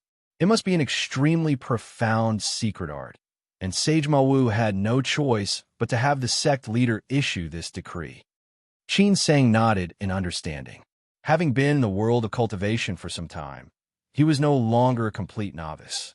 It was just that he hadn't encountered such grand affairs before, and his initial surprise was only natural. Yin and Yang in harmony, heaven and earth in balance. As Zhuang Yin mentioned, the path of yin-yang dual cultivation was indeed part of the righteous methods. Unlike the sinister harvesting techniques of demonic sects, dual cultivation arts did not benefit one side at the expense of the other. Instead, they offered advantages to both men and women, making it a mutually beneficial practice rather than an evil art. Who is this Sage Mo Wu? Qin Sang pondered for a moment. He had been on Shaohua Mountain for quite some time and had heard numerous tales about golden core experts and spiritual infant grandmasters of the mountain, but he had never once heard of Sage Ma Wu. Zhuang Yin replied. It is said that she is a direct disciple of Grandmaster Dong Yangbua, known for her aloof and reclusive nature. She's always been in secluded cultivation in the Yunzong marshlands, barely known to others. I've only heard of her a few times, but never had the chance to see her. A Grandmaster's disciple. Qin Sang was astonished. Doing a quick mental calculation, he said, "This sage Mawu must be several hundred years old by now, right? I wonder what she looks like." Nigerian Iro Otalenbadi, yes. Zhuang Yin scoffed. "Looks are just a facade. Why would junior brother Qin care about age? Even as a foundation-building realm cultivator, how many more years do you think you can live? You might die earlier than she does." Qin Sang glanced sidelong at Zhuang Yin. Senior brother Zhuang seems quite tempted. Why not give the Gourd Illusion Realm a try? Who wouldn't be tempted to form a partnership with a Golden Core expert? If you latch onto such a figure, those foundation-building pills we've been tirelessly seeking could be ours in abundance. And who knows, it might even help you break through to the Golden Core realm. This is a shortcut to the heavens. Just look at Senior Uncle One. He had already resigned himself to handling mundane affairs and gave up on further cultivation. But even he went in. Unfortunately, Zhuang Yan's expression suddenly turned regretful as he let out a long sigh. "When I was young, I was weak, and the maidservants in my household were too aggressive. They stole my yang essence early on. Otherwise, how could I let others have all the glory?" From Zhuang Yan's flamboyant demeanor, one couldn't be sure who took advantage of whom back then. Seeing Qin Sang remain silent, Zhuang Yan assumed he was still dismissive of the idea. He then spoke earnestly. "If your yang essence is still intact, listen to your senior brother's advice. Give it a try. There's no reason to be embarrassed. We, as immortal cultivators, seek only that slim chance of achieving immortality. Now that such an opportunity is right in front of you, it would be a shame to let it slip away." Qin Sang nodded quietly. Indeed, the yang essence of this body remained untouched. The previous host of this body, Qin Sanhua, had been young. After Qin Sang took over, he had been constantly on battlefields, moving from one conflict to another. The only woman who had ever caught his eye was the Donyang lady, but unfortunately, their paths were too different to align. After being ennobled, he killed the heir the very next day and hadn't even had the chance to enjoy a single day of luxury. Later, upon entering Queen's sect, he had been treading carefully every step of the way, single-mindedly focused on cultivation, and had never let any thoughts of romance arise again. 1. This is the source of one's yang qi. With no attachments, there was no reason to avoid dual cultivation. Just as Zhuang Yin had said, immortal cultivators seek even the slightest chance to achieve immortality. Qin Sang had originally intended to offer up the mysterious orchid to gain an opportunity to break through to the foundation-building realm. Now that a different opportunity had presented itself, it was only natural that he wouldn't miss it. After asking Zhuang Yin for more details, Qin Sang learned that the Gourd Illusion Realm was linked to an astra called the Red Dust Gourd, passed down from a Grandmaster of Shaohua Mountain. This astra was currently under the control of a Golden Core cultivator named Che Yutao. This astra had a unique ability. It could induce the Gourd Illusion Realm, which affected the primordial spirit, drawing out the heart demons from the depths of one's mind. Since the astra was controllable, if someone inside the astra was about to fall into inner demons and reach the point of spiritual deviation, they could simply be ejected from the Red Dust Gourd, quickly regaining consciousness. It wasn't particularly dangerous and could even be used to temper the disciple's mental state. Being able to enter the Gourd Illusion Realm to experience a trial of mental fortitude was highly beneficial for one's cultivation mind. Thus, even without the incentive of dual cultivation, the opportunity to enter the Gourd Illusion Realm was something no one would willingly pass up. The Gourd Illusion Realm only tested one's mental state, and for those below the core formation realm, cultivation level had minimal impact. This trial required participants to remain inside the Red Dust Gourd for 3 full days, a clear indication of its difficulty. Only those with exceptional mental fortitude and unshakable resolve could hope to succeed. Qin Sang, confident in the protection offered by his Jade Buddha, which had helped him safely endure the soul-devouring array of 3 calamities, believed that staying in the red dust gourd for 3 days wouldn't be too challenging. However, he also recognized that the gourd illusion realm was merely the first stage of the trials, and the Jade Buddha might only protect his primordial spirit, not necessarily helping him overcome other trials. Still, there was no harm in giving it a try. After gathering more information, Qin Sang departed from Dao Peak under Zhuang Yan's envious gaze. He mounted his sky shuttle and sped toward the depths of Shaohua Mountain. The peak of Shaohua Mountain was the secluded cultivation site of Grandmaster Dong Yangbua, a spiritual infant grandmaster. This was a forbidden area within the sect, and Qin Sang had only ever seen it from afar. Now, approaching it up close, he was immediately awestruck by the majesty of Shaohua Mountain. The towering mountain soared into the clouds. Its imposing height seemed to pierce the heavens, and its grandeur resembled a hand holding up the sun. Qin Sang didn't dare to be reckless here. Before reaching the mountain's base, he lowered his sky shuttle to skim just above the water's surface, paying reverence to the sacred ground as he flew. After a moment, he spotted a long stairway at the mountain's base, leading seemingly endlessly upward. Midway up the mountain stood a white jade archway over 10 zhang tall. The archway bore 3 large characters etched at its peak: Shaohua Mountain. The calligraphy was sharp as iron hooks and silver strokes, infused with a profound sword will. This was the true entrance to Shaohua Mountain. Qin Sang stowed his sky shuttle and landed on the stone steps. After brushing off imaginary dust from his robe, he began ascending the steps. He had barely taken a few steps when a stern voice suddenly echoed in his ears, demanding, "Who goes there?" Qin Sang looked around but saw no one, feeling a sense of caution. Bowing toward the void, he replied, "Disciple Qin Sang, having received the sect leader's decree, meets both the age and cultivation requirements, and still retains his vital essence. I have come to undergo the Gourd Illusion Realm trial. If I have offended you, I ask for the senior's forgiveness."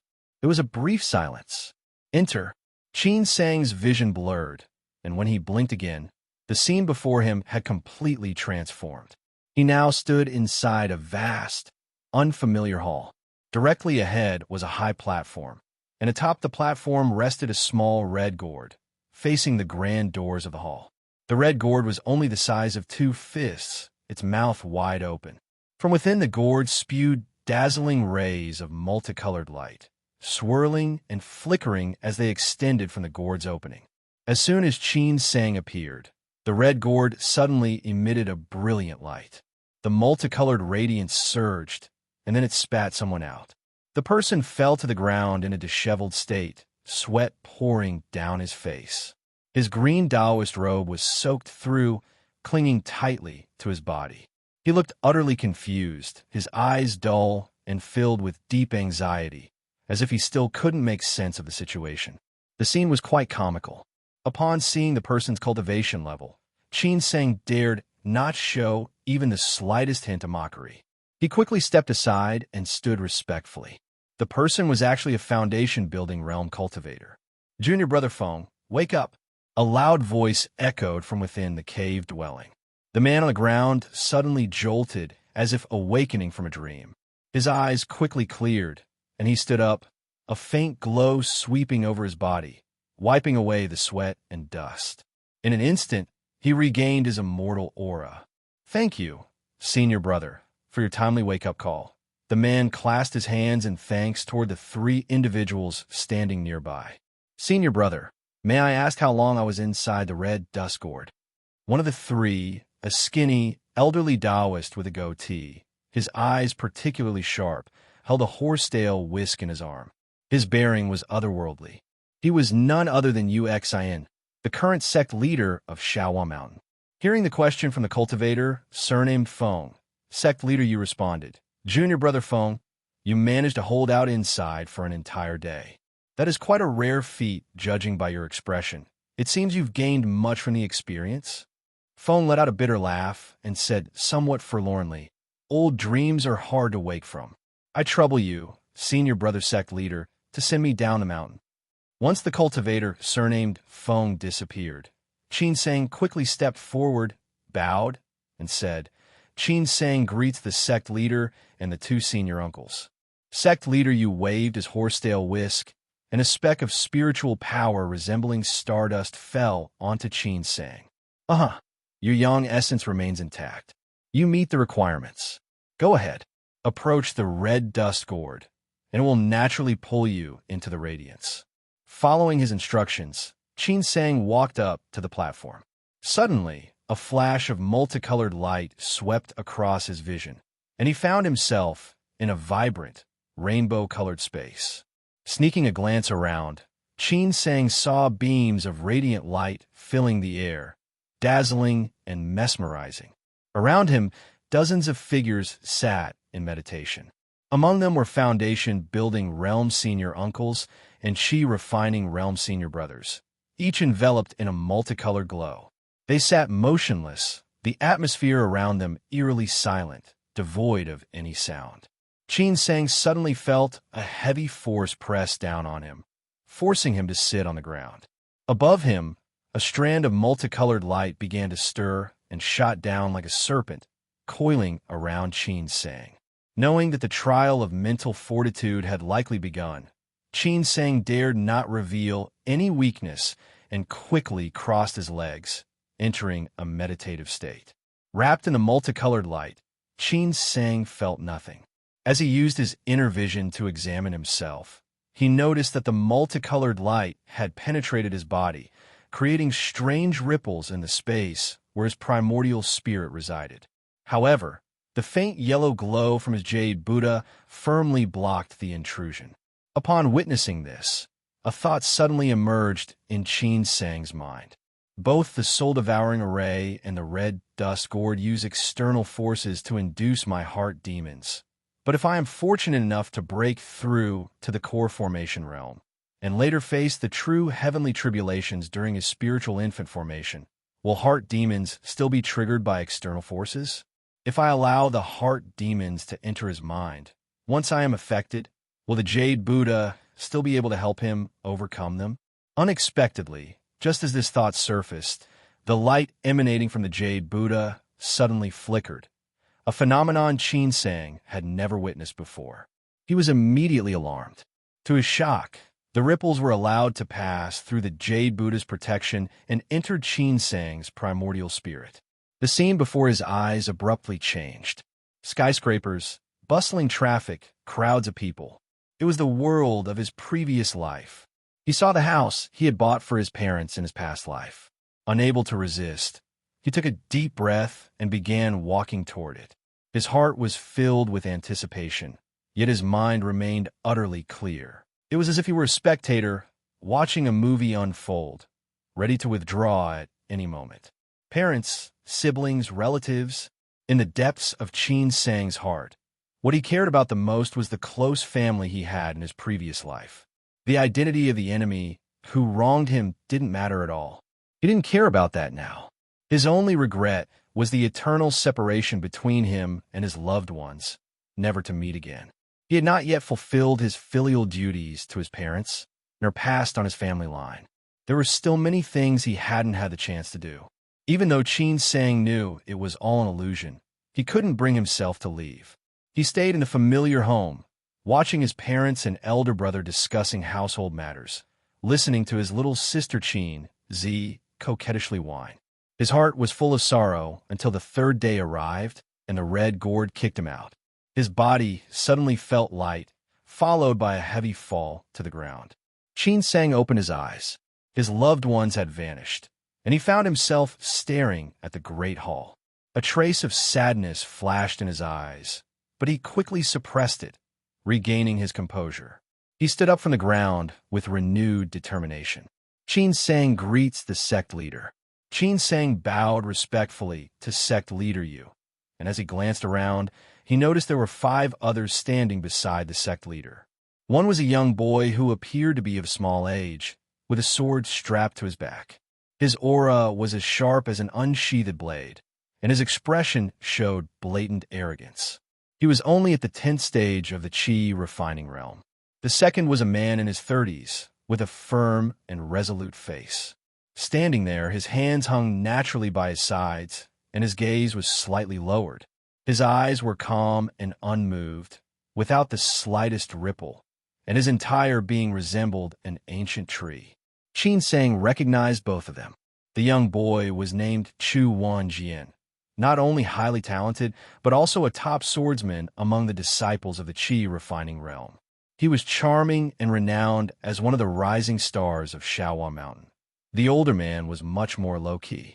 His name was He Mu, and like Qin Sang, he lived in seclusion, focused solely on his cultivation. He only appeared when the senior uncles lectured at Dao Peak. He had long since reached the 13th stage of the Qi refining realm, but had yet to break through to the foundation building realm. Then there were two middle-aged men and an elderly man with white hair. All of them were cultivators at the foundation building realm. Qin Sang recognized the elderly man as well. He managed the arts and spells on Treasure Tower Peak and was surnamed Gong.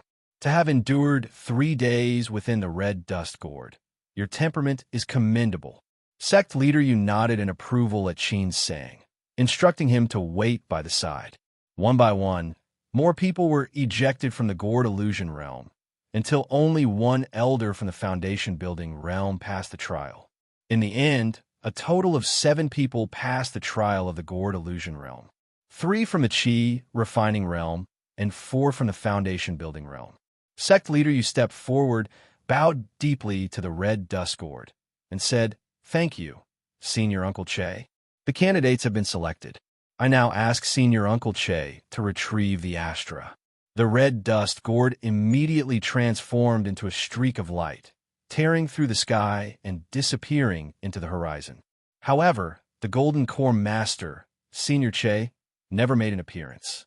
Sect leader Yu respectfully watched the red dust gourd depart, then waved his fly whisk to close the hall doors. He turned to face the group, his expression suddenly darkening. His gaze turned as sharp as a blade as he swept it over the 7 of them. With an air of unmistakable threat, he spoke slowly and deliberately. "Not a word of what has been said here today may be spread outside this hall. Otherwise, you will die, and your loved ones will suffer. This is the decree of our Grand Master. Do not say I didn't warn you." The group's faces immediately became serious. They exchanged uneasy glances, all deeply shocked. A decree from the spiritual infant Grandmaster carried weight beyond measure. His words were no empty threats. There could be no room for any hope of escape or careless thoughts. Without hesitation, the 7 of them swore an oath to the heavens, vowing to remain silent and never reveal a single word. Sect leader Yu watched them make their oaths with indifference. Once they had finished, he pulled out several jade slips from his mustard seed pouch, handing one to each person. "The art you will be cultivating is recorded in the jade slip." Inside the jade slip was only one art, called the Sutra of Profound Jade Cauldron.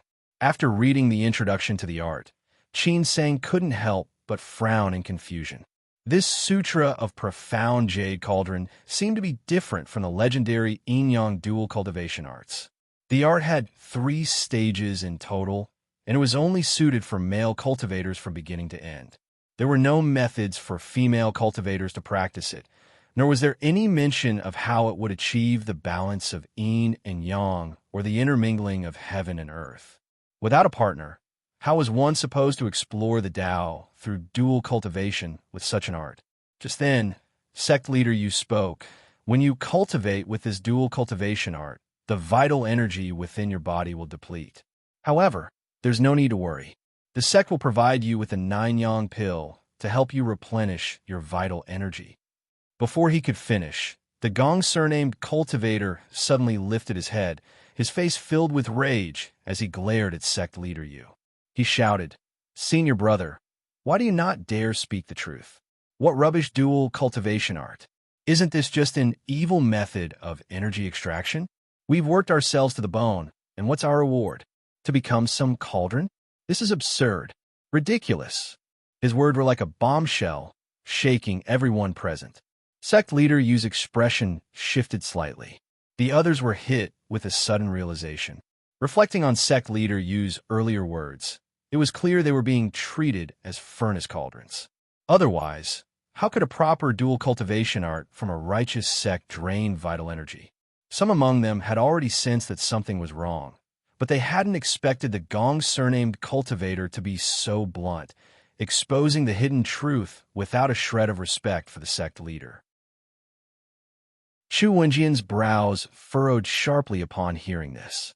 He pressed, "Senior Uncle Gong, can the Nine-Yang pill really make up for the loss of vital energy from becoming a furnace cauldron? What other damages are there?" The Gong surnamed cultivator let out a cold laugh. Ignoring sect leader Yu's darkened expression, and loudly declared, "The Nine-Yang pill is indeed a rare spiritual medicine, and even if your partner is merciful, at most it can restore 90% of your vital energy. Unless you're lucky enough to find certain kinds of rare treasures, which, as far as I know, Shaohua Mountain has none of in its stores. As for the fate of a furnace cauldron, if it were only the depletion of vital energy, why would such energy extraction arts be despised and condemned as demonic arts by all? After this so-called dual cultivation, the best outcome would be having your primordial spirit implanted with a suggestion, making you believe you're deeply in love and unable to leave the other party. In worst cases, you'd become a complete slave, your primordial spirit utterly exhausted, turning you into nothing more than a worthless husk, a waste, a pile of discarded medicine dregs." These words caused an uproar, leaving everyone pale with shock. They were horrified by the sinister nature of the Sutra of the Profound Jade Cauldron, and even more so by the fact that Sage Mawu of Shaohua Mountain, a member of the Righteous Path, had actually practiced such a demonic art of energy extraction. The group cast grateful glances at the Gong surnamed cultivator, then turned their eyes to sect leader Yu, waiting for an explanation.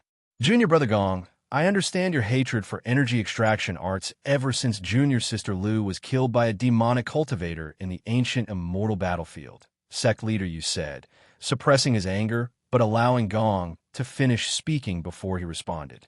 "However, how could senior Aunt Mawu, of all people, be associated with demonic cultivators? She specifically chose disciples within the sect because she didn't want to harm innocents. You needn't say it. I was going to explain the pros and cons to all of you anyway. Whether you choose to proceed or not is entirely up to you. There will be no coercion.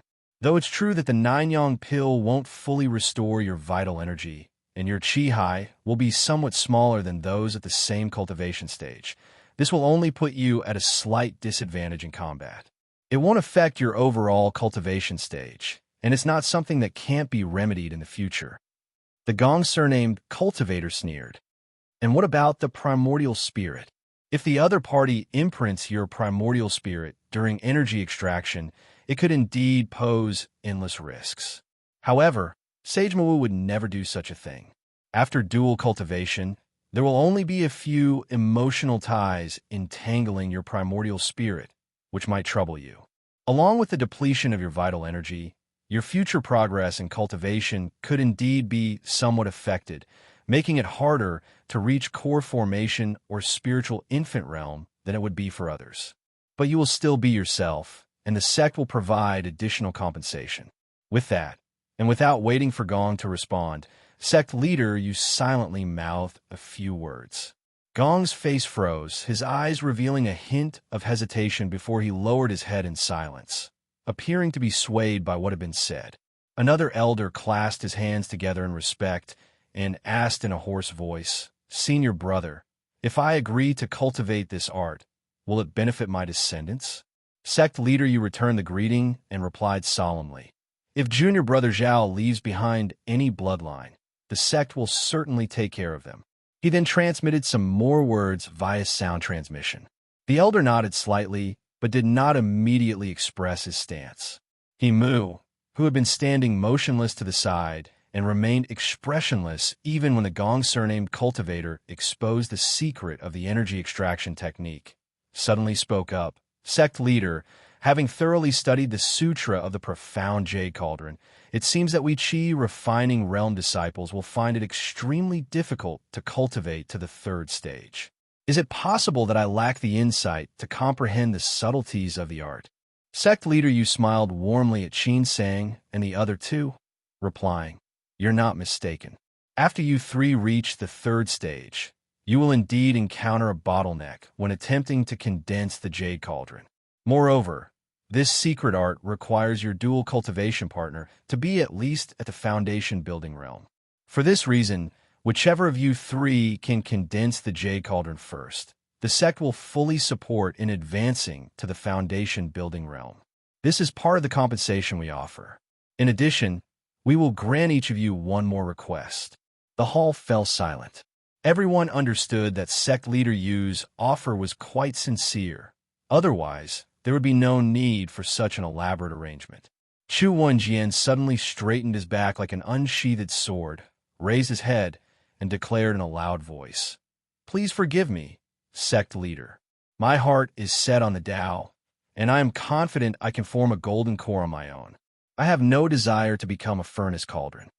Gong took a deep breath, then furiously flicked his sleeves and resolutely declared, "I would rather die than help others cultivate an energy extraction art." Sect leader Yu nodded, showing no sign of anger and not forcing the issue. He simply turned his gaze to the others. I will. Two voices suddenly spoke in unison. One was He Mu, and the other was Qin Sang. Upon hearing that the sect would help them advance to the foundation building realm for free, Qin Sang no longer had any hesitation. Although the mysterious orchid he possessed might fetch a high price, bringing out an item that had caused a war between two major sects could be riskier than the current situation. Opportunities like this only come once and pass in the blink of an eye. So what if his chi would be slightly smaller? Wouldn't he still be a foundation-building cultivator? At worst, he would avoid directly confronting other foundation-building cultivators in the future. The Yin Luo array of 10 directions and his ebony sword could also make up for some of the disparity. As for core formation and spiritual infant realms, such goals were completely out of reach for Qin Sang at the moment. All he could do was occasionally dream about them while taking one solid step at a time. As long as he could break through to the foundation-building realm, gaining over 100 more years of lifespan, anything was possible. What surprised him, however, was that He Mu had also made his decision so quickly. Qin Sang glanced sideways at He Mu, noticing that his face, which seemed never to show any emotion, was still expressionless. However, his eyes were fixed on sect leader Yu, filled with intense anticipation. Seeing this, Qin Sang sighed softly in his heart. If he were to find himself in the same situation as He Mu, trying everything but still unable to break through to the foundation-building realm, even without the assistance of a Jade Buddha, Qin Sang was sure he would make the same choice. After a moment of hesitation, the Zhao surnamed cultivator said, "Senior brother, I am also willing to give a try." The other two foundation-building realm cultivators exchanged glances and communicated with sect leader Yu via sound transmission for a few moments before they too agreed in the end. Once the Gong surnamed cultivator and Chu Wanjian had left, Qin Sang and the remaining 5 followed sect leader Yu out of the Grand Hall, flying towards the rear of Shaohua Mountain. They eventually arrived in front of a row of cave dwellings on a high cliff, each selecting one for themselves, and entered to begin their arduous cultivation of the Sutra of the Profound Jade Cauldron. After sealing the cave dwelling, Qin Sang pondered in silence. From what sect leader Yu had implied, it seemed that only one of them would be qualified to become the Furnace Cauldron, namely, the one who could cultivate the Sutra of the Profound Jade Cauldron to the third stage the fastest and successfully condense the Jade Cauldron, even competing to be a Furnace Cauldron. Qin Sang sighed inwardly, then took out the jade slip and began carefully contemplating the intricacies of the art. The first stage seemed quite simple. Abandoning the netherworld scripture and switching to this art, the progression was smooth. As long as one's vital energy was cultivated, there wouldn't be any bottlenecks, just as with transitioning to other arts, and one could proceed step by step. This indeed turned out to be the case. Qin Sang spent only a month to master the first stage. At the second stage, the embryo of the Jade Cauldron could be formed, accumulating the jade liquid. By this point, Qin Sang had already gained some insight. In fact, the moment one began cultivating the Sutra of the profound jade cauldron, they had essentially become a furnace cauldron. However, before the jade cauldron was fully formed, the vital energy and jade liquid in the body were only in their initial stage. If energy extraction occurred at this time, even at the second stage, the fragile jade cauldron embryo would easily collapse, causing the yang essence to dissipate and the vital energy to be completely drained. In such a case, not even a 9-yang pill could reverse the damage, leaving one as nothing more than medicinal residue, completely crippled. At this stage, performing energy extraction would be akin to draining the pond to catch the fish. The benefits for the extractor would be far less than those gained at the third stage. After Qin Sang had successfully cultivated the second stage of the Sutra of the profound jade cauldron, he probed the jade slip with his spiritual consciousness. Only after seeing all the hidden secrets of the third stage did he realize that when one reached the third stage, they would constantly be influenced by Mara One, which made him understand why one had to first pass through the trials of the gourd illusion realm. Mara lured the heart, giving rise to lustful emotions.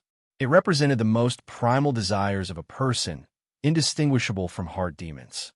Without a firm mind, anyone entrapped by Mara would be unable to extricate themselves and would have no hope of completing the third stage. Qin Sang spent a long time examining the jade slip, feeling as though the technique for the third stage wasn't entirely complete, as if part of it had been erased. However, the overall process of cultivation remained intact. Casting aside distractions, Qin Sang focused on the technique described in the jade slip, engraving it deeply into his mind before settling into a meditative state and beginning his cultivation. The illusion realm of red dust, the temptations of Mara. As soon as he began cultivating, Qin Sang fell into the illusion realm of Mara, where heart demons abounded. Before him was a scene of bewildering chaos, with lewd sounds surrounding him, and a strange fragrance stirred the deepest emotions and desires in his heart. If it were someone else, even if they could maintain their composure for a while in the illusion of Mara, they would eventually have to stop and stabilize their mind to escape the influence of the illusion. Otherwise, any flaw in their mental state would be difficult to recover from. However, just as in the gourd illusion realm, Qin Sang's mind remained exceptionally clear. He viewed the illusory beauty as nothing more than skeletons draped in flesh, and was completely unaffected by the temptations. Because of this, Qin Sang had no need to worry about the effects of Mara. He continued cultivating day and night without interruption, and his jade cauldron rapidly began to take shape, gradually filling with jade liquid. 1. Mara, in Buddhism, is a malignant celestial king who tried to stop Prince Siddhartha from achieving enlightenment by trying to seduce him with a celestial army and the vision of beautiful women who, in various legends, are often said to be Mara's daughters. In Buddhist cosmology, Mara is associated with death, rebirth, and desire. Nyanaponika Thera has described Mara as the personification of the forces antagonistic to enlightenment. As Qin Sang's cultivation progressed, his understanding of the Sutra of the profound jade cauldron deepened as well. Cultivating this art carried great risks in itself, and the consequences of having one's energy extracted were far more severe than what the sect leader had made light of. It wasn't merely a few lingering threads of affection to worry about. Once one had their energy extracted, even if no imprint of the primordial spirit was left behind, feelings would take root deeply, becoming impossible to sever. In the future, whether one tried to break through or even during routine cultivation, these threads of emotion would continue to interfere. This influence was subtle, ever-present, and truly terrifying. Just when a breakthrough was imminent, it would manifest as heart demons, striking suddenly. The disturbance would shatter the cultivator's state of mind, causing all previous efforts to go to waste. Unless someone possessed extraordinary willpower, it would be difficult to make any further progress. Greetings, sect leader. The cave dwelling opened wide, and sect leader you walked in. Qin Sang rose to his feet and bowed in respect. He had just condensed the Jade Cauldron and was on the verge of mastering the third stage of the Sutra of the Profound Jade Cauldron. As soon as he succeeded, he immediately sent out a sound transmission talisman. It had now been half a year since he ascended Shaohua Mountain. Qin Sang wasn't sure about the other's progress, but he was certain that no one could have been faster than him. Upon hearing Qin Sang claim that he had condensed the Jade Cauldron, sect leader Yu's expression darkened instead. With a stern tone, he said, "I warned you all before, cultivating the Sutra of the Profound Jade Cauldron must not be rushed. Did you know that just a month ago, Himu lost his state of mind to Mara, causing his yang essence to leak? His cultivation dropped by 5 stages, and he nearly lost his life." Qin Sang was momentarily stunned, only able to sigh regretfully.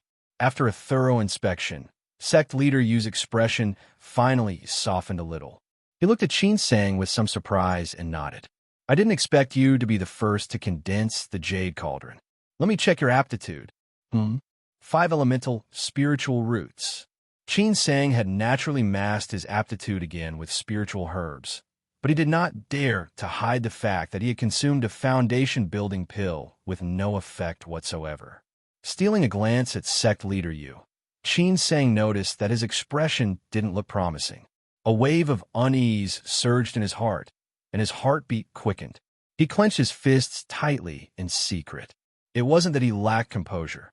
This might very well be his best chance in the past 10 years to reach the foundation-building realm. Little did he know that sect leader Yu was also silently mulling things over at that moment. As sect leader, his authority wasn't insignificant, but it wasn't as great as one might think. The senior masters, having seen his steady and reliable nature, and knowing he had no hope of forming a golden core, had merely pushed him to handle the trivial matters of the sect so as not to interfere with their own cultivation.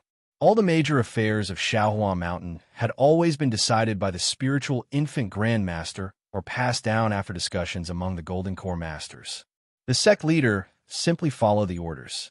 After Shaohua Mountain disciples broke through to the foundation building realm, as long as their aptitude wasn't too poor, they had a chance to apprentice under one of the golden core masters. It could be said that every disciple had someone to rely on, so none of them feared the sect leader. At most, they would show him some respect on the surface. Most of the time, he only dealt with trivial matters within the sect. When it came to disputes over resources, he often became a puppet, waiting for the higher-ups to settle things before carrying out their decisions. Even the distribution of foundation-building pills was something he could hardly intervene in. Firstly, the sect had strict rules, and no one dare violate them. Secondly, the number of foundation-building pills was limited. Even in times of good harvest, when there were a few extra pills, they were already reserved for someone. If the distribution wasn't balanced, disputes would immediately be brought before the Golden Core Masters. This time, Sage Mawu had passed down an order to find dual cultivation partners, and with the backing of the Grandmaster, sect leader Yu naturally didn't dare to slack off. Although he knew there were issues with his cultivation art, he still had to do everything in his power to prepare. He had even racked his brains to prepare 3 foundation-building pills, just in case. Yet, he never expected to encounter a disciple with 5 elemental spiritual roots. 3 foundation-building pills would be far from enough. If he tried to seize more from others now, causing an uproar, it would be beyond his ability to control. Since he had already found someone who met the requirements, his task was essentially complete. The rest would be up to Sage Mawu to handle. After all, it was just a few foundation-building pills. Upon this thought, sect leader Yu instructed Qin Sang to wait quietly. After some careful consideration, he wrote down the words and sent out a sword talisman. The sword talisman turned into a streak of light, vanishing instantly into the depths of the Yunsong marshlands, flying swiftly towards Sage Mawu's cave dwelling. Moments later, there was no movement from the Yunsong marshlands, but at the peak of Shaohua Mountain, the clouds suddenly stirred and the barriers wavered. A streak of green light descended from the sky, falling straight toward Qin Sang's cave dwelling. Sensing this, sect leader Yu swiftly flew out of the cave dwelling. Looking up, he saw the green light enveloping a small, palm-sized spiritual herb, its branches and leaves intertwined in the shape of a dragon. Its body coiled majestically, its posture exuding power, and its head was raised as if spitting out a pearl. The dragon's eyes were bright and piercing. The pearl was the fruit of the spiritual herb, fiery red like a flame. Dragon ginseng. Sect leader Yu's heart trembled, and he couldn't help but exclaim. Just then, a command from the Grand Master echoed in his ear. Personally assist this disciple in refining the dragon ginseng and help him break through swiftly. With this ginseng, there is no need for a foundation-building pill. He will still be able to reach the foundation-building realm. Sect leader Yu immediately composed himself, lowered his gaze, and prostrated deeply. Disciple humbly obeys the Grand Master's decree. Inside the cave dwelling, when Qin Sang saw sect leader Yu's stance, he quickly and obediently prostrated himself on the ground. His heart was filled with both shock and anticipation. Shocked that his foundation-building breakthrough had actually attracted the attention of spiritual infant Grandmaster Dong Yanghua, and anticipating that for a Grandmaster, helping a disciple reach the foundation-building realm should be a very simple matter, right? The green light dissipated, and the dragon ginseng fell before sect leader Yu. Sect leader Yu carefully held the dragon ginseng in both hands, raised it high, and knelt motionlessly for some time. Only then did he rise, bow once more toward the mountain peak, and retreat back to the cave dwelling. He turned to Qin Sang and said, "Stand up." Qin Sang stood, his gaze heated as he stared at the dragon-shaped spiritual herb in sect leader Yu's hands, hesitant to speak. Seeing this, sect leader Yu said calmly, "This is the dragon ginseng. Consuming it directly will greatly aid in breaking through. If one is lucky enough to acquire 1,000-year-old dragon ginseng during their core formation, it can even assist in forming the golden core. Shaohua Mountain has only discovered 2 of these in total, and it seems that luck is on your side. With my assistance in refining this herb, you will undoubtedly reach the foundation-building realm. Aren't you going to thank the Grandmaster for his generosity?" Qin Sang, suppressing his excitement, respectfully bowed toward the mountain peak and then rose to bow deeply to sect leader Yu. I will never forget the sect leader's great assistance. He understood very well that this dragon ginseng was the price he had to pay for becoming a furnace cauldron. Of course, if he had been a rogue cultivator, he wouldn't even have had the chance to sell himself. Sect leader Yu nodded and sent out several sound transmission talismans, arranging sect affairs before waving his hand to close the cave dwelling. He raised the dragon ginseng in his palm, and flames suddenly ignited from his hand, slowly roasting the herb. The spiritual herb endured the flames for over an hour before its color started to wither and turn yellow. At this point, sect leader Yu's face had grown slightly pale. Suddenly, he let out a low shout, and the flames in his palm flared. The dragon ginseng's yellowing accelerated until it completely withered and cracked. Drops of bright green liquid were forced out from within, merging on their own into the pearl the dragon had been holding. The pearl glowed a deep red, becoming even more vivid. With a flick of his finger, sect leader Yu sent the dragon pearl flying toward Qin Sang and shouted, "Swallow it quickly." Upon hearing sect leader Yu's command, Qin Sang dared not hesitate. He quickly opened his mouth wide and swallowed the dragon pearl. Then, he immediately sat cross-legged, calming his mind and entering a meditative state. Once the dragon pearl entered his stomach, a crimson glow surged from Qin Sang's body.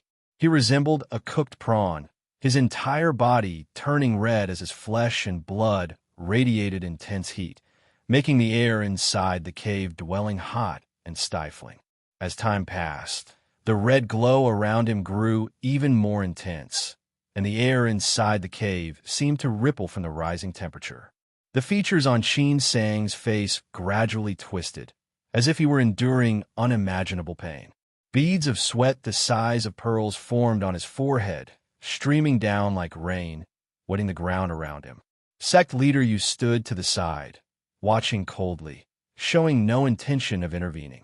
The pain inside Qin Sang's body grew more excruciating to the point where his body began trembling uncontrollably, making it difficult for him to maintain his cross-legged posture. Still, he kept his eyes tightly shut, clenching his teeth, determined to hold on. Boom! A muffled sound rang out, and a part of Qin Sang's arm suddenly burst open, flesh torn apart. Upon closer inspection, it was clear that his meridians had ruptured. A flash of red light passed through as the medicinal energy of the dragon ginseng surged out like a rainbow. At the same time, black impurities began oozing from Qin Sang's skin, but they were immediately scorched by the intense heat, hardening on the surface of his body. It was at this point that sect leader Yu finally made his move. He extended his hand, using his spiritual power to seize the medicinal energy, purifying it of the remaining impurities. Then, he took out a bottle of spiritual liquid, dropping a bit onto Qin Sang's wounds. The injuries healed at a speed visible to the naked eye. For a disciple at the Qi refining realm, the medicinal energy of the dragon ginseng was still too potent. Normally, one would consume only a small amount of its green liquid at a time, slowly refining it to temper the body, cleanse the impurities, and improve one's constitution. Only after the body had adapted to the dragon ginseng's power could they attempt to consume the dragon pearl and break through. However, the spiritual infant grandmaster was in a hurry, and sect leader you didn't dare delay.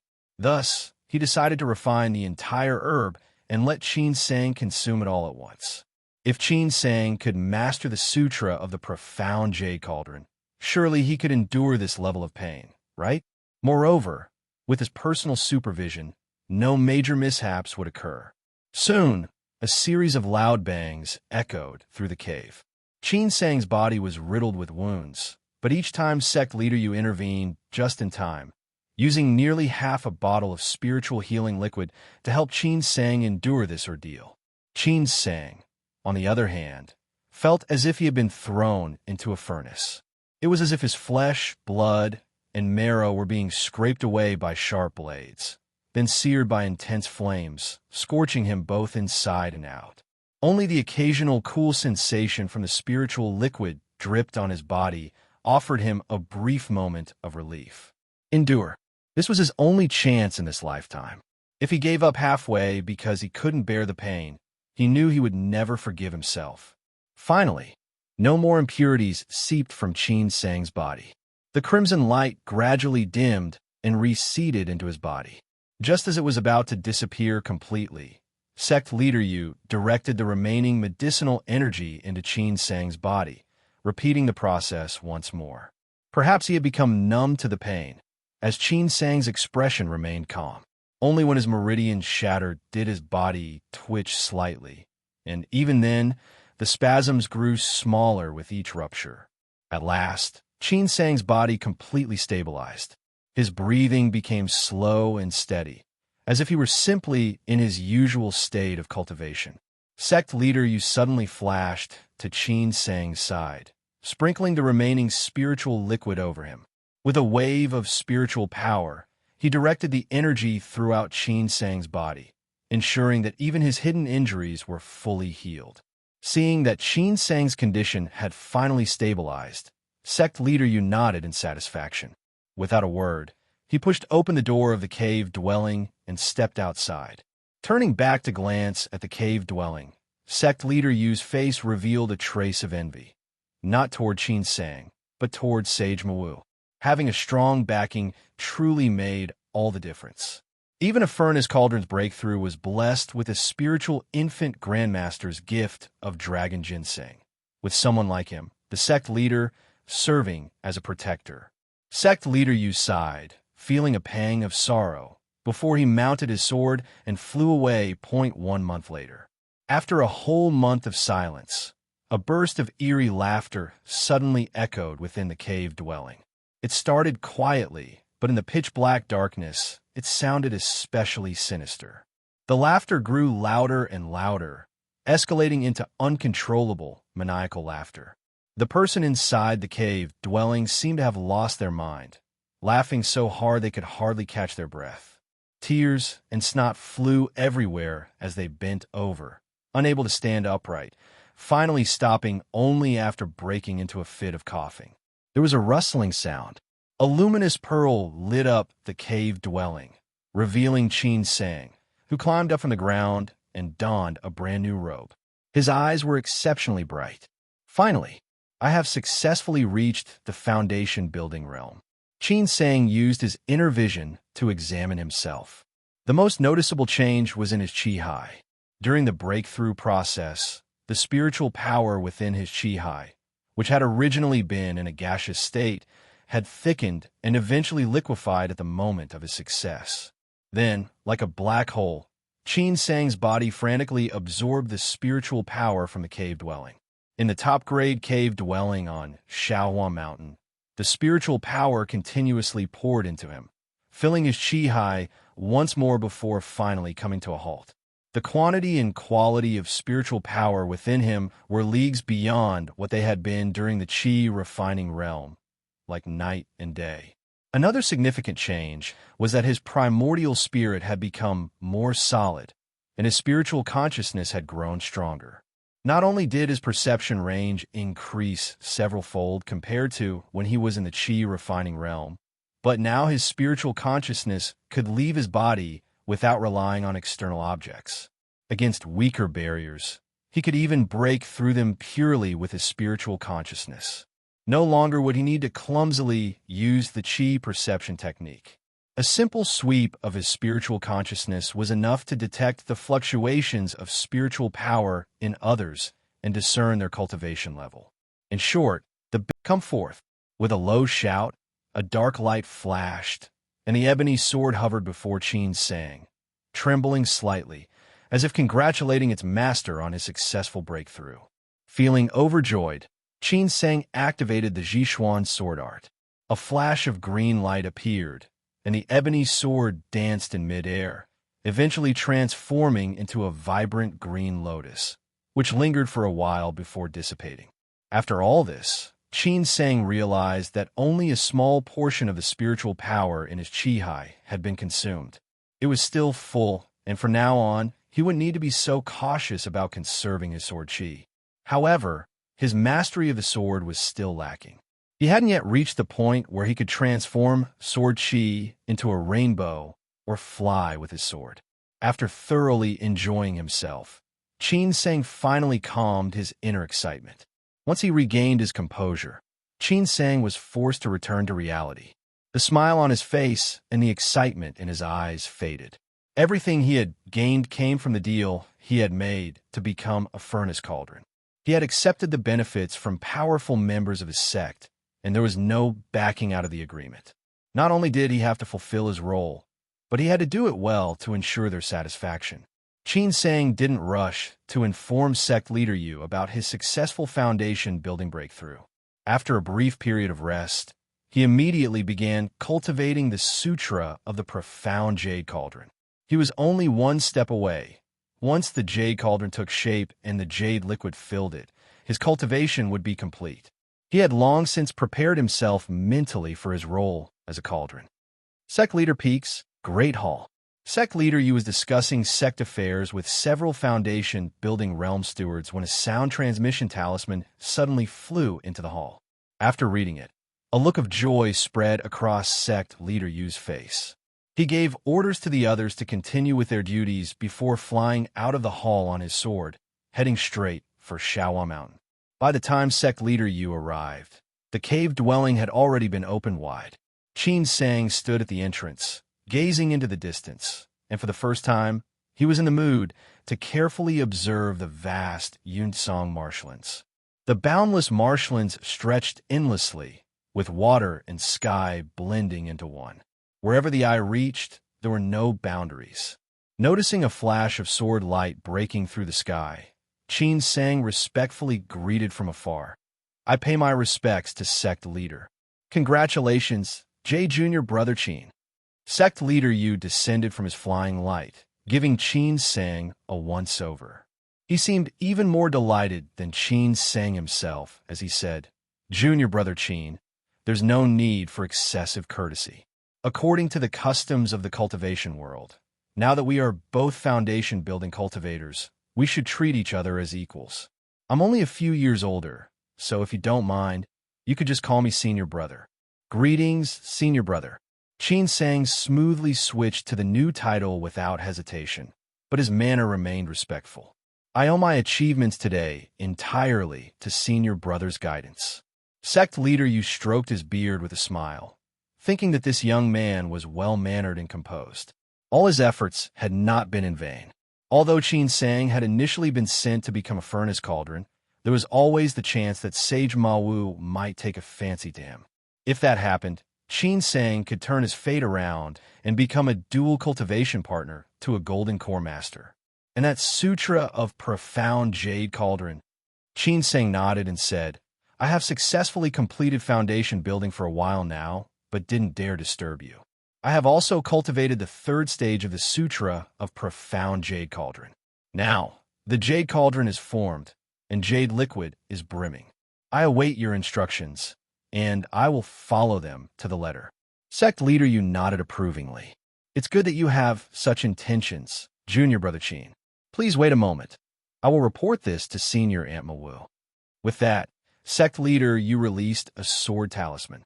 The two of them stood quietly outside the cave dwelling, watching as the talisman flew away into the distance. Qin Sang suddenly felt a bit anxious. Though he had mentally prepared himself, now that the moment was upon him, worry still gripped his heart. The sword talisman flew far. By the time sect leader Yu arrived, the cave dwelling had already been opened wide. Qin Sang stood at the entrance, gazing into the distance, and for the first time, he was in the mood to carefully observe the vast Yunsong marshlands.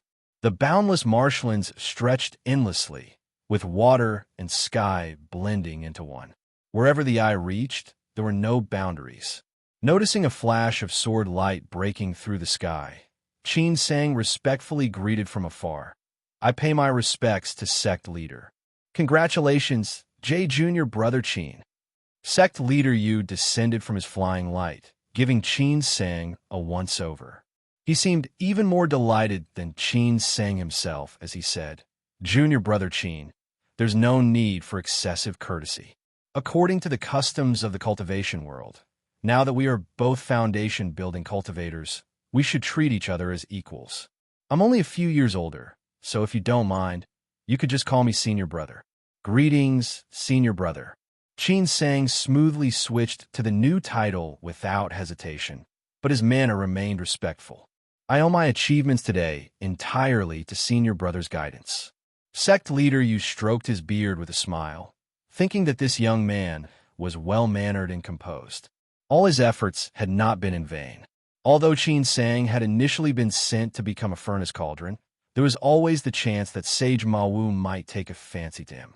If that happened, Qin Sang could turn his fate around and become a dual cultivation partner to a golden core master. And that sutra of profound jade cauldron.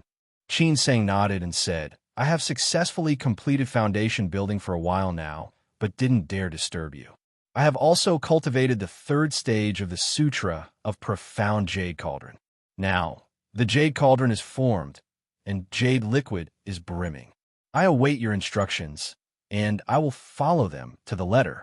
Sect leader Yu nodded approvingly. It's good that you have such intentions, junior brother Qin. Please wait a moment. I will report this to senior Aunt Mawu. With that, sect leader Yu released a sword talisman. The two of them stood quietly outside the cave dwelling, watching as the talisman flew away into the distance. Qin Sang suddenly felt a bit anxious. Though he had mentally prepared himself, now that the moment was upon him, worry still gripped his heart. The sword talisman flew far. Before long, a brilliant silver light suddenly flared up deep within the Yunsong marshlands. It traveled at incredible speed, arriving in the blink of an eye. A small, white flying boat hovered in front of them. Sect leader Yu understood and turned to Qin Sang. Junior brother Qin, Sage Ma Wu has sent a flying artifact to guide you. Follow it, and I shall not escort you any further. Qin Sang took a deep breath and was about to step forward when sect leader Yu called out to him again, handing him a jade bottle. This is a 9-yang pill. If you have the chance to use it, make sure not to delay. Find a secluded spot to take the pill and refine its medicinal energy, reshaping your foundation. The pill's effects are at their best in this way. Otherwise, if your chi shatters, all will be lost. After this matter is settled, don't forget to come to Sect Leader Peak. I'll amend your Jade records, and there are many benefits reserved for high-level disciples. Be sure to claim them. Thank you for your concern, Senior Brother. Qin Sang took the Jade bottle and saw a fiery red pill inside. Even without opening the bottle, he could already feel the pill exuding a pure yang qi. It was an exceptional, nourishing pill. After bidding Sect Leader Yu farewell, Qin Sang stepped onto the flying boat. He felt a slight tremor beneath his feet, and in the blink of an eye, they had flown hundreds of zhang away. The flying boat moved at lightning speed. In no time, they had already left the bounds of Shaohua Mountain's Sect Gate. Still, the boat did not stop, but instead ventured deeper into the marshlands. Below him, islands of various sizes and graceful mountain peaks passed by in a blur. Gradually, there were fewer and fewer stretches of land, and only scattered small islands remained. The fastest artifact Qin Sang had ever ridden before was the flying shuttle controlled by his 3 senior uncles when he first joined the Queen's sect. Compared to this flying boat, that shuttle seemed as slow as a snail. They flew a little further before the flying boat abruptly slowed and finally hovered above an island. Qin Sang leaned forward to take a closer look. The island beneath him wasn't large, just slightly bigger than the deserted island where his cave dwelling was located. What was peculiar about it was its perfectly circular shape, and there was a thin layer of mist floating above it. Through the mist, he could vaguely make out 2 mountain ranges on either side of the island, with a valley in between where a stream flowed gently. The greenery was lush, with exotic flowers and rare herbs adding to the idyllic scenery. As the flying boat descended slowly, the mist on the island parted on its own. Qin Sang sensed a subtle shift and realized that this mist was an illusion generated by an array.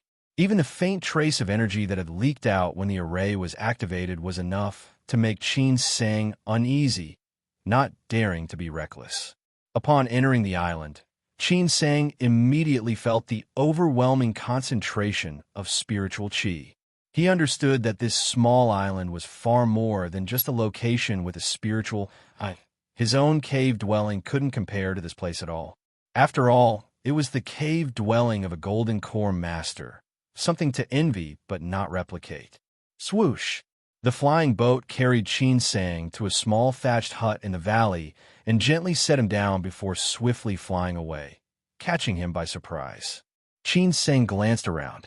The hut was small, its doors and windows tightly shut, with no signs of life inside. He didn't dare use his spiritual consciousness to check, fearing it might be an offense. So, he stood respectfully in front of the door. After waiting for a long time with no response from within, he grew increasingly puzzled. Finally, unable to contain his curiosity, he bowed and softly said, "Qin Sang pays respects to Senior Aunt Mawu."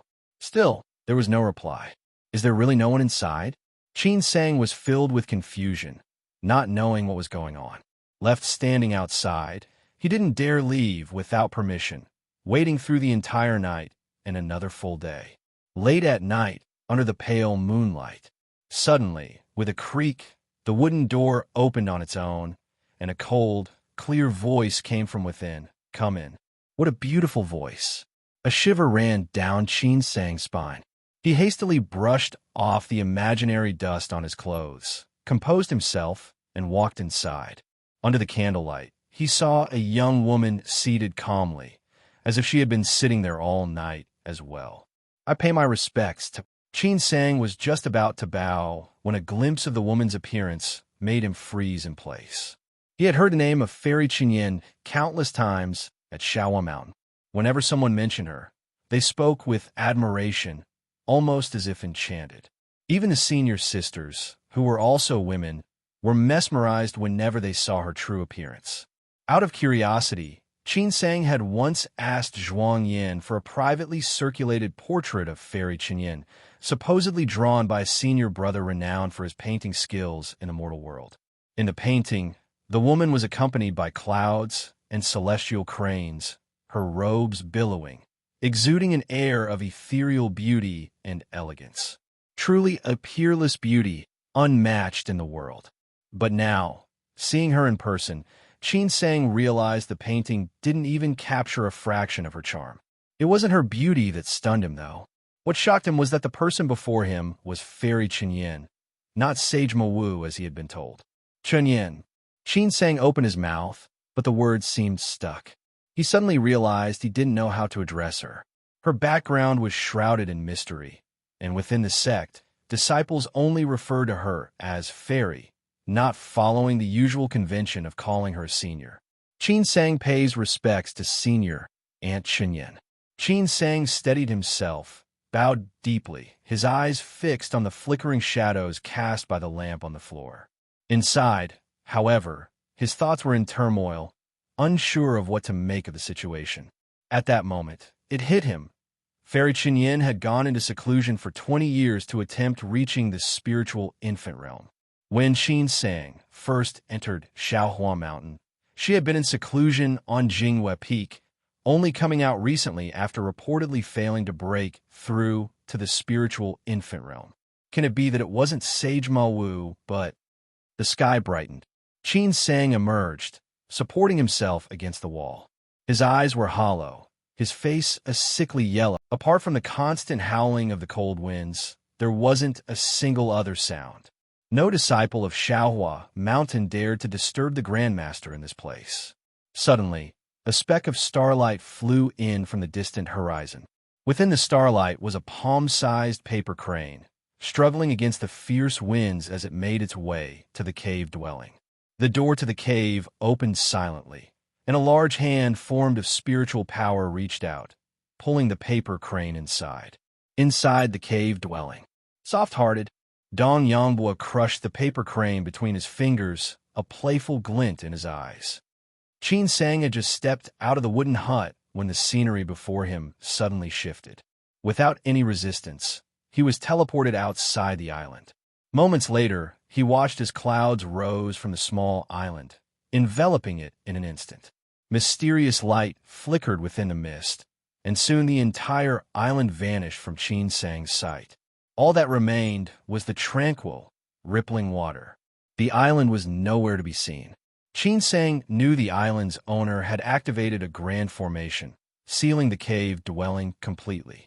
He looked down at his reflection in the lake, seeing how much older he had become, decades having seemingly passed. A bitter smile crept onto his face. The night before had been anything but romantic. What lingered most vividly in his memory was the helplessness and fear at the end, when his vital energy had poured out of him like a dam breaking. He could do nothing but watch, powerless to resist. Fortunately, his opponent had shown mercy, stopping just as his jade liquid was about to run dry. She had even helped him lock away his yang essence, stabilizing his jade cauldron. His cultivation was on the verge of collapse, but there was still a chance to recover.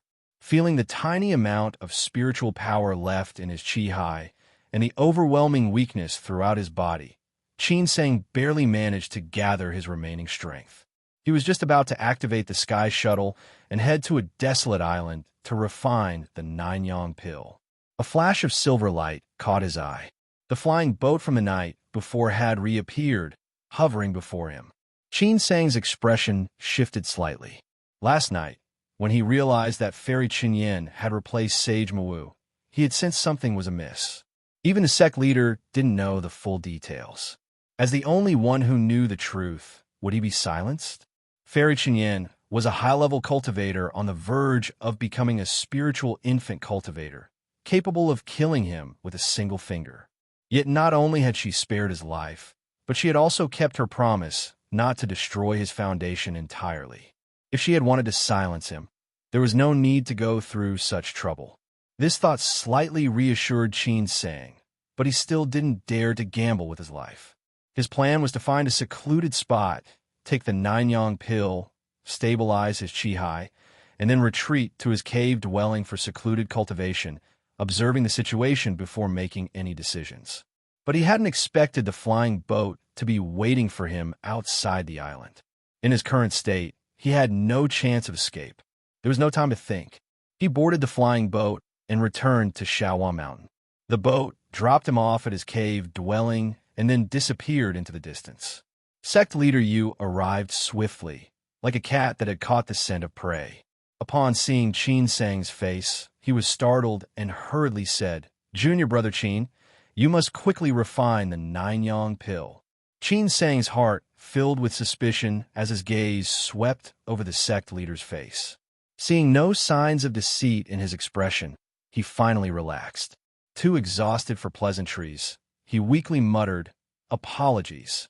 With that, he dove into his cave dwelling and swallowed the nine-yang pill. The moment the pill entered his stomach, it transformed into a warm current, surging from his throat down to his chi. His depleted vital energy was swiftly replenished by the pill's yang energy. Little by little, the medicinal power spread throughout his body, and the weakness gradually faded. As his vital energy recovered, his appearance naturally returned to its youthful state. The chi that had been on the verge of collapse slowly began to function again. Spiritual chi from the cave dwelling gathered around Qin Sang.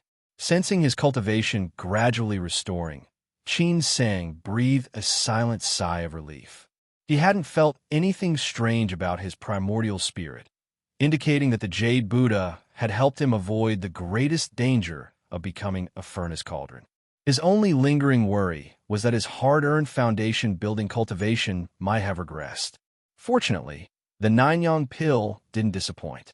His chi was recovering faster and faster until his spiritual power was fully replenished. Yet Qin Sang couldn't help but sigh inwardly. The miracle he had hoped for didn't happen. His chi had shrunk by over 10% compared to before. If it couldn't be restored, he would always have 10% less spiritual power than other cultivators at the same level. This would ensure that in any future battles with cultivators of equal strength, he must never engage in a prolonged contest of spiritual power. The most terrifying part was that the foundation had been damaged, which would also affect his chances of breaking through in the future. Qin Sang's hope of forming a golden core was already extremely slim.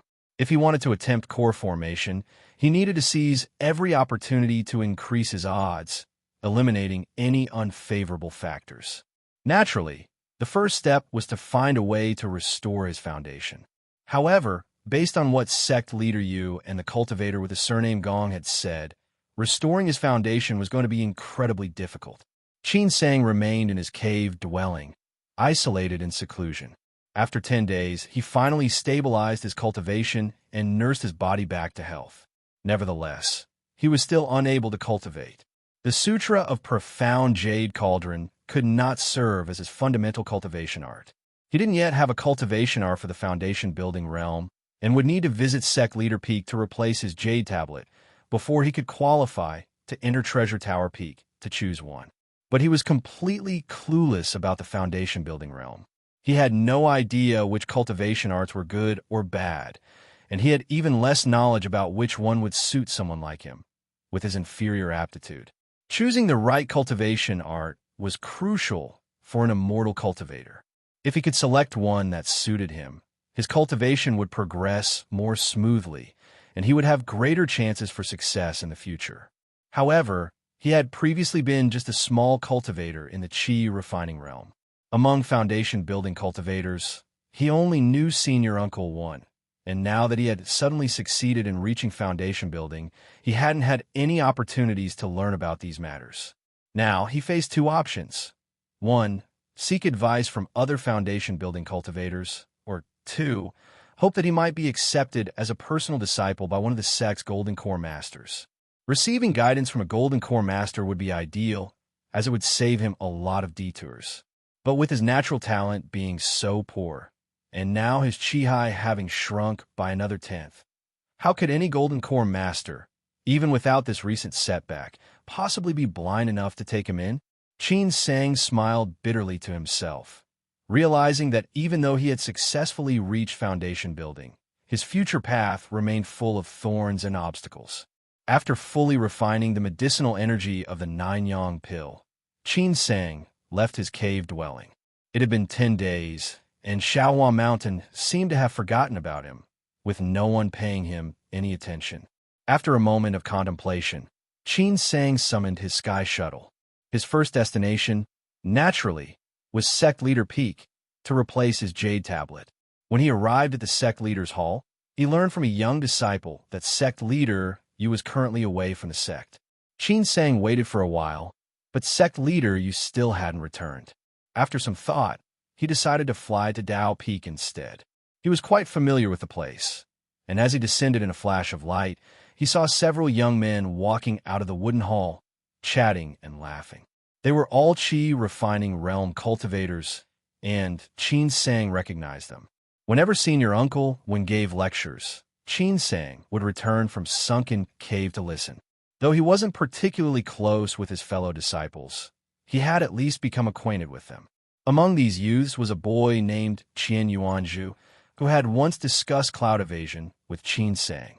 Upon spotting Qin Sang, Qian Yuanzhu's eyes lit up, and he raised a hand in greeting. "Hey, junior brother Qin."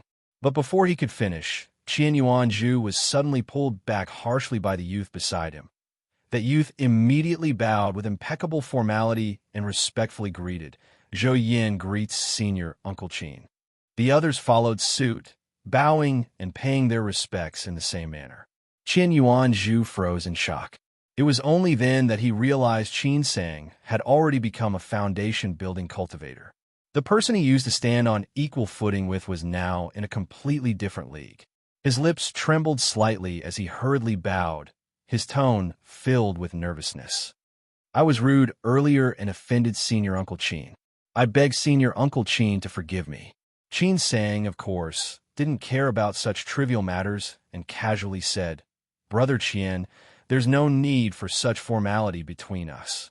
However, Qian Yuanzhu became even more flustered, quickly replying, "I wouldn't dare." It was then that Qin Sang suddenly realized his status had changed. There was now an unbridgeable gap between him and Qian Yuanzhu. Unless Qian Yuanzhu could break through to the foundation-building realm, the familiarity they once shared would slowly fade, and they would never return to how things were. In the world of immortal cultivation, strength reigned supreme, and the hierarchy was strict. Qin Sang silently sighed to himself and refrained from saying anything unnecessary. His tone turned colder, which ironically made Qian Yuanzhu and the others relax. After bidding farewell, they quickly took their leave. Only after their figures disappeared from sight did Qin Sang turn and enter the wooden hall. Fortunately, he didn't run into Zhuang Yin inside. On Shaohua Mountain, the person Qin Sang had the closest relationship with was Zhuang Yin. It was thanks to Zhuang Yan's timely warning that Qin Sang even had the opportunity to sell himself for the chance to reach the foundation-building realm. If Zhuang Yin now started treating him the same way Qin Yuanzhu and the others had, Qin Sang would not feel pleased at all. Congratulations to junior brother Qin on achieving foundation building. Previously, he addressed him as Senior Uncle Wen, but now it should be Senior Brother Wen. He didn't seem surprised by Qin Sang's breakthrough. The moment he saw Qin Sang enter, he stood up with a beaming smile to offer his congratulations. "I didn't expect junior brother Qin to have such incredible tenacity, not only passing through the gourd illusion realm, but also earning the recognition of Senior Uncle Ma Wu. I feel ashamed.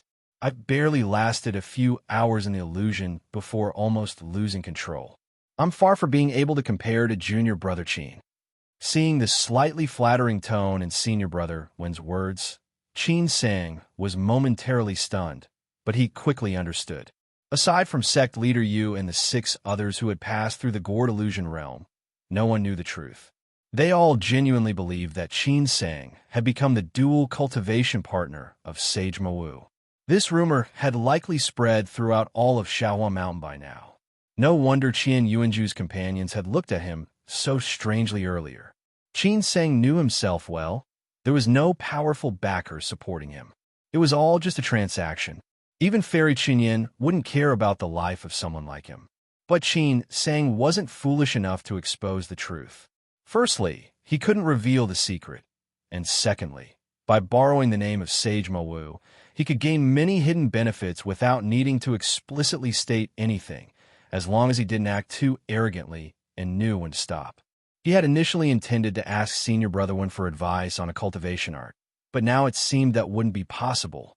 After exchanging pleasantries with Senior Brotherwin over tea for a while, Qin Sang finally said, "Senior Brotherwin, I just want a sect leader peek, but sect leader wasn't in the sect, so I haven't replaced my jade tablet yet. I'm still carrying my Qi refining realm waste token. Do you think the seniors at Treasure Tower Peak might make an exception?" Senior Brotherwin replied boldly, "What's the problem with that? If you're worried, you could take my waste token for now. They won't dare give you any trouble." With the waste token in hand, Qin Sang headed to Treasure Tower Peak. His first stop was the grand hall that housed external records on alchemy, artifacts, formations, and talismans. The hall was guarded by a cultivator surnamed Zhang, who was dozing off in his chair. A cup of tea sat on the table in front of him. He appeared to be quite old, likely having already given up on the path of immortality, which explained his laziness. Qin Sang greets Senior Brother Zhang. Qin Sang bowed in greeting. Senior Brother Zhang stretched and opened his cloudy eyes, his expression slightly annoyed at having his nap interrupted. But when he heard Qin Sang introduce himself, he froze, leaning forward to get a better look at Qin Sang. "Which Qin Sang are you?" Qin Sang chuckled. "As far as I know, there should only be one Qin Sang on Shaohua Mountain. Have you met another?" No. Senior Brother Zhang waved his hands repeatedly and quickly stood up, enthusiasm replacing his earlier grumpiness. "I must have been too groggy for my nap. Please forgive me, Junior Brother Qin. What brings you here today?" Qin Sang handed over Senior Brother Wen's waste token and explained briefly. "I wish to consult the sect's collection of alchemical texts or ancient books related to spiritual herbs. I would appreciate it if Senior Brother Zhang could grant me access." Of course. Senior Brother Zhang readily agreed and personally led Qin Sang toward the rear hall. The hall was divided into several side chambers, each sealed with a barrier. The arches above the doors had inscriptions for different categories: tools, talismans, arrays, alchemy, and so on. Inside each side chamber were rows of wooden shelves, giving Qin Sang a feeling similar to entering a library from his previous life. They continued walking until they reached the innermost chamber. Senior Brother Zhang lifted the barrier on the alchemy chamber and pointed at a few rows of wooden shelves inside. "Junior Brother Qin, these ancient texts mostly pertain to spiritual herbs and alchemy, though many are based on myths and legends. You are free to browse. As for the jade slips, some contain pill recipes, while others hold alchemical insights collected by the sect. However, you can only view a portion of them. If you wish to access everything, you'll need to pay some spirit stones." Qin Sang stepped forward and found that most of the ancient books were dilapidated, protected only by a faint glow of spiritual energy to prevent them from deteriorating with time. There weren't many jade slips. In today's world of immortal cultivation, spiritual herbs were scarce, and alchemy was in decline. Except for the Tai Core sect, which specialized in alchemy, most other sects, even if they wanted to emphasize alchemy, lacked the resources to do so. After Qin Sang voluntarily paid the spirit stones, Senior Brother Zhang nodded in satisfaction and said, "Junior Brother Qin, feel free to examine everything thoroughly. If you need anything, just call me. I won't disturb you further." Once Senior Brother Zhang left, Qin Sang walked over to where the jade slips were placed and began examining them one by one. The pill recipes in the jade slips only described the effects of the pills, the spiritual herbs required, and their characteristics, along with their medicinal properties. However, the details on refining techniques were restricted, accessible only after paying spirit stones. Since he wasn't focused on alchemy, he didn't need those parts anyway. He came here with two purposes in mind. One was to trace the origins of the mysterious orchid. The other was to see if there were any pills or spiritual herbs that could repair his damaged foundation, so he wouldn't miss out on potential opportunities during his future travels. It didn't take long for Qin Sang to finish going through the jade slips. He then carefully picked up the ancient books and began reading them. Although most of the ancient texts were filled with fanciful myths and legends, there were many bizarre occurrences mentioned that opened Qin Sang's eyes. It took him the better part of the day to finish reading all of them. After placing the last ancient book back, Qin Sang furrowed his brow, deep in thought. From all the ancient texts and jade slips, he had indeed discovered two types of spiritual herbs that could restore a damaged foundation to its original state. One was called douging grass, and the other was called purple cloud fruit. Both were mentioned only briefly in certain legendary tales. There was no description of what these herbs looked like, where they grew, or any precautions to take when consuming them. Qin Sang was still left in the dark. As for the mysterious orchid, none of the herbs described in the ancient texts matched its characteristics. Qin Sang stood up, committing these two herbs and the associated stories to memory. He then walked out of the alchemy chamber, exchanged pleasantries with senior brother Zhang, and was about to leave Treasure Tower Peak when a thought suddenly struck him. He stopped and turned back, asking, "Senior brother Zhang, are all the sect's alchemical texts stored in the alchemy room?"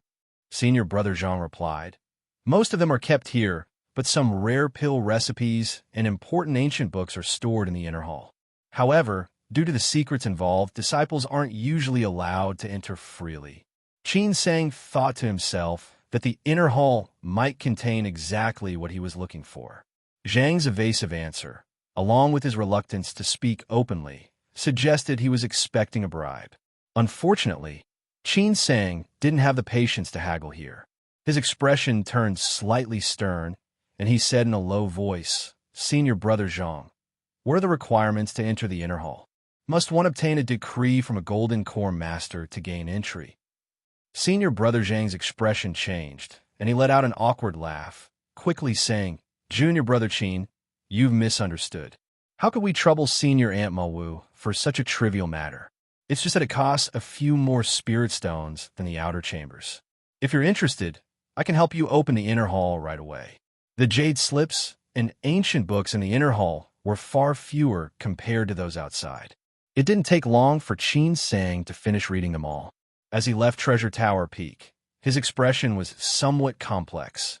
He had indeed found a record related to the mysterious orchid in one of the inner hall's jade slips. This particular jade slip was the legacy of a renowned alchemist, containing his personal insights and experiences, most of which were related to alchemy. Among them was an entry about a certain orchid called the Nine Illusion Heavenly Orchid. The Nine Illusion Heavenly Orchid was described as having a wisp of smoke hovering above its pistil, from which it would manifest visions of the sun, moon, stars, mountains, rivers, exotic beasts, celestial herbs, carriages, and people, as if a miniature world existed within the flower. This matched the characteristics of the orchid Qin Sang possessed perfectly. What was even more extraordinary was that, until the herb fully matured, the Nine Illusion Heavenly Orchid would undergo 9 transformations, which the alchemist referred to as metamorphoses. Only after completing all 9 metamorphoses would it become a true Nine Illusion Heavenly Orchid, with each transformation taking 500 years. Before the first metamorphosis, it appeared to be just an ordinary spiritual herb. After the first metamorphosis, a single flower bloomed, resembling the most common sword orchid of the mortal world. Though it seemed to be a cluster of flowers, all the petals were actually fused as one. The second metamorphosis would produce the second petal. By the 9th metamorphosis, the orchid would have 9 petals, opening in a circular formation. Though its appearance remained ordinary, it was called a heavenly orchid. The one in Qin Sang's possession had only 7 petals, resembling the snowy ink orchid, and even if it was on the verge of its 8th metamorphosis, it would still take 500 years to fully mature. Upon reading this, Qin Sang was almost immediately tempted to sell the orchid in exchange for something more practical. He had just broken through to the foundation-building realm and had a little over 200 years of lifespan left. Even if he was fortunate enough to form a golden core, without discovering some pill to extend his life, he would only live for 500 years at most.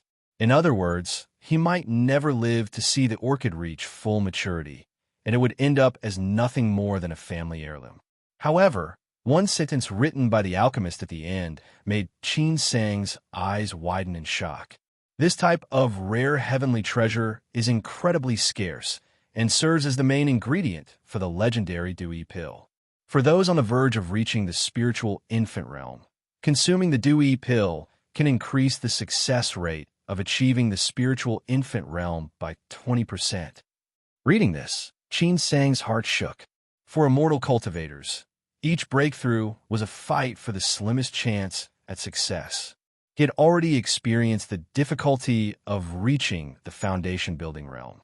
As one's cultivation increased, the challenges to break through became exponentially harder. Even someone as gifted as Fairy Chinyan, with her heavenly spiritual root, had failed to reach the spiritual infant realm and had been forced to practice energy extraction arts as an alternative. A pill like the Dewey pill, which could increase the chance of reaching the spiritual infant realm by 20%. What did that mean? For golden core cultivators, even a 1 or 2% chance of success when attempting to reach the spiritual infant realm was enough to make them rejoice. Many golden core cultivators, unwilling to gamble on such slim odds, spent their lives searching the world for spiritual herbs, often dying without ever finding one. In a vast, small, cold domain, with its countless cultivators, only 8 righteous sects had a spiritual infant grandmaster presiding over them. It was said that the heavenly demon hill and the demonic sects had even fewer. Ever since he had stepped into the world of immortal cultivation, after recognizing his own talent, Qin Sang no longer dared to casually talk about immortality. The spiritual infant. He had only dared to dream of it. In fact, even during his time in the Qi refining realm, he hadn't dared to hope for the core formation realm. As the saying goes, after gaining a foot, one desires a mile. After reaching the foundation building realm, Qin Sang's ambitions had grown. He couldn't help but think. Now that he had achieved foundation building, what if he accidentally succeeded in forming a core? After forming the core, if he kept cultivating to the late stage of golden core realm, wouldn't that be the time to use it? It was said that within the immortal cultivation world, there were miraculous herbs that could extend one's lifespan. Such rare treasures only came by once in a lifetime. There was no way one could obtain a second. Having it within his grasp, letting it slip away would be such a pity. It would be like inviting heavenly punishment. If he truly managed to form a core, the Dewey pill could increase the chances of advancing to the spiritual infant realm by 20%. He would directly surpass the so-called geniuses. The significance of this could not be overstated. After learning the true effect of a 9-illusion heavenly orchid, Qin Sang made a silent resolution. Unless he had no other options, he wouldn't consider anything else. Now, Qin Sang was certain that sect leader Yi from the Kuan sect was scheming against the Yuan Zhao sect, and it was definitely for this 9-illusion heavenly orchid. Sect leader Yi's lifespan was nearing its end. If he didn't make a desperate gamble to advance to the spiritual infant realm, he would only face death by old age. At this thought, Qin Sang couldn't help but mock internally. If sect leader Yi really obtained the 9-illusion heavenly orchid, and then discovered that it has only undergone 7 metamorphoses, needing at least another 500 years to be used as medicine, would he die on the spot out of rage? Unless he had a way to force the herb to mature. Qin Sang flew out of Treasure Tower Peak. With a flip of his palm, a few jade slips appeared in his hand. These jade slips were legacies from a master alchemist, and one of them specifically mentioned the 9-illusion heavenly orchid. Not only did it contain records about the orchid, but it also included the recipe for the Dewey pill. To conceal his true intentions, Qin Sang had pretended to study alchemy and bought them all. He wasn't sure if senior brother Zhang had given him a discount out of respect for Sage Mawu, but he had only charged him 1 middle-grade spirit stone. However, Qin Sang had also noticed that the alchemy room was filled with many incredible pill formulas, yet they were casually thrown into the corners, seemingly neglected for a long time. Without the necessary spiritual herbs, no matter how amazing the pill formula, it had no value at all. Qin Sang picked out the jade slip and carefully placed it into his mustard seed pouch. Reaching the spiritual infant realm was like a dream too distant to touch. For now, all he could do was plant the seed of that dream. What he needed to focus on now was cultivating steadily, finding a way to form a core, and only then think about the dewy pill. After standing in place for a while, Qin Sang finally set off toward the sect leader's hall. He waited in the sect leader's hall for some time before sect leader you returned to the sect. Qin Sang set down the teacup in his hand, stood up, and bowed respectfully. Greetings, sect leader senior brother. Sorry to keep you waiting, junior brother Qin. Sect leader you smiled as he returned the greeting, sizing up Qin Sang before saying, Junior brother Qin, you look well, congratulations. Qin Sang gave a bitter smile and replied, I owe it all to the 9-yang pill that you gave me. I took it just in time to restore my vital energy, and I haven't had the chance to properly thank you yet, senior brother. Sect leader you chuckled. That was just my duty. No need for such formalities, junior brother Qin. Besides, the 9-yang pill was Sage Ma Wu's designated compensation. Speaking of which, he paused for a moment, and sect leader you clapped his hands abruptly. I almost forgot. I mentioned earlier that after completing your mission, you could make a request. Have you decided what you want, junior brother? Hearing this, Qin Sang didn't hesitate for long before replying. Senior brother, I have no other requests. I just wish for an array that can protect my cave dwelling, defend against external enemies, and ideally have a concealing effect so I can cultivate in peace. However, since I have little knowledge of arrays, I'll have to trouble you to choose one for me. When sect leader you had made the promise earlier, he hadn't set any limits, as if he could grant any wish. However, Qin Sang wasn't naive. The dragon ginseng, gifted by the spiritual infant grandmaster to aid him in reaching the foundation-building realm, had already covered most of his debt. If he made an excessive request now, it would show a lack of gratitude. While drinking tea earlier, Qin Sang had already made up his mind. The 9-illusion heavenly orchid had very specific requirements for its environment. The master alchemist had mentioned in the jade slip that a spiritual spring was ideal for its growth. The spiritual spring in his cave dwelling wasn't fully formed yet, but it was far superior to other spiritual eyes. Planting the 9-illusion heavenly orchid there was just right, and he could always transplant it to a true spiritual spring later when he found one. But his cave dwelling in the Yunzong marshlands lacked proper protection and couldn't be left without an array to guard it. Although the existing array in the cave dwelling, laid by the bamboo demon, was still functional, it was originally just meant to protect the cave. Once he planted the 9-illusion heavenly orchid, Qin Sang would no longer feel secure. Unaware of the details, sect leader you misunderstood his request and said with surprise, Junior brother Qin, are you planning to establish a cave dwelling outside the sect? If that's the case, you can head to the Treasure Tower Peaks Spirit Beast Hall later. There are several spirit beasts there that can help you locate spirit veins and detect spiritual eyes. You can borrow one for your use. In Shawa Mountain, disciples who broke through to the foundation-building realm were allowed to have their own cave dwellings. They could choose an already assigned one within the sect, or if they didn't want to remain bound to the sect, they could head to the Yunzong marshlands and search for a suitable location with the help of the sect's spirit beasts to establish their own cave dwelling. The spirit veins of Shawa Mountain were among the best for thousands of li around.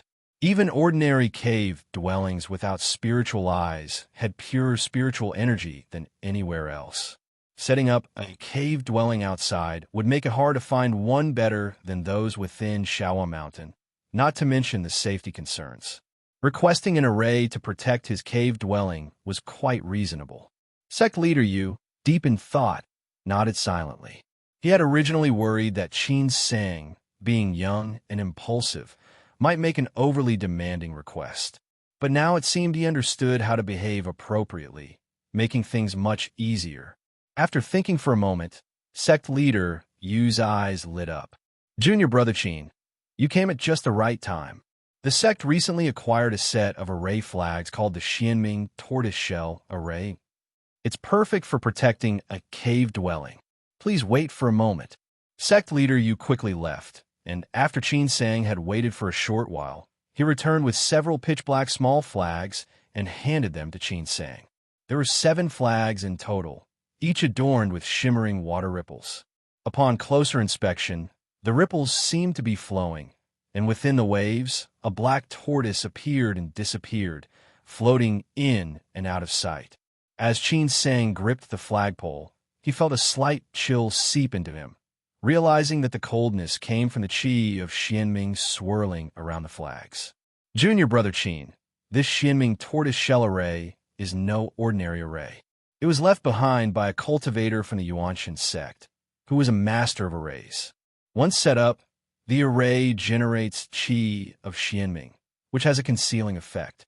It's difficult to detect with the naked eye, and even Golden Core Realm cultivators using their spiritual consciousness would struggle to find it. If an enemy invades, the tortoise manifests, and the defense it provides is equally astonishing. If this suits your needs, I'll gift this set of array flags to you. 1. Xianming, also more popularly known as Xuanwu, is one of the 4 major gods in ancient China and the god of the north and winter. One of Xuanwu's forms is a tortoise entwined with a snake. The Xianming tortoise-shell array, with its dual capabilities of concealment and defense, perfectly matched Qin Sang's requirements. After expressing his gratitude to sect leader Yu, Qin Sang carefully put away the array flags of the Xianming tortoise-shell array. Sect leader Yu then stood up, returned to the inner hall, and took out the disciples' jade records. He recorded Qin Sang's name under the Foundation Building Realm disciples. The moment his name was written, a faint light flashed across the records, forming a jade waste token. With the replacement of his waste token for a Foundation Building disciple, Qin Sang could now enjoy the benefits exclusive to those of this realm. The most exciting privilege for Qin Sang was that new Foundation Building disciples could, within their first month, freely browse the cultivation arts stored on Treasure Tower Peak with their waste token and select one free of charge for their own cultivation. These 5 middle-grade spirit stones are a one-time reward from the sect for reaching the Foundation Building realm. However, every year, there will be annual offerings where you can choose from spirit stones, spirit herbs, and other valuable items. Their value is up to you. Normally, the sect would also reward a cave dwelling, but since Junior Brother Qin has chosen to establish your own outside, you can go directly to the Spirit Beast Hall. According to the sect's rules, Foundation Building disciples are no longer required to perform any menial tasks. However, there are always various duties in the sect that Qi refining disciples cannot handle, and the rewards are quite generous, especially those involving the ancient immortal battlefield. Junior Brother Qin, if you're interested, you can take on some tasks. But if the sect issues a direct decree, you must fulfill the assignment with utmost dedication.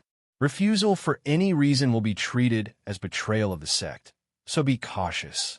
Sect leader Yu's lengthy explanation outlined the rights and responsibilities of Foundation Building disciples. Compared to Qi refining disciples, Shaohua Mountain offered considerable leniency to those at the Foundation Building realm. Apart from the rare mandatory decrees, Foundation Building disciples enjoyed considerable freedom. If they were low on resources, they could find work at Sect Leader Peak.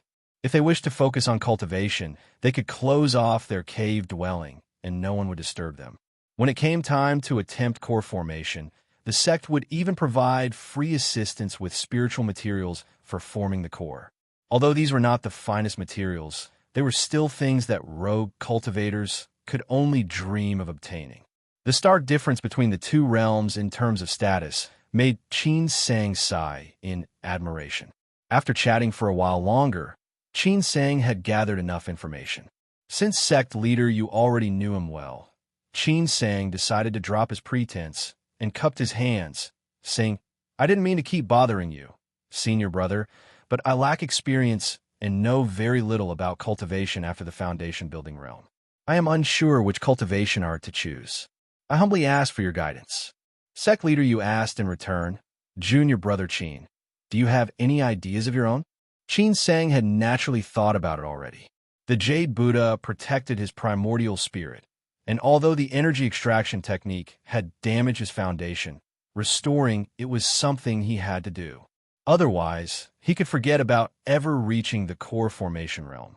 I was wondering if there's a cultivation art that can help restore my vital energy and repair my foundation. Sect leader Yu gave Qin Sang a deep look, as if he had already anticipated this request, and said, Treasure Tower Peak indeed has several arts that can help repair one's foundation. Before Qin Sang could show any excitement, Sect leader Yu abruptly changed the subject. However, your case is different from others. The loss you've suffered is of your most essential vital energy.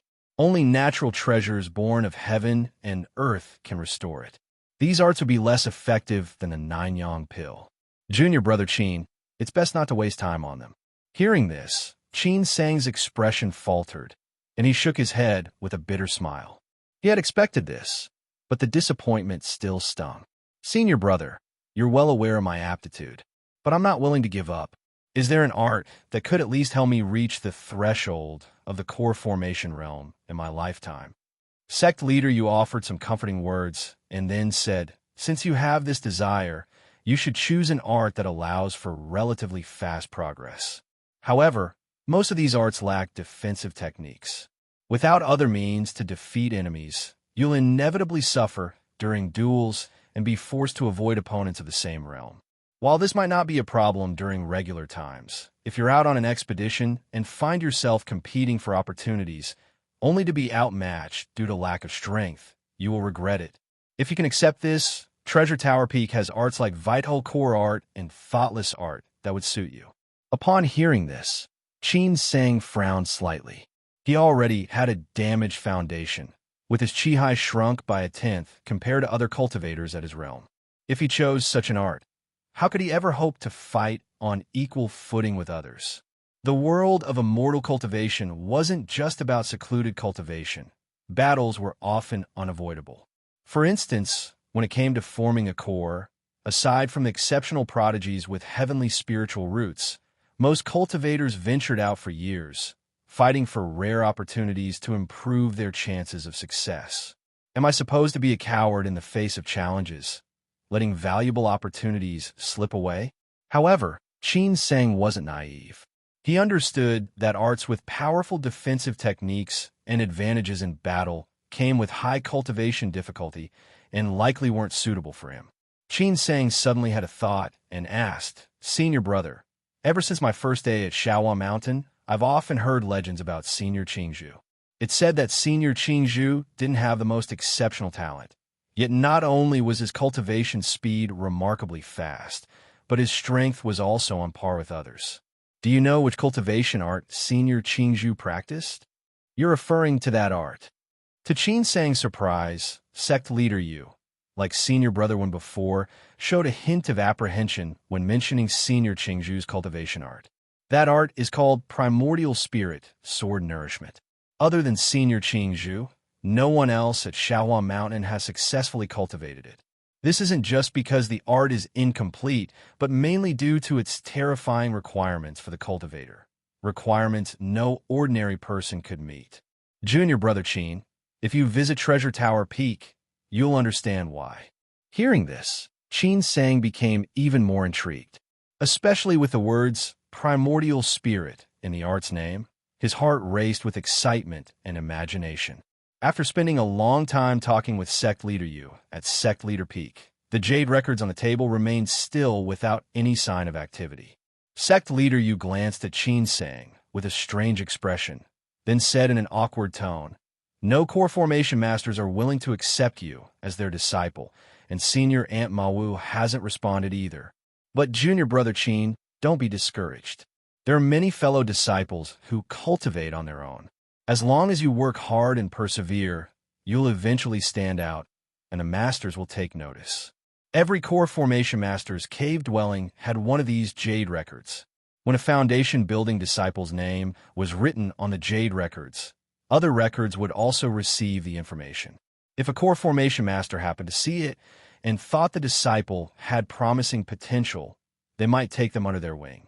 Although the disciple might not receive meticulous guidance from the master, it was still far better than cultivating blindly on their own. Qin Sang had already expected this outcome, so he wasn't disappointed. However, sensing a slight coolness in Sect Leader Yu's attitude, he sighed inwardly. After bidding farewell to Sect Leader Yu, he returned to Treasure Tower Peak. Upon arriving at the hall where the cultivation arts and spells were stored, Qin Sang encountered an acquaintance, the Gong surnamed cultivator who had refused to become a furnace cauldron. "Greetings, Senior Brother Gong."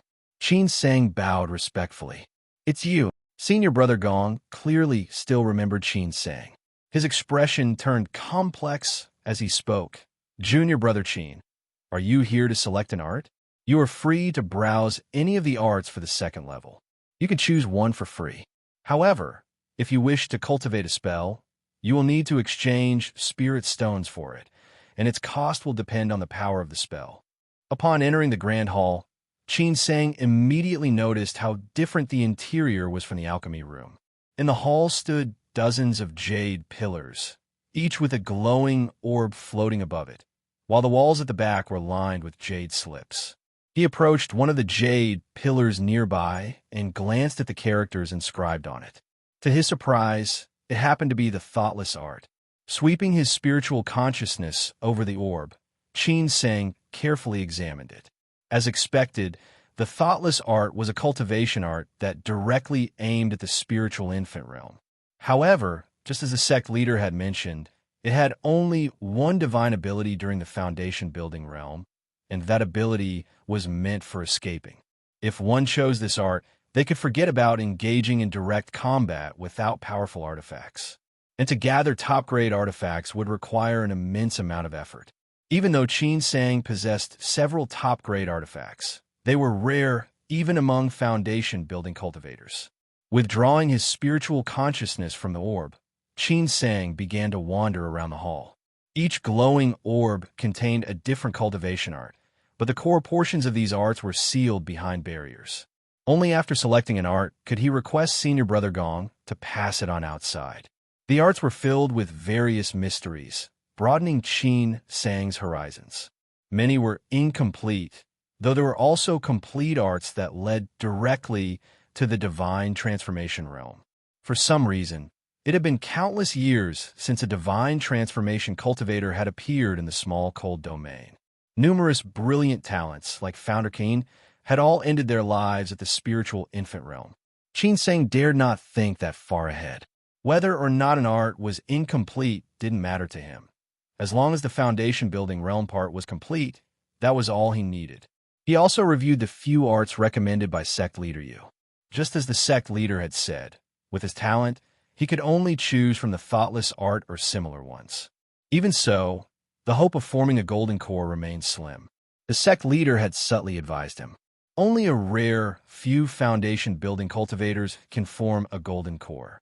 Rather than chasing after such a distant, illusory hope, many prefer to choose a powerful art, one that allows them to live freely, pursue their desires, and not waste 200 years of life in vain. But how could Qin Sang accept that? He withdrew his spiritual consciousness from the vital core art, swept his gaze across the hall, and headed directly towards the row of jade pillars at the far end. Primordial spirit, sword nourishment. When his spiritual consciousness entered the glowing orb, the first thing he saw were 7 large characters. Qin Sang's heart trembled violently. Kill, kill, kill, kill, kill, kill, kill. 7 blood-red kill characters, radiating an overwhelming killing intent. In that instant, Qin Sang felt as if he had been transported to a bloody battlefield, engulfed by a killing intent so thick it made his hair stand on end. He had the illusion that, in the next moment, the violent killing aura would tear him to shreds. Suppressing the shock in his heart, Qin Sang continued to study the rest of the art. The more he read, the more his expression shifted to one of astonishment and horror. After a while, a hint of hesitation appeared in his eyes, but his expression gradually became more resolute. Without further delay, he grabbed the glowing orb and strode out of the grand hall. Primordial spirit, sword nourishment. Senior Brother Gong looked at Qin Sang in utter disbelief, as though he were looking at a madman. He sighed and said, "First it was, and now it's primordial spirit, sword nourishment. You truly live by the saying, madness is the path to survival.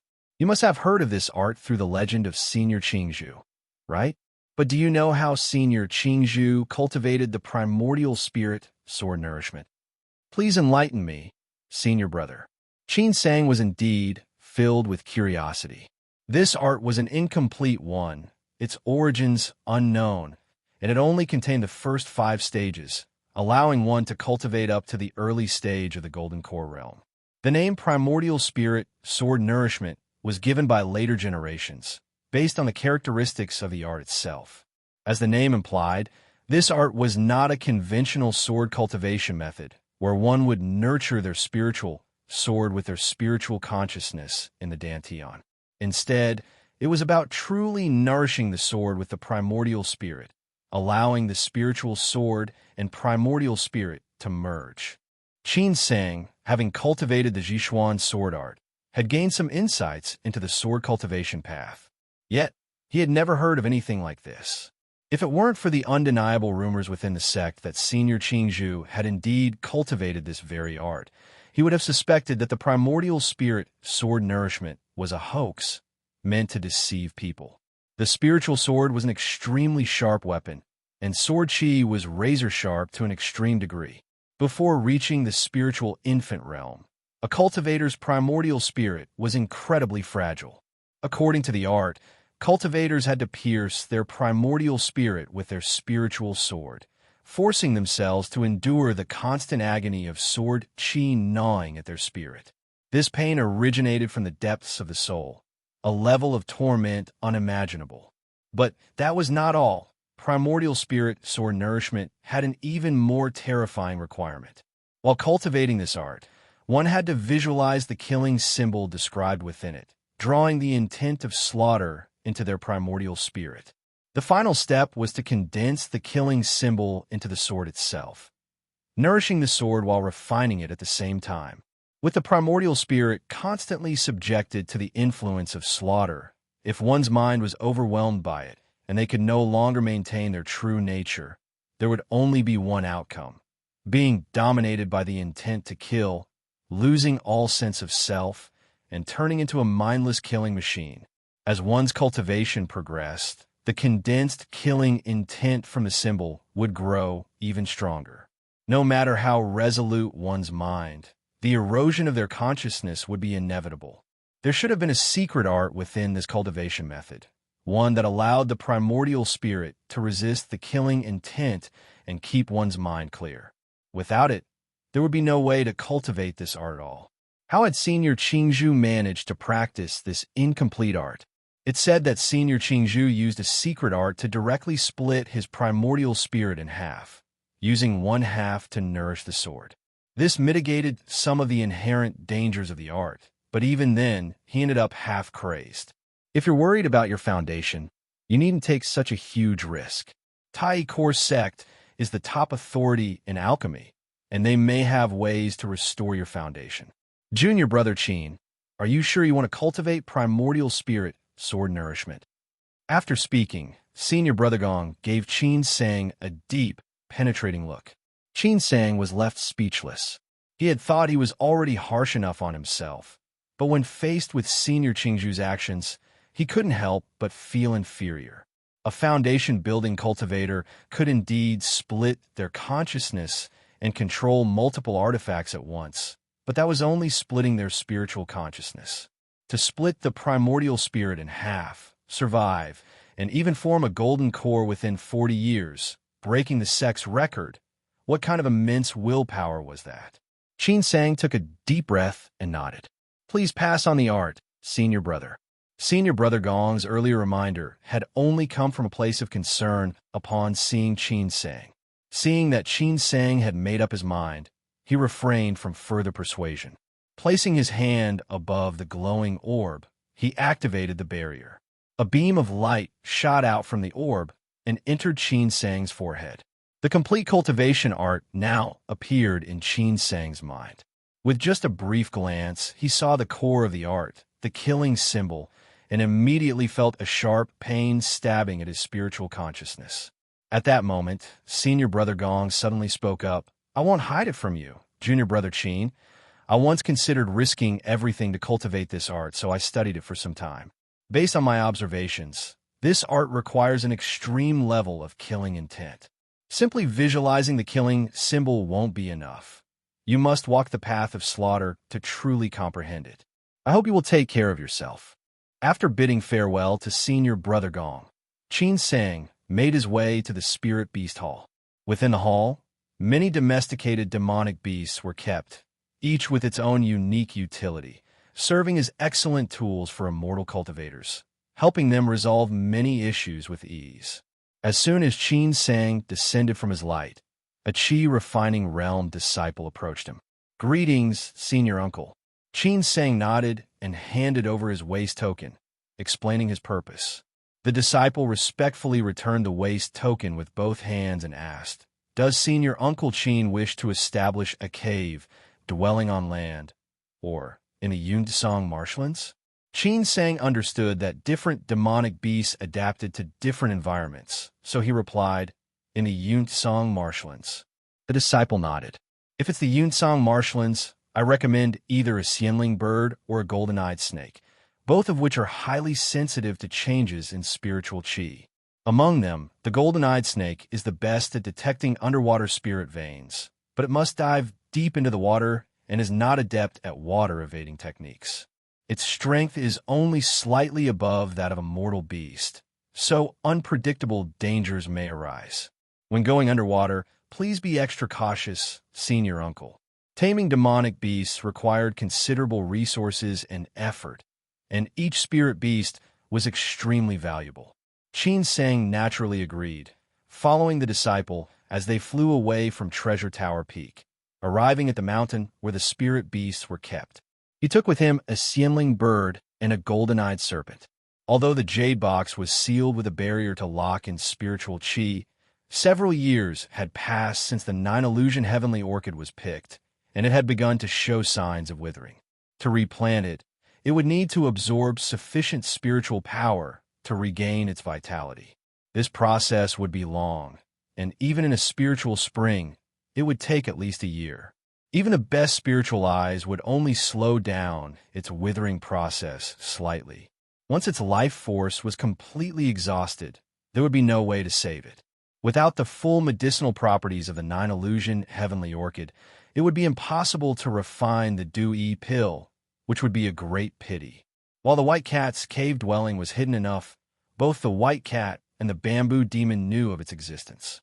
Qin Sang wasn't comfortable leaving the 9 illusion heavenly orchid there alone, but unfortunately, the spiritual spring had not fully formed and could not be moved. Qin Sang planned to borrow 2 spirit beasts to search for a cave dwelling. If he could find another spiritual spring, that would be ideal. If not, he would have no choice but to plant it temporarily in the white cat's cave. After acquiring the spirit beasts, Qin Sang flew slowly towards Sword Pass, reflecting along the way to ensure nothing had been overlooked. Upon returning to his cave dwelling, Qin Sang immediately prepared to enter seclusion for intensive cultivation. The difficulty of cultivating primordial spirit sword nourishment was immense, and it wouldn't be something he could master in just a year or two. It could take a long time, during which he would have little time for anything else. The address he left with sect leader Yu's Huilong Temple, Gu Tiannan's residence. He only needed to check in occasionally to see if there was any important news. As he passed Sword Pass, Qin Sang saw the vast stretches of peach trees on the mountainside and sighed quietly to himself, wondering what his future would hold. Could he follow in Senior Qingzhu's footsteps? After flying past Sword Pass, Qin Sang activated the Sky Shuttle and headed towards Wenyue Market. To avoid trouble, he used the Spirit Evasion art to conceal his cultivation level and sought out the same refining shop as before. The shopkeeper immediately recognized Qin Sang and warmly served him tea. "Daoist Qin, please come in." Qin Sang sipped his tea, glancing briefly at the Li residence across the street. Since Song Ying was willing to give up her ancestral residence, he would not interfere further. This time, he had come to ask the shopkeeper to repair the 5-elemental breaking sword. "Daoist Wu, take a look at this sword. Can it still be repaired?" Qin Sang took out the 5-elemental breaking sword from Gu Tianan. One of the swords had been damaged during a clash with an ebony sword, leaving cracks all over the blade, rendering it unusable. The greatest challenge of the 5 elemental breaking sword spell was gathering 5 compatible spiritual swords from the 5 elements. As long as the swords were intact, the technique could be cultivated, though it would take some time. Qin Sang intended to cultivate several spells to defend himself as a foundation-building realm cultivator. Having these 5 swords was convenient, so when he chose to cultivate the primordial spirit sword nourishment, he also purchased the Jade Slip for the 5 elemental breaking sword. Even if the sword couldn't be repaired, finding another replacement wouldn't be too difficult. When Qin Sang extended his spiritual consciousness into the mustard seed pouch and retrieved the spiritual sword, he paused for a moment, his expression shifting slightly before returning to normal as he handed the sword to the shopkeeper. The shopkeeper glanced at it briefly and smiled, saying, "Ah, it's the 5 elemental breaking sword. The quality is quite good. It seems Taoist Qin put in considerable effort. Let me see. The essence of the spiritual sword hasn't been damaged. It only needs to be refined again, and it'll be restored to its original state. It should take about 2 hours. Please wait a bit, Taoist Qin." It appeared he had found the right person. Qin Sang nodded and signaled for the shopkeeper to proceed. Once the shopkeeper had gone to the back, Qin Sang closed the shop door and took out another item from the mustard seed pouch, placing it in his palm. It was a dried-up tree root. This tree root, like the 5 elemental breaking sword, had been scavenged from Gu Tianan. Qin Sang still remembered how, during Gu Tianan's battle with He Kid, the latter used this tree root to release a bolt of lightning that shattered half the face of He Kid's ox-headed skull. The skull had been so terrified that it dared not reappear. The power of the lightning was formidable, and it seemed to have some ability to suppress demonic creatures. However, when Qin Sang had trapped Gu Tianan with the Yin Luo array of 10 directions, Gu Tianan hadn't used this item again. After obtaining the tree root, Qin Sang had carefully examined it, but hadn't detected any lightning power within. It seemed like an ordinary tree root, and he assumed it was a one-time use item, so he had casually tossed it aside. It was only when he took out the 5 elemental breaking sword earlier that Qin Sang noticed the tree root had quietly undergone a change. The tree root lay in his palm, appearing completely unremarkable. But when Qin Sang touched it with his spiritual consciousness or spiritual power, a sudden arc of lightning would flash out. The arc was as thin as a hair, yet its power was explosively violent, far from insignificant. Could this be lightning-struck spiritual wood? Qin Sang muttered to himself, rubbing his chin with a hint of delight on his face. Some spiritual woods grew in lightning marshes, surviving under constant lightning strikes for many years. Over time, the wood would fuse with the power of the lightning, transforming into lightning-struck spiritual wood. The lightning-struck spiritual would contain pure and potent yang energy from the lightning, making it not only a bane to evil entities, but also a rare and precious material. To Qin Sang, however, it had an even more suitable purpose. His Gui Shui Yin Thunder spell had been effective during the Qi refining realm, helping him defeat opponents. However, when facing foundation-building realm cultivators, its power felt somewhat lacking. Since he had spent so much time cultivating the spell, it would be a shame to abandon it. Fortunately, the power of the Gui Shui Yin Thunder spell could be enhanced. If he could find a spiritual item containing innate lightning energy, he could harness its power to release a more terrifying Yin Thunderbolt. The lightning-struck spiritual wood was a perfect fit. With this thought in mind, Qin Sang immediately gripped the tree root and attempted to activate the Gui Shui Yin Thunder spell. In the next instant, a flash of lightning sparked in his palm, which he quickly dispelled. This lightning was no longer just an ordinary Yin Thunderbolt. Its power had far surpassed what it had been before, causing Qin Sang to feel a slight twinge of fear. The combination of the spell and the spiritual item did not merely double the power. It was far more profound than that. Looking at the tree root again, it had returned to its normal appearance, with the restored lightning power now completely depleted. In the capital of Jiuyao Kingdom, The divide between the rich and the poor on Tianqing Street was obvious. On the western side, the people who came and went were either high-ranking officials or wealthy aristocrats. The grand mansions had towering walls, red gates, and shiny glazed tiles, all exuding luxury and opulence. The deeper one went, the more extravagant it became. Closer to the imperial palace, there were even estates covering dozens of acres, residences of nobility. In comparison, the residence of the Assistant Minister of Revenue, with only 3 courtyards, appeared quite humble among these grand mansions. After his retirement, the Assistant Minister's residence had been sold to a certain family, with a plaque now reading Song Residence. However, this family was rather mysterious. They lived a very low-key life, rarely seen, and even had very few servants. The few household necessities were purchased by the servants when they went out. Still, anyone living in such a prestigious area was not to be underestimated, so no one dared to provoke them unnecessarily. Qin Sang hadn't expected Song Ying to be so unconcerned with luxury. Even the house they were living in had been hastily acquired at the time, with only minor renovations made. The gold and silver Qin Sang had left for Song Ying was an astonishing amount, enough to ensure generations of prosperity, even without any investments. Perhaps, after seeing the grandeur of the immortal world at Wenyuan Market, her ambitions had grown beyond worldly luxuries. Qin Sang walked up to the Song residence and knocked on the door. With a creak, the door was pulled open from the inside, and a young servant peeked out.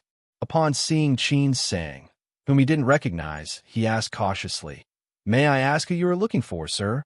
Qin Sang smiled and said, "I'm a friend of your master. My surname is Qin.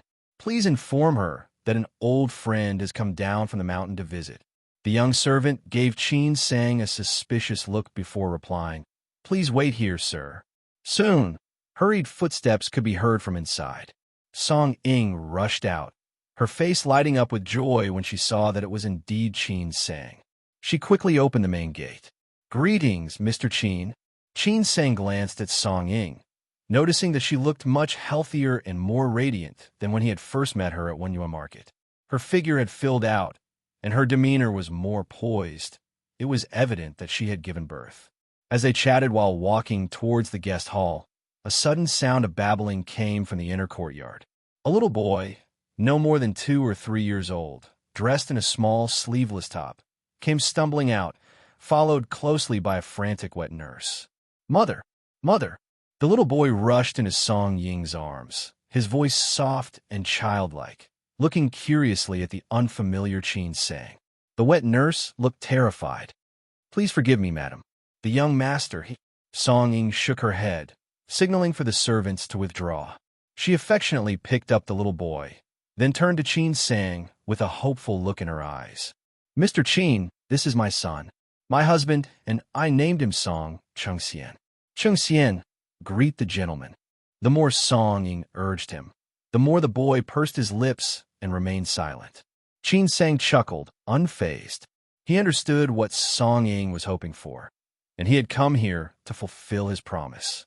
In Shaohua Mountain, disciples in the foundation building realm had 3 opportunities to recommend new disciples for entry, though the candidates still needed to meet the sex requirements. Qin Sang had come this time to assess the boy's talent. If the boy's potential was good, he would use one of his recommendations. After all, without the sword will decree from the Song family, Qin Sang wouldn't be where he was today. Moreover, he had already made a pact with Song Ying. Under her expectant gaze, Qin Sang stepped forward and placed his fingers on the boy's arm. After carefully examining him, Qin Sang glanced at Song Ying and asked her to summon the wet nurse to take the child away. He then spoke in a serious tone. His spiritual roots are of the metal, wood, water, and earth elements.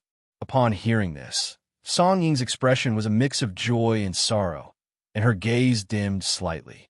Having spent time at Wenyuan Market, Song Ying had learned that having 4-element spiritual roots meant that even if her son pursued immortal cultivation, he would likely never achieve significant success. Without the sword will decree, there was no way Shaohua Mountain would accept a disciple with such limited potential. Immortal Qin, Song Ying hesitated, as if she wanted to say something more. Qin Sang sighed inwardly, knowing that Song Ying wanted to ask him to take her son as a disciple. However, with his own future so uncertain, he had no energy to take on a student. But they had made an agreement earlier, so after a moment of thought, Qin Sang took out a jade bottle from his mustard seed pouch, along with Gu Yuan's short sword and a meditation mat made from water-heart bamboo, and handed them to Song Ying. He said, "It's impossible to bring him into Shaohuan Mountain, but we made a prior agreement, and I won't go back on my word. When Song Chengxian comes of age, he can choose one of your family's 5 arts to cultivate, except for the Blazing Sun art. This meditation mat will help him calm his mind and enter deep focus. If he has enough good fortune, he may still achieve something in the future. This spiritual pill is a foundation-building pill. Consider it my gift to him. I've placed a barrier on the jade bottle, so as long as you don't open it prematurely, you won't need to worry about the pill losing its potency." After breaking through to the foundation-building realm, the usefulness of the water-heart bamboo cushion would greatly diminish, making it only slightly better than nothing. However, the short sword was a top-tier artifact among middle-grade ones, more than enough for a low-level cultivator to defend themselves with. A foundation-building pill. Song Ying's eyes widened in shock as she exclaimed in disbelief, staring at the jade bottle in her hand. She suddenly remembered hearing her parents and elder brother talk about the foundation-building pill before, describing it in exactly this manner. Back then, her parents and brother had been full of envy. Having grown up around immortal cultivators, Song Ying naturally knew what a rare and precious treasure the foundation-building pill was. Even the powerful families at One Yuan Market couldn't secure one for their younger generations. If news of a foundation-building pill were to spread, the entire market would be thrown into chaos. The value of a foundation-building pill was comparable to that of the sword will decree. Clutching the jade bottle tightly with both hands, Song Ying said excitedly, "Thank you so much, Immortal Qin, for the gift of the pill. I am deeply grateful. I will immediately have Chengxian come and bow to you. Perhaps we'll meet again someday." Qin Sang replied with a wave of his hand. His figure flickered and vanished on the spot. After severing the karma between himself and the Song family, Qin Sang mounted his sky shuttle and headed straight for the depths of the Yunsong marshlands. For 10 days, he roamed the marshlands, letting the Xianling bird and the golden-eyed snake search freely. He did indeed find 2 spirit veins, but none had a spiritual eye suitable for building a cave dwelling, let alone a spiritual spring. Reluctantly, Qin Sang let the 2 spirit beasts return to Shaohua Mountain on their own, while he flew towards the Guyuan kingdom. After setting up at Huilong Temple, Qin Sang returned to the deserted island. Sweeping the area with his spiritual consciousness, he confirmed that no immortal cultivators had intruded upon his cave dwelling. Satisfied, he activated the array and entered. Removing the array left behind by the bamboo demon, Qin Sang set up the Xianming tortoise-shell array with the array flags, then walked over to the pool inside the cave dwelling. He took out a jade box that held the 9-illusion heavenly orchid. Back when Zhao Yin uprooted the orchid, its roots had been pristine white.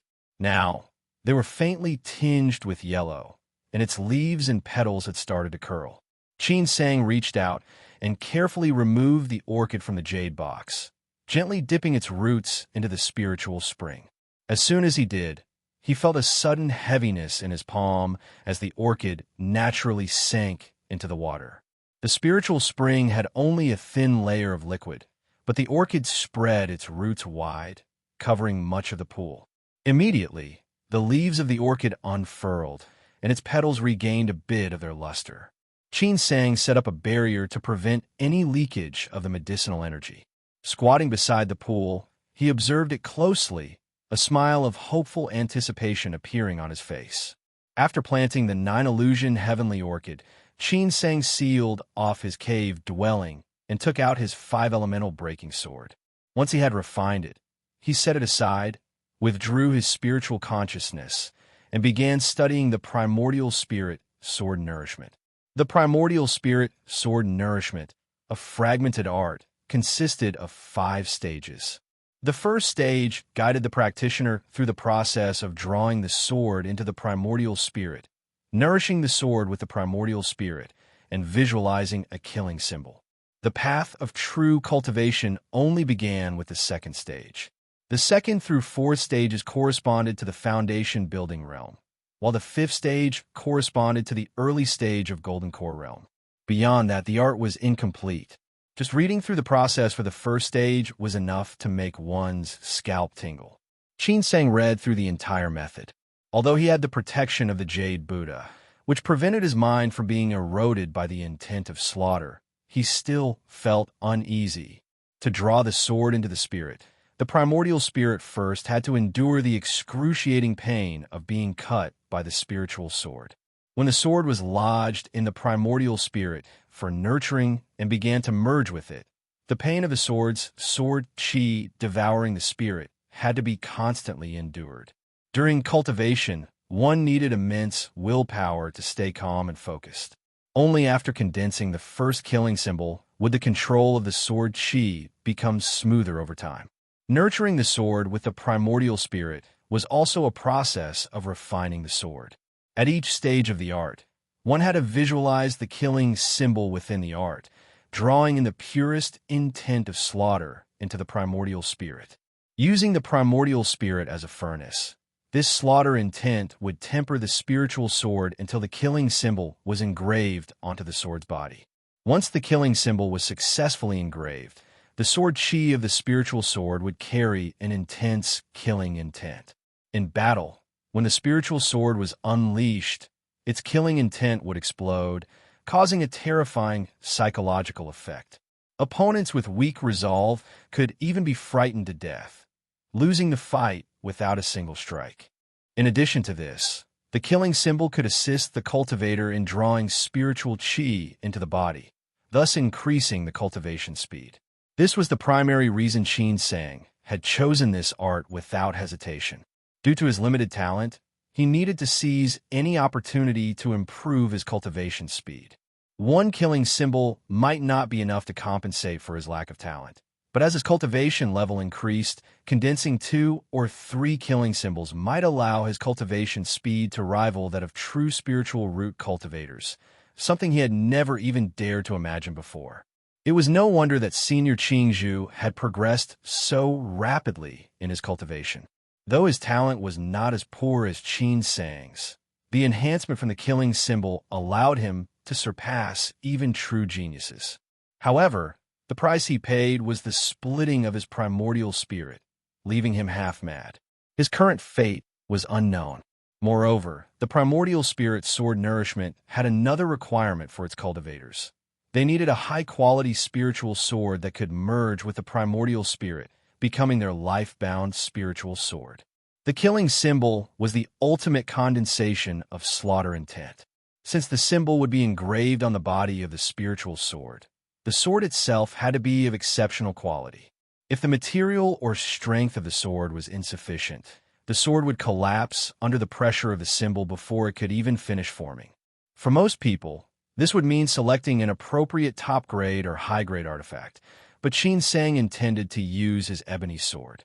The ebony sword was originally a fragment of an astra, and its strength was beyond question, though it still didn't fully meet the method's requirements. The primordial spirit sword nourishment demanded that the sword material be pure to the extreme, selecting only one from the 5 elements of metal, wood, water, fire, and earth. A mixture of materials could not withstand the pressure of the killing symbol. The ebony sword had later been re-refined by a master craftsman of the Song family, allowing it to be used by a foundation-building cultivator. However, this process had introduced many impurities into the sword, and its quality was now far inferior to that of a true astra. All of these impurities would need to be slowly refined away by Qin Sang as he nourished the sword with his primordial spirit.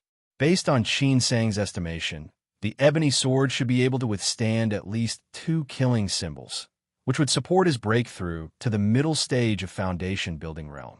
Once all the impurities in the ebony sword had been refined, transforming it into a sword embryo, Qin Sang would need to collect as many spiritual woods as possible, refining them little by little into the sword embryo to strengthen the ebony sword. According to the art, once the ebony sword had absorbed enough spiritual wood, and if its material was strong enough, by the time he reached the fourth stage of cultivation, the late stage of foundation building realm, after engraving the fourth killing symbol, the power of the spiritual sword would rival that of an astra. This spiritual sword would also become one of his life-bound astra after he broke through to the golden core realm. The reason it was considered one of his life-bound astra was due to another remarkable feature of the primordial spirit sword nourishment. After breaking through to the golden core realm, the spiritual sword nurtured by the primordial spirit would not take up a slot for a life-bound astra. If the cultivator had sufficient wealth, they could still refine another life-bound astra, which could be stored in their dantian and nurtured with pale fire. However, since the primordial spirit sword nourishment was a fragmented text, it lacked any further methods after the middle stage of golden core realm. If one wished to switch to another art, they would have to abandon their life-bound spiritual sword, reducing it to an ordinary astra. Of course, this wasn't something Qin Sang needed to consider at the moment. The mere thought of possessing a life-bound spiritual sword that could rival an astra in the foundation-building realm was enough to make his mouth water. After the ebony sword had all its impurities refined out, only a small fragment of an astra would remain, and the gap between it and a true astra was immeasurable. How much wood-based spiritual material will be needed to reach the level of an astra? After obtaining the primordial spirit sword nourishment, Qin Sang took the opportunity to research some records about refining astra at Treasure Tower Peak. Even Golden Core Realm cultivators, when refining their life-bound astra, had to travel across the world, entering dangerous secret realms, and spend 10 or even dozens of years just barely gathering enough spiritual materials. Some Golden Core Realm cultivators still use top-grade artifacts or talisman astras just to keep up appearances. Qin Sang, still in the foundation building realm, even if he stopped cultivating and spent years constantly traveling, might be lucky enough to gather enough spiritual wood in his lifetime. But if he sacrificed all his cultivation time for that, what good would having an astra be? Unless Qin Sang could find one of the 10 legendary divine woods of the cultivation world, only then might he be able to achieve success in one stroke, possessing a spiritual sword in the foundation-building realm that could rival a true astra. Yet those 10 divine woods existed only in ancient texts and legends. Even if they once existed in the mortal world, it was in the ancient times when spiritual power was abundant and natural treasures were everywhere. Now, they had long since vanished. Qin Sang carefully read through the primordial spirit sword nourishment again, paying particular attention to the 5 killing symbols. They were incredibly profound and came in various forms, but without exception, each exuded a terrifying killing intent. The first 2 were manageable, but Qin Sang didn't even dare to touch the 5th killing symbol with his spiritual consciousness. If not for the protection of the Jade Buddha, his mind would have been pulled into an illusory battlefield drenched in blood the moment he touched it, with his spiritual consciousness consumed by the terrifying killing intent, leaving him a mindless husk. Qin Sang sat motionless in his cave dwelling, meditating on the primordial spirit sword nourishment. 10 days later, he suddenly opened his eyes, his thoughts stirred, and the ebony sword flew out from his dantian, hovering before him. Recalling the requirements of the first stage of the primordial spirit sword nourishment, Qin Sang guided his spiritual consciousness to activate his spiritual power, engraving runes onto the ebony sword. Before long, the ebony sword was densely covered in intricate runes, and its form began to change significantly. Qin Sang gazed at the ebony sword for a long time, his eyes growing resolute. Finally, he took a deep breath and guided the ebony sword into a sea of consciousness, positioning it before his primordial spirit. 1. This refers to fire used to refine pills. Back when he was at the Queen's sect, Qin Sang had experienced the agony of his primordial spirit being injured, but compared to what he felt today, that pain was insignificant. The moment he drove the ebony sword into his primordial spirit, he passed out cleanly and swiftly. He didn't know how much time had passed when he woke up. He lay on the ground, motionless like a corpse, his eyes dazed as he glanced at the ceiling of the cave dwelling before gently closing them again. After lying still for a long time and regaining some of his chi, he quietly reached for the jade bottle by his side, took out a healing pill, and carefully swallowed it. He cautiously activated his cultivation art to restore his primordial spirit. A few days later, his primordial spirit injury improved, and he continued this process. 3 years passed like this. During these 3 years, the only time he left the cave dwelling was once a month, when he would visit Huilong Temple to check if there were any summons from his sect to avoid missing an assignment and getting reprimanded. He also made a trip to the capital of the Gyuan Kingdom to indulge in a few baskets of large meat buns to satisfy his appetite. Other than that, Qin Sang stayed behind closed doors, completely focused on cultivating the primordial spirit sword nourishment. Hard work never disappoints those with dedication. A year into cultivating the primordial spirit sword nourishment, an art he had once believed was impossible to master, he saw noticeable progress. The ebony sword began to show signs of merging with his primordial spirit. The spiritual sword fused with his primordial spirit. What followed was Qin Sang's battle against the sword chi that attacked his primordial spirit. He endured the constant torment of this sword chi for 2 full years before finally adapting, allowing him to enter a successful meditative state in this condition. The cave dwelling was eerily silent and unusually dark. Only at the location of the spiritual spring, the fully recovered 9-illusion heavenly orchid emitted a dazzling glow, with a mist forming above its stamens. This mist, which had appeared 2 years earlier, constantly shifted into various illusions, all so vivid they seemed alive, making it a marvel to behold. Phew! Qin Sang awoke from his meditation, exhaling deeply with a hint of joy on his face. This was his second successful meditation. The last time had been 5 days ago, which felt more like an accident. Although he had adapted to the pain radiating from his primordial spirit, entering meditation was still challenging. However, Qin Sang followed Taoist Jisen's teachings carefully, maintaining calmness, never becoming anxious or impatient. After each failure, he would silently recite the scripture of tranquility to stabilize his thoughts before continuing his attempts. Eventually, he succeeded again. When he couldn't enter meditation, the only thing he could do was sleep to restore his energy. It had taken him a long time to finally sleep soundly again, and as a result, he had become quite haggard, wasting a lot of time that could have been spent cultivating.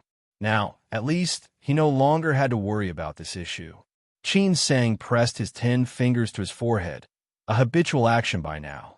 The pain from his primordial spirit was far more irritating than the migraines he had suffered in his previous life. He later came up with a method to avoid giving himself any idle time. 12 hours a day, aside from brief periods of sleep and time spent on primordial spirit sword nourishment, he filled every moment with various tasks. Most of this time was dedicated to practicing the 5-elemental breaking sword and the spear evasion art, with excellent results. After pressing his forehead for a while, Qin Sang stood up from the ground and paced over to the spiritual spring, gazing in fascination at the 9-illusion heavenly orchid for a moment before shifting his gaze to the pool below. Compared to 3 years ago, the spring source had clearly expanded, and the water flow was much stronger. By now, the pool had collected a fair amount of spring water, and the 9-illusion heavenly orchid's roots had intertwined into a vibrant mass. Qin Sang wasn't sure how long it would take for the spiritual spring to fully mature, but it seemed it wouldn't be much longer. Once the spiritual spring matured, he would move both it and the cave dwelling to a more secluded spiritual vein, allowing him to plant the 9-illusion heavenly orchid in his cave dwelling permanently. Otherwise, he would have to uproot the orchid every time he went on a long journey, and even after replanting, it would take a full year before it could resume growing, making its eventual maturity a distant dream. Today was the end of the month again. Qin Sang sealed the cave dwelling and used the sky shuttle to fly to Huilong Temple. At Huilong Temple, he set up a simple illusion array to block mortals. Since the time of Gu Tianan and his disciples, the temple had lost all its vitality, and in just a few years, it had fallen into severe decay. Qin Sang landed in the main hall, his expression shifting slightly as he noticed a sound transmission talisman darting around inside the barrier like a headless fly. He reached out and captured it, discovering that it wasn't a summon from a sect, but a message from someone named Udaiwe. This person claimed to be a senior brother from the same sect, inviting Qin Sang to explore an ancient cultivation site in the Yunsong marshlands, promising to discuss the details in person. The message was quite earnest. Qin Sang thought for a moment, but couldn't recall knowing any foundation-building realm cultivator by the name of Udaiwe. After Qin Sang broke through to the foundation-building realm, apart from sect leader Yu and senior brothers Wen and Gong, he hadn't interacted with any other foundation-building realm cultivators. After obtaining the primordial spirit sword nourishment, he secluded himself for intensive cultivation. For 3 years, he hadn't even returned to his sect, living as low-profile a life as possible. He had no idea why this person had sought him out. The Yunsong marshlands stretched endlessly, a desolate and uninhabited place. It was said that many undiscovered ancient cultivation sites lay hidden within, some concealing rare treasures. There were often stories of people stumbling upon great fortunes, though it was hard to discern truth from fiction. At this critical stage of cultivating the primordial spirit sword nourishment, Qin Sang had no interest in exploring ruins. He politely declined the invitation and sent the sound transmission talisman back. Afterward, he descended the mountain, devoured several baskets of meat buns, and returned to his cave dwelling. 2 months later, Qin Sang finally managed to completely rid himself of the influence of the sword qi that tormented his primordial spirit, allowing him to meditate freely. Now he could proceed to the next step, visualizing the killing symbol, drawing the intent of slaughter into his primordial spirit to refine the spiritual sword. The first killing symbol described in the art wasn't as violent as the subsequent 4. Over the past 3 years, Qin Sang had already rehearsed this process countless times, and everything was now in place, waiting for the final step. His spiritual consciousness touched upon the art in his mind, and he swiftly visualized the first killing symbol from the primordial spirit sword nourishment. Qin Sang's mind entered a state of deep meditation, and with a resounding boom in his head, only the killing symbol remained. Every stroke of the killing symbol was written with the sword of slaughter, conveying an overwhelming intent to kill. As Qin Sang followed each stroke, he couldn't help but feel parched, his mind shaken. It was as if he were watching a peerless swordsman slaughter all living beings with his sword. In an instant, Qin Sang's chest swelled with murderous intent, as if he had become this swordsman, the enemy of the entire world. He could barely control himself, feeling the urge to raise his sword and cut through everything. Kill a man every 10 steps, travel 1,000 li without stopping. Fortunately, the Jade Buddha had always kept his mind anchored, preventing him from getting lost in the killing symbol. His primordial spirit visualized and comprehended the Tao of slaughter. As time passed, the ebony sword within his primordial spirit suddenly began to stir. Over the past 3 years, Qin Sang had engraved countless runes onto the sword body. As soon as he started visualizing the killing symbol, these runes, along with his primordial spirit, seemed to transform into a furnace, using the intent of slaughter to refine the sword. As the visualization continued, the intent of slaughter invaded his primordial spirit, enveloping the spiritual sword. In an instant, the runes lit up with a dazzling glow.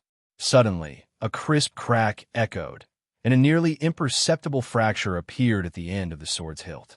This wasn't part of the astra itself, but the most fragile point of the ebony sword. The ebony sword trembled violently, as if it were wailing in sorrow. At that moment, Qin Sang was abruptly jolted out of his meditation, drenched in cold sweat. His face showed deep unease, as the excruciating pain from his primordial spirit had forcibly pulled him out of his meditative state. 1. This refers to the way of slaughter and killing. Tao can mean path, way, truth, a concept, etc. 3 years spent nourishing his spirit, and 2 years refining his sword. The form of the ebony sword had changed dramatically. Gone were the rain guard and hilt, and all the impurities within the sword's body had been slowly refined by Qin Sang, transforming it into a pure sword embryo. The sword embryo hovered in front of Qin Sang, a vibrant green hue. Its body was slender and elegant, an exquisitely pure form, resembling a piece of jade that could entrance anyone who gazed upon it. This was the essence of the Astra fragment, which had already been refined by a golden core realm cultivator with pill fire. Qin Sang had painstakingly honed it using the intent of slaughter for nearly 2 years, finally meeting the requirements of the primordial spirit, sword nourishment. The first stage of the art was not difficult. It merely laid the foundation for cultivating the art. Once the spiritual sword was fully refined, the next step would be to engrave the killing symbol onto its body, marking the true beginning of the cultivation path. However, Qin Sang found himself stuck at the final step. Over the past 2 years, he had grown intimately familiar with every stroke of the killing symbol, able to visualize it perfectly in his mind, identical to the one described in the art. But for some reason, he couldn't engrave the killing symbol onto the sword, always feeling like something was missing. For 2 months, Qin Sang had secluded himself in his cave dwelling, attempting all sorts of methods, but he made no progress. Without breaking through the art, his cultivation would remain stagnant, unable to advance. Due to the effects of energy extraction, his cultivation was now even weaker than when he first broke through to the foundation-building realm. Sensing Qin Sang's frustration, the ebony sword trembled slightly, emitting a faint sword hum. Its body was now covered in a layer of blood-colored light. After cultivating the primordial spirit sword nourishment, the sword chi of the ebony sword had turned a shocking crimson, as red as fresh blood, radiating with murderous intent. The ebony sword now appeared slightly smaller than before, but after being refined by the intent of slaughter, it had been purified and strengthened. Both its power and quality had risen to a whole new level. The sword chi surged, and its divine brilliance flickered like lightning. The ebony sword's sword chi had been honed to the extreme. If unleashed completely, the sword would fully transform into a blood-red flying sword, its true form invisible to the naked eye. The outer layer was composed entirely of ethereal sword chi, imbued with soul-crushing killing intent. The sharpness of the sword chi far surpassed what it had been before. After breaking through to the second stage of the primordial spirit sword nourishment, the art would grant an additional supernatural ability, unity of man and sword, allowing one to vanish without a trace. Since he hadn't yet broken through to the second stage, Qin Sang could only speculate about the ability's effect. It seemed to be some sort of sword-based evasion method, rather than an offensive skill. The sky shuttle could be used for long-distance travel, but its speed wasn't great. If he were to engage in a battle with a cultivator of the same stage and found himself in a disadvantageous situation, it would be difficult to rely on the sky shuttle to escape. After mastering the Zhishuan sword art, Qin Sang would be able to fly with his sword. Among all the evasion techniques, the sword-based ones were considered the most elite. Over the past 5 years, Qin Sang had taken advantage of his free time to cultivate the Zhishuan sword art to its advanced stage, including its sword-based evasion technique. He hoped it wouldn't conflict with the supernatural ability of the primordial spirit sword nourishment. Qin Sang suddenly recalled Senior Brother Gong's advice. This cultivation art required the most extreme intent of slaughter. Simply visualizing the killing symbol wasn't enough.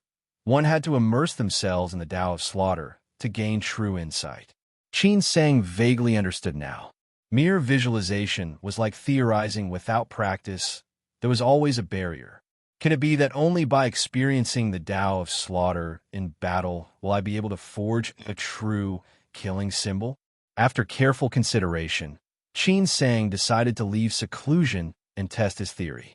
However, he needed to choose his opponent wisely. If the opponent was too weak and he crushed them easily, it would likely be ineffective. But if his opponent was also a foundation-building cultivator, his Qi would be inferior to theirs. Over the past 5 years, he had focused solely on refining and nourishing his sword without advancing his cultivation. Even with a few artifacts at his disposal, victory would be difficult. Moreover, he couldn't simply walk down the street and challenge random people. As this thought occurred to him, Qin Sang took a few days to carefully review the spells he had mastered. Afterward, he sealed his cave dwelling and, for the first time in 5 years, returned to Shaohua Mountain. The peach blossoms at Sword Pass were still as vibrant as ever. A few female disciples greeted him from afar, but Qin Sang didn't recognize any of them. Perhaps they were newly accepted disciples. Fortunately, Senior Brother Wen was still the steward of Dao Peak. Zhuang Yin was spurred on by you. Senior Brother Wen poured Qin Sang a cup of spiritual tea and laughed when Qin Sang asked about Zhuang Yin. The cave dwelling at Peak Cloud Mountain is quite nice. I had him take care of the herb garden there. That boy has come to his senses and has become much more steady. After all, for an immortal cultivator, if you can't even reach the foundation-building realm, how can you enjoy life for long? He even said he's too embarrassed to face you. He's been in seclusion these past few years, focusing on cultivation and rarely appearing, showing a bit of the spirit you had during your Qi refining realm days. Qin Sang couldn't help but recall the lonely times spent in the sunken cave, shaking his head with a sense of nostalgia. Little did others know, he had never slacked off either. The excruciating pain of cultivating his primordial spirit for 5 long years had been something he endured just to grasp a slim chance at achieving the Tao. When Senior Brother Wen heard the purpose of Qin Sang's visit, he pondered and said, "If you're looking for combat experience, the best place would undoubtedly be the ancient immortal battlefield. However, for early-stage foundation-building cultivators, it harbors many unpredictable dangers. You should be well prepared with life-saving methods before going. Within the sect, the best option is to inquire with the sect leader about any demon-slaying or monster-subduing missions. There are demonic beasts in the Yunsong marshlands that are in the early stages of the demonic spirit realm. Their intelligence is only just beginning to awaken, and their wild nature hasn't been fully tamed. They act purely on instinct, sometimes causing trouble. They'd be suitable for you to practice against." What Senior Brother Wen said was precisely what Qin Sang had been thinking. Demonic beasts lack the strange artifacts that human cultivators had, and even if they had innate supernatural abilities, they were usually quite simple. Qin Sang stayed and had tea with Senior Brother Wen for a while, exchanging cultivation insights that benefited him greatly. Just as he was about to get up and leave, his expression changed slightly, and he turned his head to look outside the hall. Whoosh! There was a sound of something cutting through the air, and moments later, a streak of light sped toward them. A middle-aged cultivator arrived in a hurry, his expression anxious. Upon seeing Qin Sang, his face visibly relaxed. Senior Brother Wen set down his cup and stood up with a smile. "Junior Brother, you don't usually come here without a reason. What brings you here today? His surname is you?" Qin Sang's gaze flickered in recognition. He was surprised because he had seen this man before. There had been 7 people who passed through the gourd illusion realm. Besides Qin Sang, Chu Wenjian, He Mu, Senior Brother Gong, and the old man surnamed Zhao, there were also 2 middle-aged cultivators. At that time, they had communicated with sect leader Yu via voice transmission, so Qin Sang hadn't learned their names. Now, this cultivator with the surname, Yu was one of those too. Seeing this person, Qin Sang remembered receiving several sound transmission talismans from Yu Daiyue over the past 2 years. Was it him? Senior Brother Wen's words are still as sharp as ever. The Yu surnamed cultivator seemed quite familiar with Senior Brother Wen, making a casual joke before turning directly to Qin Sang. "You guessed right. I do have another purpose for coming here today. Junior Brother Qin, It's been several years. Do you still remember me? Greetings, senior brother. Qin Sang cupped his hands as he stood up, thinking about the matter with the sound transmission talisman. Udua approached with a smile and said, Junior brother Qin, you're really elusive, like a dragon seen in glimpses.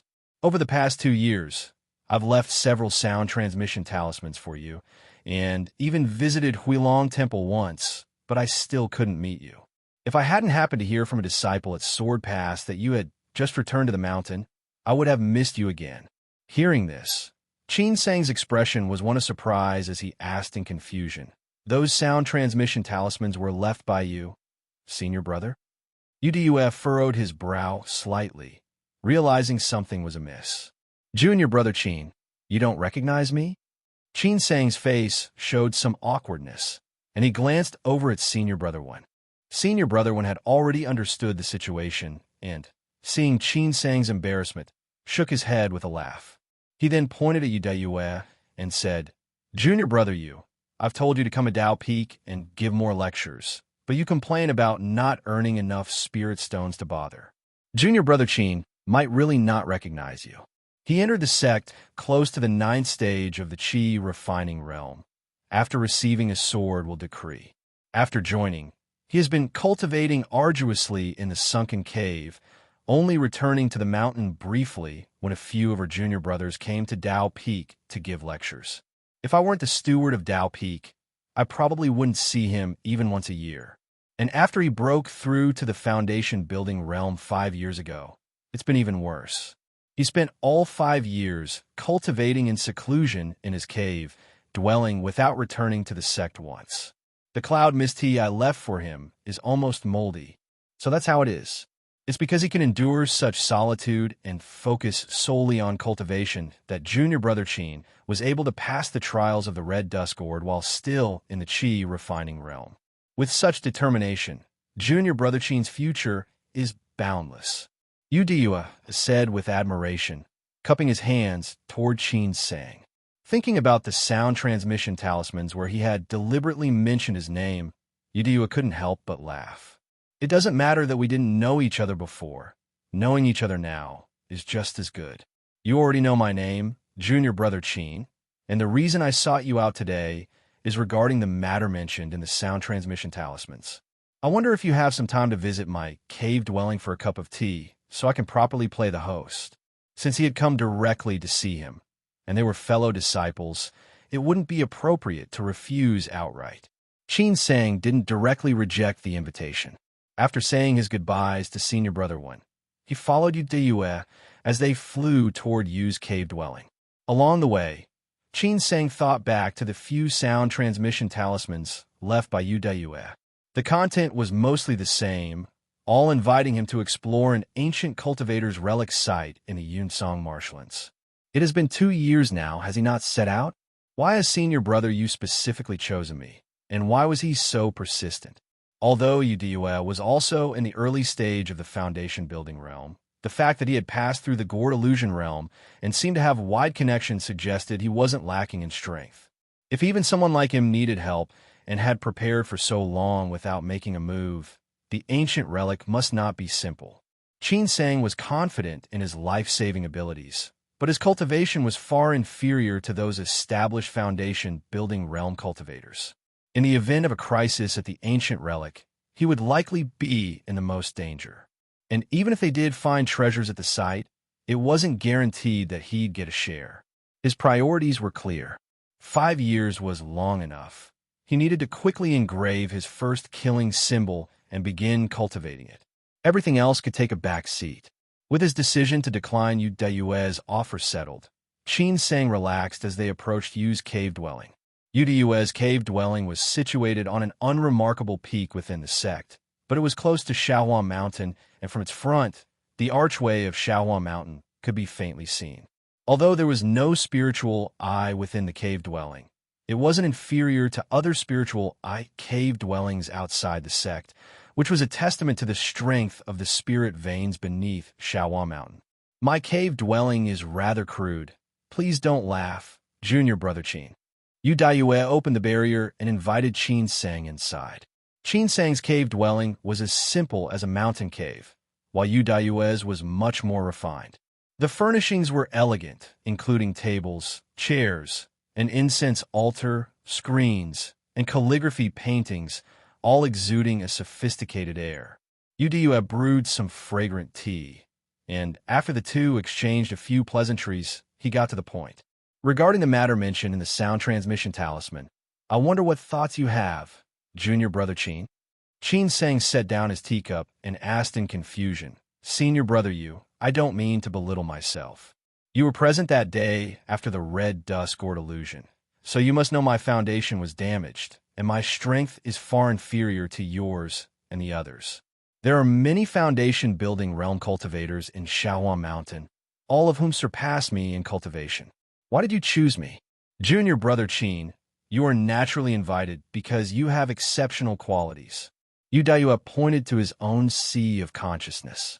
The fact that you passed the trial of the red dust gourd is what I admire most about your temperament.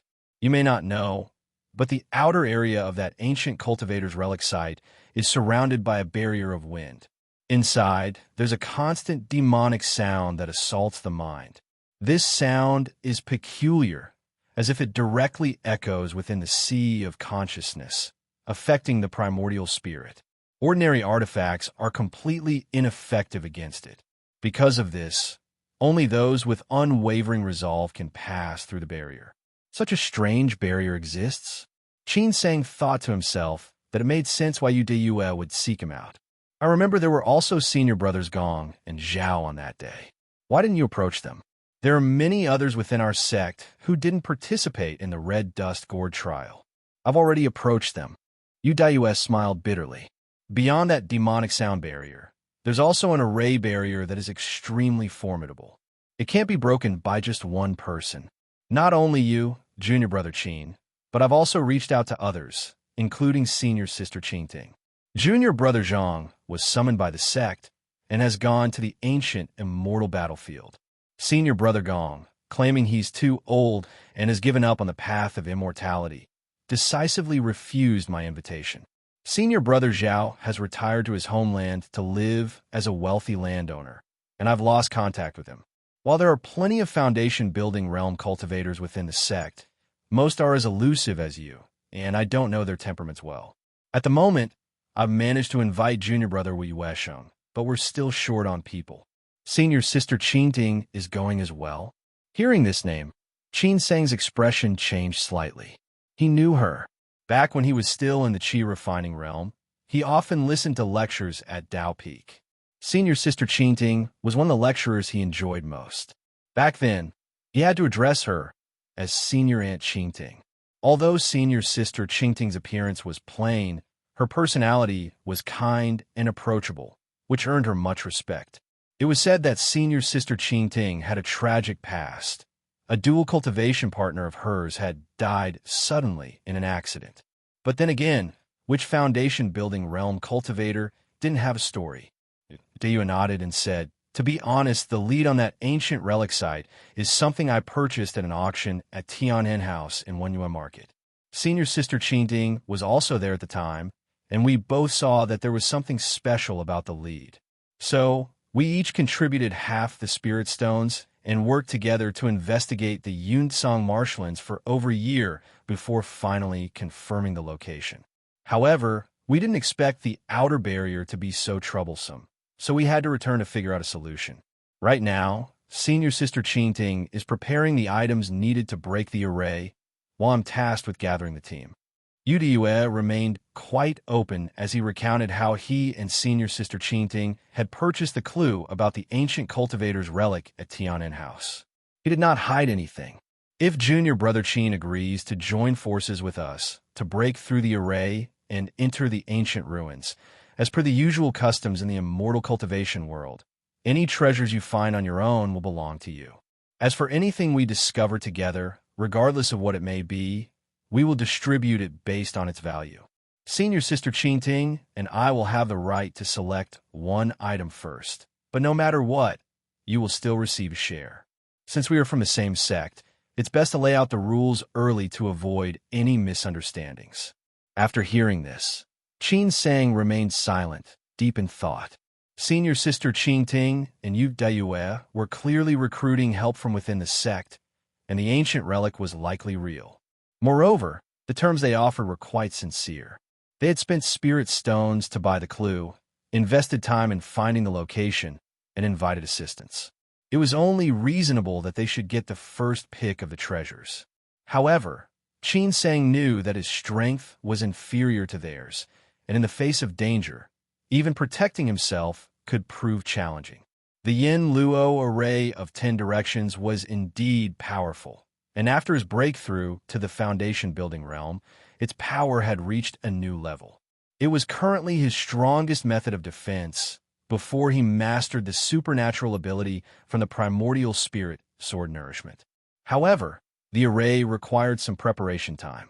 Judging by the strange barriers and arrays surrounding the ancient relic, it was clear that this site was no simple matter. Who knew what unknown dangers lurked within? If danger struck suddenly, he might not have time to set up the array. Until his strength improved, it would be wise not to recklessly venture into peril. The treasures within the relic were tempting, but surviving to claim them was paramount. Since he was not familiar with Yu Daiyue, Qin Sang had already decided against going. He prepared to decline the offer politely after making a token gesture of consideration. Yu Daiyue seemed to see through his hesitation and quickly added, "Junior brother Qin, there's no need to decide right now. Senior sister Qing Ting and I only recently gathered all the necessary materials, and she's currently in seclusion, crafting the array-breaking artifact. It will take some time before we can set out. Even after it's complete, we'll need at least 7 foundation-building cultivators to fully unleash its power. I haven't found enough people yet. Why don't you take your time and think it over, and let me know later." After leaving Yu Diyue's cave dwelling, Qin Sang pondered for a while and muttered to himself, "There's still some time before we go. By then, I may have broken through the second stage of my art. I'll assess the true power of that supernatural ability before making a decision." The Yunsong marshlands had birthed many ancient relics over the years. What one could gain from them was entirely a matter of luck. It could very well be that the relics were completely empty, or there might be treasures from ancient cultivators, secret arts, astras, or rare spiritual materials, all of which were extremely enticing. As he advanced further in the primordial spirit sword nourishment, he would inevitably have to venture into dangerous places to find the spiritual wood needed to refine the ebony sword. If his strength truly fell short, he would refuse outright. But if his supernatural ability proved powerful enough, perhaps he could take the risk. He would wait and see. His light flew swiftly, and in no time, he arrived at Sect Leader Peak. Qin Sang quietly landed in front of the sect leader's hall and took a quick glance around before stepping inside. Almost immediately, a young disciple approached to greet him. "Greetings, senior uncle. The sect leader has gone out on business and will not return until tomorrow. If senior uncle has any urgent matters, you may leave a sound transmission talisman, and I will relay it to the sect leader when he returns." Qin Sang was not here to see the sect leader. Since sect leader Yu was away, that saved him the trouble. He instructed, "Go bring me the recent accumulated affairs from Sect Leader Peak. I want reports on any sightings of demonic spirit realm demonic beasts, as well as information on the ancient immortal battlefield. Bring it all to me." "Understood, senior uncle." The disciple quickly followed orders and soon returned with several jade slips. Qin Sang carefully examined them one by one. Finally, he found reports on 2 early-stage demonic spirit realm demonic beasts, but both appear to be difficult to deal with and were located deep within the Yunsong marshlands. Even flying on his sword, it would take him more than half a month to reach them. Besides, he couldn't recklessly fly through the Yunsong marshlands, and there was no guarantee that those demonic beasts were still in the area. Early-stage demonic spirit realm demonic beasts made for excellent crafting materials, and killing them would even earn rewards from the sect. Although foundation-building cultivators wouldn't be too envious of such prey, they would likely slay them without much hesitation if given the chance. Qin Sang made note of the information in the jade slip, then picked up the final one. It contained information on the ancient immortal battlefield. In the Kuwain sect, Qin Sang had long heard of the renowned ancient immortal battlefield. After arriving at Shaohua Mountain, driven by curiosity, he had looked into it, though not in much detail. It was said that this world once overflowed with spiritual power, with natural treasures scattered everywhere, making cultivation far easier than it was now. Cultivators in the divine transformation realm were common, and there were even legends of mighty experts in the tribulation realm transcending to become a true immortal. This stood in stark contrast to the present day, where reaching the spiritual infant realm marked the pinnacle of cultivation, and the path forward was severed. For reasons unknown, the ancient immortals suddenly engaged in a massive war. The legends varied. Some claimed it was a battle between the great immortal sects over control of the Tao. Others said the emergence of an unparalleled treasure caused widespread chaos.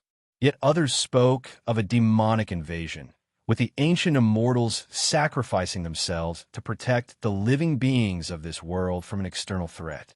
Despite the differing accounts, all the legends used words like mountains shattered, heavens collapsed, and all life annihilated, painting a vivid picture of the battle's devastation. It was said that after that war, the once vast and boundless world was left in ruins. Over time, life gradually returned, but countless lineages were severed, texts were lost, and spiritual power became scarce. This was the reason why cultivation had become so difficult in the present day. Immortal cultivators in the small cold domain suspected that the ancient immortal battlefield was one of the remnants of that war. Deep within the battlefield, countless spatial rifts still lingered, and only a war between ancient immortals could have caused such terrifying destruction. Though countless years had passed, the damage had yet to heal. These spatial rifts were incredibly dangerous. Even core formation realm cultivators could easily be swallowed if they were not careful, leading to inevitable death. What made them even more terrifying was that some rifts could be seen with the naked eye, while others were extremely well hidden, invisible and intangible, even beyond the detection of spiritual consciousness. Even spiritual infant realm cultivators had to exercise extreme caution. As such, though the ancient immortal battlefield was said to contain numerous relics from ancient times, no one dared to explore it. Given Qin Sang's strength, he certainly wouldn't dare venture deep into the battlefield, but even its outskirts were far from peaceful. Legends spoke of the countless ancient immortals who had perished there. In the depths of the battlefield lay the corpses of many powerful beings, their bodies remaining uncorrupted even after all this time. These mighty figures, even in death, still retained a remnant of their fighting spirit, which over the years had transformed into a malevolent chi-like presence. This chi took form, evolving into a strange type of creature within the ancient immortal battlefield, which the cultivators of the small cold domain called cloud beasts. These cloud beasts had no intelligence and came in all sorts of bizarre shapes. They harbored an intense hatred for living beings, knowing only slaughter and destruction. Some were incredibly powerful, able to contend with Golden Core realm experts, while others were weaker than Qi refining realm cultivators. However, they were vast in number, and it seemed as though no matter how many were killed, more would always take their place. Should these creatures ever break into the small cold domain, it would spell disaster. Not only would mortal life be exterminated, but even cultivators would find themselves with nowhere to survive. Fortunately, the ancient immortal battlefield was sealed off by barriers left behind by ancient powers, preventing the cloud beasts from invading the small cold domain. It was unclear whether the passageways had been intentionally left open or if the barriers had weakened over time, but now some of the ancient barriers were damaged. The cultivators of the small cold domain constructed strongholds at these breach points, effectively trapping the cloud beasts within the ancient immortal battlefield. They also sent disciples to hunt within the strongholds, preventing the beasts from moving south and wreaking havoc in the ordinary world. These strongholds serve as the gateways to enter and exit the ancient immortal battlefield. The introduction in the Jade Slip provided more detailed information. At the edge of the ancient immortal battlefield, there were 7 major strongholds: Wanyao City, Juyong Stronghold, Xuanlu Stronghold, Chungang City, Inshan Stronghold, Tianyu City, and Qingyang City. In addition to these, there are also several smaller cities occupied by rogue cultivators or some immortal sects and families. The sizes and types of these strongholds varied greatly. Among the 7 strongholds, 3 were guarded by the 8 major sects. From west to east, they were Juyong, Xuanlu, and Chungang. The vast areas behind these strongholds, including the relics discovered within, were naturally under the control of the righteous sects. However, moving deeper into that area led to a completely unclaimed territory, especially in the regions near the spatial rifts. Both temptation and danger existed there, and over the years, countless Golden Core Realm cultivators had perished within. To guard these strongholds, eliminate the cloud beasts in the ancient immortal battlefield, and explore the ruins within. The major sects would often summon their disciples to enter the battlefield, and Shaohua Mountain was no exception. Regarding this, sect leader Yu had already mentioned to Qin saying that even if he did not take the initiative to guard the strongholds, one day he would be summoned. Generally, each duty would last at least 20 years, regardless of whether the task was completed. The far western Wanyao City was monopolized by the demon cultivators of Heavenly Demon Hill. Although there was only one stronghold, the area behind it in the ancient immortal battlefield extended into the extreme west, making it difficult for human cultivators to reach. Its size was comparable to the territories controlled by the righteous sects. Another large city, known as Inshan Stronghold, was situated between the strongholds controlled by the righteous and the demonic sections. The city lord was formidable, reputed to be a spiritual infant realm grandmaster. It seemed that both sides had an unspoken understanding and had not extended their influence here, using it as a buffer zone. As a result, Inshan Stronghold was a chaotic mix of individuals, righteous and demonic cultivators, heretical practitioners, and people from all walks of life. The 2 eastern strongholds, Tianyu and Qingyang, naturally fell into the hands of the demonic path, but there was not much information about them in the Jade Slip. In the ancient immortal battlefield, the divisions between the righteous and demonic cultivators were clear-cut. They operated around their respective strongholds and seldom dared to cross over. Meanwhile, the Xuanlu Stronghold, jointly guarded by Shaohua Mountain, Tai Core Sect, and Shangyuan Tranquility Palace, sat in the middle of the 3 righteous cities, with Chungang and Inshan creating a significant distance from the demonic territory. Because of this, Qin Sang felt emboldened to venture into the ancient immortal battlefield. It was worth noting that the surviving Golden Core Realm Master from the Koyin sect was hiding within the ancient immortal battlefield. The heart-devouring insect on the surface of Qin Sang's primordial spirit would be detected as soon as he entered the spiritual consciousness range of that Golden Core Realm Master. The heart-devouring insect loomed like a sword over his head, constantly reminding him that the danger had not yet passed. He couldn't easily stray too far from Xuanlu Stronghold while entering the ancient immortal battlefield. Additionally, within the ancient immortal battlefield, one had to act with extreme caution. If he inadvertently encountered a swarm of cloud beasts and became surrounded, even a foundation-building realm cultivator would find it nearly impossible to survive. Qin Sang planned to accumulate more strength before daring to venture into the ancient immortal battlefield. For now, he was only here to gather some information. After carefully reviewing the contents of the Jade Slip and committing them to memory, he noticed that it was getting late. He took the information on the 2 demonic spirit realm beasts and summoned the Sky Shuttle to fly out of Shaohua Mountain, heading south. He was preoccupied with thoughts of the 9-illusion heavenly orchid in his cave dwelling. Qin Sang longed to return to his cave for just a glance, so he wasted no time. Only after flying beyond the range controlled by Shaohua Mountain did he descend and ride his sword along the water's surface at high speed. On the way, he reviewed the information on the 2 demonic beasts. One was a snake demon, and the other a white rhinoceros that had become a demon, both hiding deep within the Yunsong marshlands. Originally, they were diligently cultivating in their underwater cave dwellings, where Shaohua Mountain could not detect their presence. Unfortunately, these two demons were unwilling to remain isolated. The information about the snake demon was reported by a senior brother surnamed Wang. He had been dispatched by his sect to handle a trivial matter in the Yunsong marshlands. On his way back, while flying in the air, he was suddenly ambushed by the snake demon. Fortunately, senior brother Wang was no weakling. Caught off guard, he managed to protect his vital areas and drove the snake demon back, albeit with injuries.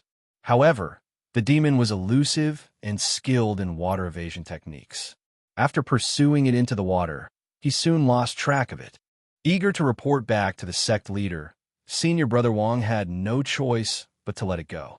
However, upon returning to the mountain, he grew increasingly frustrated with each passing day. After 2 failed attempts to capture the demon, he discovered a snake skin on an island, indicating that the demon's cave dwelling was nearby, but well hidden. Thus, senior brother Wang reported the matter to the sect leader, leaving behind a map, stating that anyone among their ranks who had the means to hunt the demon would be generously rewarded. The white rhinoceros demon was bolder. It attacked a spirit stone mine of Shaohua Mountain. This spirit stone mine was located on an island, with the veins extending deep beneath the island. Its scale was already small, and the spirit stones were nearly exhausted. Only a few Qi refining realm disciples remained to extract any last value, while relying on the array barriers left by their sect for protection, which had kept the area stable for a long time. Recently, out of nowhere, a white rhinoceros demon had appeared and launched a sudden attack on the spirit stone mine. The white rhinoceros demon was a demon of the demonic spirit realm, while the guardians of the mine were only Qi refining realm disciples. Caught off guard by the assault, they panicked and hurriedly activated the large formation to resist the attack. The white rhinoceros demon could not breach the array, and after failing, it vanished without a trace, allowing the disciples to finally breathe a sigh of relief. The disciples waited for some time, thinking the white rhinoceros demon had left, only for one disciple to be attacked just after departing the spirit stone mine. These 2 locations were quite far apart. After weighing his options, Qin Sang adjusted his evasion light, and flew toward the spirit stone mine. First, he thought the information there would be more accurate, and second, the existence of barriers in the spirit stone mine provided both offensive and defensive options. He still didn't know what it truly meant to hone the Tao of slaughter, whether it was to comprehend the heart's realm through battle or to be pushed to the brink of death before achieving anything. He believed that relying on the barriers of the spirit stone mine would offer a more secure approach. With sword-based evasion technique, Qin Sang made steady progress, stopping only briefly to restore his spiritual power. He encountered no obstacles and, after half a month, finally saw the island where the spirit stone mine was located. This island was much larger than the one where his cave dwelling was situated, featuring a deep, bottomless valley that nearly spanned the entire island from east to west, creating a striking contrast. At this moment, a layer of golden light enveloped the valley, shimmering faintly. This was the protective array of the spirit stone mine.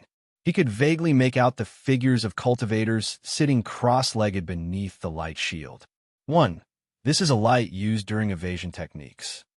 Qin Sang arrived discreetly, approaching the protective array of the valleys before retracting his falling cloud wings and revealing his form. The disciples of Shaohua Mountain below were initially startled. However, upon seeing Qin Sang's waist token, they immediately breathed a sigh of relief and cheered, hurriedly opening the array to welcome him, all addressing him as senior uncle. Although the white rhinoceros demonic beast had not continued its attack on the spirit stone mine, it still loomed ominously.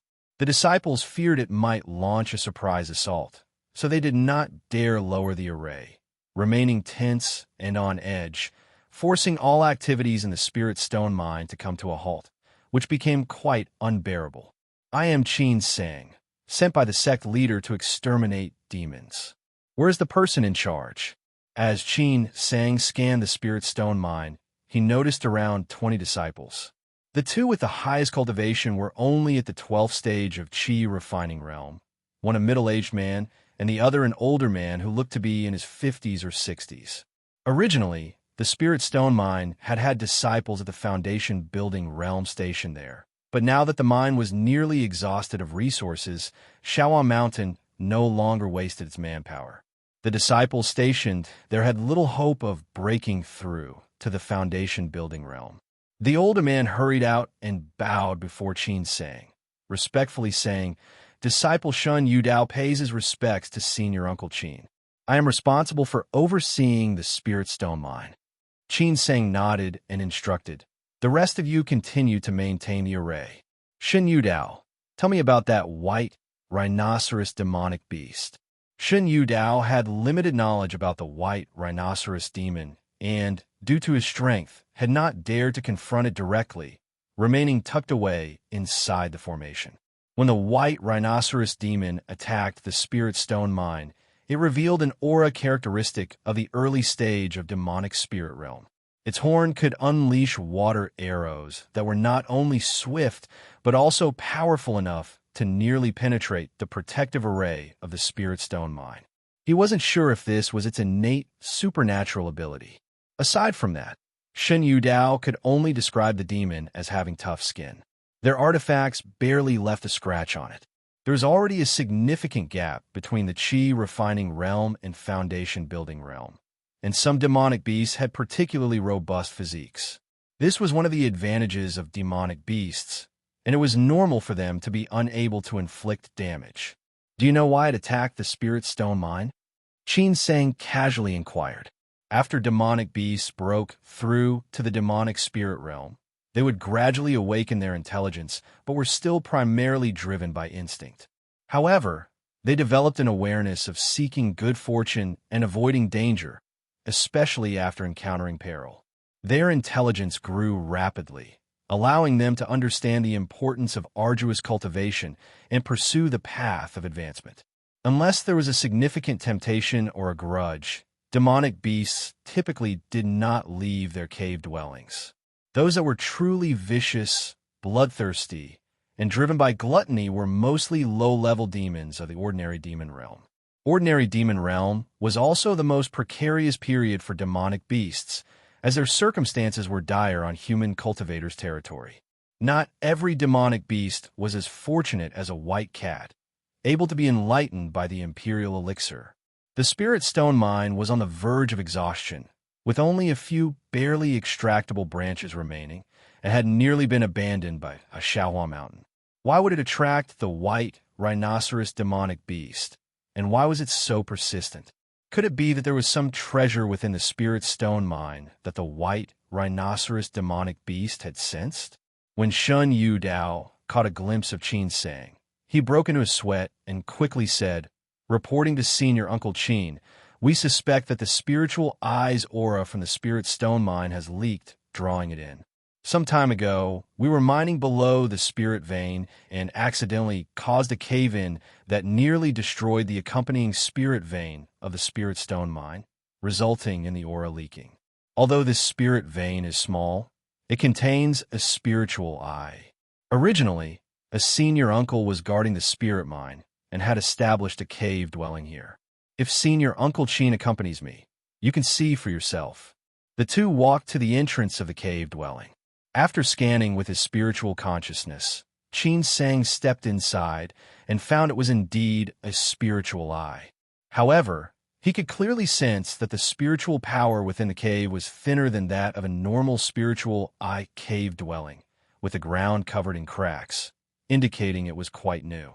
Qin Sang ventured deeper into the mining veins and silently nodded. Shun Yudao's observations were likely correct. If there were indeed treasures within the spirit stone mine, they would have already been plundered by that foundation building realm senior brother. The principles of wealth, companions, magic, and territory also applied to demonic beasts. The spiritual eye cave dwelling held great allure for demonic beasts, so it was no surprise that the white rhinoceros demon was relentless in its pursuit. Qin Sang then inquired about the position of the disciple when the incident occurred. By the time he finished speaking, dusk was approaching. He instructed Shun Yu Dao to oversee the array and wait for his signal, should the battle turn unfavorable, as a means of retreat. Next, he activated his falling cloud wings, rendering himself invisible, and quietly flew out of the Spirit Stone mine. The Yunsong marshland spread out below with vast, azure waves. The water was deep and unfathomable, making it difficult to determine where the white rhinoceros demon was hiding. Qin Sang flew to the location where the disciple had been attacked. After surveying the area, he quietly left and searched nearby for a while, eventually discovering a desolate island in the southeast. The island was small and deserted. Qin Sang did not disturb a single blade of grass or tree on the island. He first set up a simple barrier to obscure the island from sight and block spiritual power fluctuations, then took out 6 yin luo banners of 10 directions and secretly arranged an array on the island. Once his preparations were complete, Qin Sang stopped concealing himself. Instead, he executed the spirit evasion art, concealing his aura to the level of a chi refining realm cultivator. He then summoned the sky shuttle and boldly flew toward that area. As he soared overhead, nearing the Spirit Stone mine, the surface of the lake below remained eerily calm. Has the white rhinoceros demon given up on seizing the cave dwelling? Just as Qin Sang was pondering this, he suddenly heard a splash. The lake erupted with water, and a fierce gust of wind cut through the air. Qin Sang's expression tightened. His spiritual consciousness remained alert, and the moment the anomaly occurred, he detected the presence of an enemy. Without warning, a massive shadow of a rhinoceros appeared beneath the previously tranquil water surface. This demon was considerably larger than an ordinary white rhinoceros, lurking in the depths like a colossal beast. Its skin and horn gleamed like white jade, distinctly different from that of a typical white rhinoceros. Whoosh! A crystalline water arrow shot out from the lake's surface, striking like thunder, aimed directly at the flying sky shuttle. Qin Sang was prepared. The sky shuttle quickly changed direction, narrowly avoiding the surprise attack. Then came a series of piercing sounds. The white rhinoceros demonic beast emerged from the water, gazing up at the evasion light in the sky with a fierce glare. Its horns sparkled with light, unleashing a barrage of water arrows in rapid succession, blocking all possible escape routes for the sky shuttle and attempting to pierce Qin Sang with relentless fire. Seeing this, Qin Sang thought briefly and decisively stowed away the sky shuttle, summoning his ebony sword. He surged forth on the sword, bursting through the blockade and racing toward the desolate island, adopting a posture of escape. Before the white rhinoceros demonic beast revealed itself, Qin Sang had not sensed anything amiss, not even a trace of demonic chi. This indicated that the beast was adept at evasion techniques. It would be wise to trap it within the array before slowly devising a plan to deal with it. On the desolate island, 6 enormous banners fluttered wildly in the wind. Billowing black mist surged from their surfaces, completely shrouding the island in darkness. Unnoticed, dense clouds had gathered in the sky, blocking out the bright moon entirely. Not a single ray of moonlight pierced through, and the area around the island instantly fell into pitch-black obscurity. A chilling wind howled as the swirling black mist, intertwined with faint blue light, spread throughout the surroundings. Within the mist, ghostly figures moved, their wails rising in volume. The sinister aura here was far more intense than when they had dealt with Gu Tianan in the Guyuan Kingdom. Fortunately, this was deep within the Yunsong marshlands, a place rarely visited by others. Had any other cultivators been nearby, they might have assumed some demon was wreaking havoc here. To the naked eye, the black fog seemed impenetrable. Only cultivators could discern the countless black threads coiling within it, layer upon layer, like tangled strands of hair. These threads faintly glowed with a cold, eerie blue fire. The atmosphere was so chilling it made one's scalp tingle. These threads were ghostly threads, formed from the ghostly chi of the Yin Luo banner of 10 directions. Should a cultivator be ensnared by these threads, fire would invade their body, followed by malevolent spirits. Without means to protect their soul, they would inevitably suffer damage to their soul. For those weaker in strength, their primordial spirit could even be torn apart by the ghostly threads, leaving them to be devoured by the malevolent spirits within the banners, a vicious and insidious fate. This was the true power of the Yin Luo array of 10 directions. Ensnaring someone was merely a minor tactic. The true lethal blow came from its ability to harm one's soul. Back in the Qi refining realm, Qin Sang's abilities had been too weak to fully unleash the array's power. He couldn't control the Yin fire on the threads and had to rely on the clumsy method of commanding the evil spirits in hand-to-hand combat. Only now could he effortlessly manipulate the 6 banners at will. Suddenly, a furious beast's roar echoed from within the array, like a thunderclap shaking the heavens. The ghostly chi rippled violently, and even the edges of the array began to falter. At the center of the array, a towering wave surged upward, crashing ferociously against the densely layered ghostly threads. Whoosh! The giant wave slammed down with a deafening crash. The desolate island quaked, and the banners of the Yin Luo banner of 10 directions, blown taut like sails caught in a storm, billowed violently, straining to their limits with a tearing sound. Where the wave struck, the ghostly threads disintegrated into fragments, falling to the ground like scattered debris. But in the next moment, the fragments reformed, fusing with the intact threads, reconnecting into the array and swirling back toward its depths like layers of accumulated snow. The wave's aftershock rushed toward Qin Sang, but its power had already diminished. As it reached him, a shimmering barrier of light flashed around his body, repelling the water. This was the concealed power of the heavenly star tier he had secretly activated. Unexpectedly, just as the wave's aftershock dissipated, several water arrows shot out without warning from the fading waves. Whoosh! Whoosh! Whoosh! Qin Sang, unwilling to directly confront the arrows with the heavenly star tier, swiftly moved, dodging the barrage.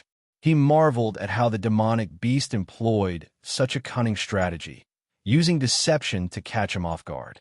Peering into the center of the array, he caught sight of the white rhino demon. The beast was covered in a film of water, remarkably capable of fending off the ghostly threads and the soul-devouring attacks of the evil spirits. Although the threads managed to partially penetrate the water barrier, infiltrating the white rhino demon's body and causing it immense pain, they were unable to inflict serious injury. Even the primary souls of the banners, attempting to invade the beast's body, were repeatedly thwarted. Had the Yin Luo banner of 10 directions consumed enough souls and sacrifices to reach its peak power, the array would have unleashed countless evil spirits, tearing souls and bodies apart. The white rhino demon's fate would have been far more miserable. The demonic beast soul was repeatedly assaulted by the ghostly threads. Although the damage was minor, the constant harassment drove it to fury. Its massive eyes glared menacingly at Qin Sang, burning with intense anger. A blood-red hue slowly spread across its pupils until both eyes turned crimson, a clear sign that it had plunged into a state of uncontrollable rage. Roar! Boom! The white rhino demon let out a furious roar, and a flash of blue light appeared on its horn. Instantly, a circular wave of water rippled outward. Although it didn't seem too powerful, the threads entangled around it were struck by the water and snapped one by one. Seizing this opportunity, the white rhino demon raised its front hooves and charged several zhang forward before the threads wrapped around it again. Seeing that the white rhino demon had found an advantage and was about to repeat its tactic, Qin Sang frowned slightly. It seemed that the threads alone would not be enough to trap the beast. Without hesitation, he commanded the 6 primary souls to merge into one, transforming into an evil spirit. Boom! The massive body of the white rhino demon, resembling a small mountain, made the evil spirit appear much smaller in comparison. However, the evil spirit, fearless and unflinching, faced the beast's terrifying charge head-on, wrapping tightly around it. Witnessing this, Qin Sang had a clearer understanding. This white rhino demon must have only recently broken through to the demonic spirit realm. Its horn could unleash powerful water arrows, and its control over water was exceptional. But its true strength wasn't overwhelming, and it probably hadn't even found a suitable cave dwelling yet, which explained its obsession with the spiritual eye of the Spirit Stone mine. Now that the situation had momentarily stabilized, Qin Sang seized the chance. While the evil spirit entangled the white rhino demon, a flash of sword light appeared at Qin Sang's forehead. The ebony sword, which had been nurtured within his primordial spirit, shot out. Qin Sang knew the purpose of this journey well. Whether he could kill the white rhino demon or not was irrelevant. His main objective was to comprehend the Tao of slaughter and advance his art. As Qin Sang's thoughts guided it, the ebony sword transformed into a blood-red sword, its sword chi radiant and swift. It disappeared into the greater ray in an instant, reappearing above the white rhino demon's head, where its sword chi erupted violently. Yet the demon was alert. The moment the ebony sword appeared, it sensed danger. With a sudden twist of its head, it knocked the evil spirit aside, aiming its horn at the ebony sword. Several water arrows shot out in rapid succession. The ebony sword turned into a streak of light, destroying the water arrows one by one. However, this also gave the demon enough time to dodge, and the sword struck empty air, failing to land a fatal blow. After this brief exchange, Qin Sang's expression remained unchanged, though inwardly he wondered, why does it feel like this fight isn't helping me understand the Tao of slaughter? After a moment of contemplation, Qin Sang decided to directly visualize the killing symbol in the midst of battle. In an instant, murderous intent filled his chest. Though his mind remained clear, his gaze turned icily cold, staring at the demon as if it were already dead. The ebony sword let out a long, resonant hum, and the blood-red sword chi surged, pointing directly at the demon with deadly resolve. A trace of fear flashed in the demon's eyes. It shook its head violently, breaking free from the oppressive aura of the killing intent, and glared viciously at the ebony sword before letting out an enraged roar toward the sky. At the same time, its horn once again flashed with a circular water wave.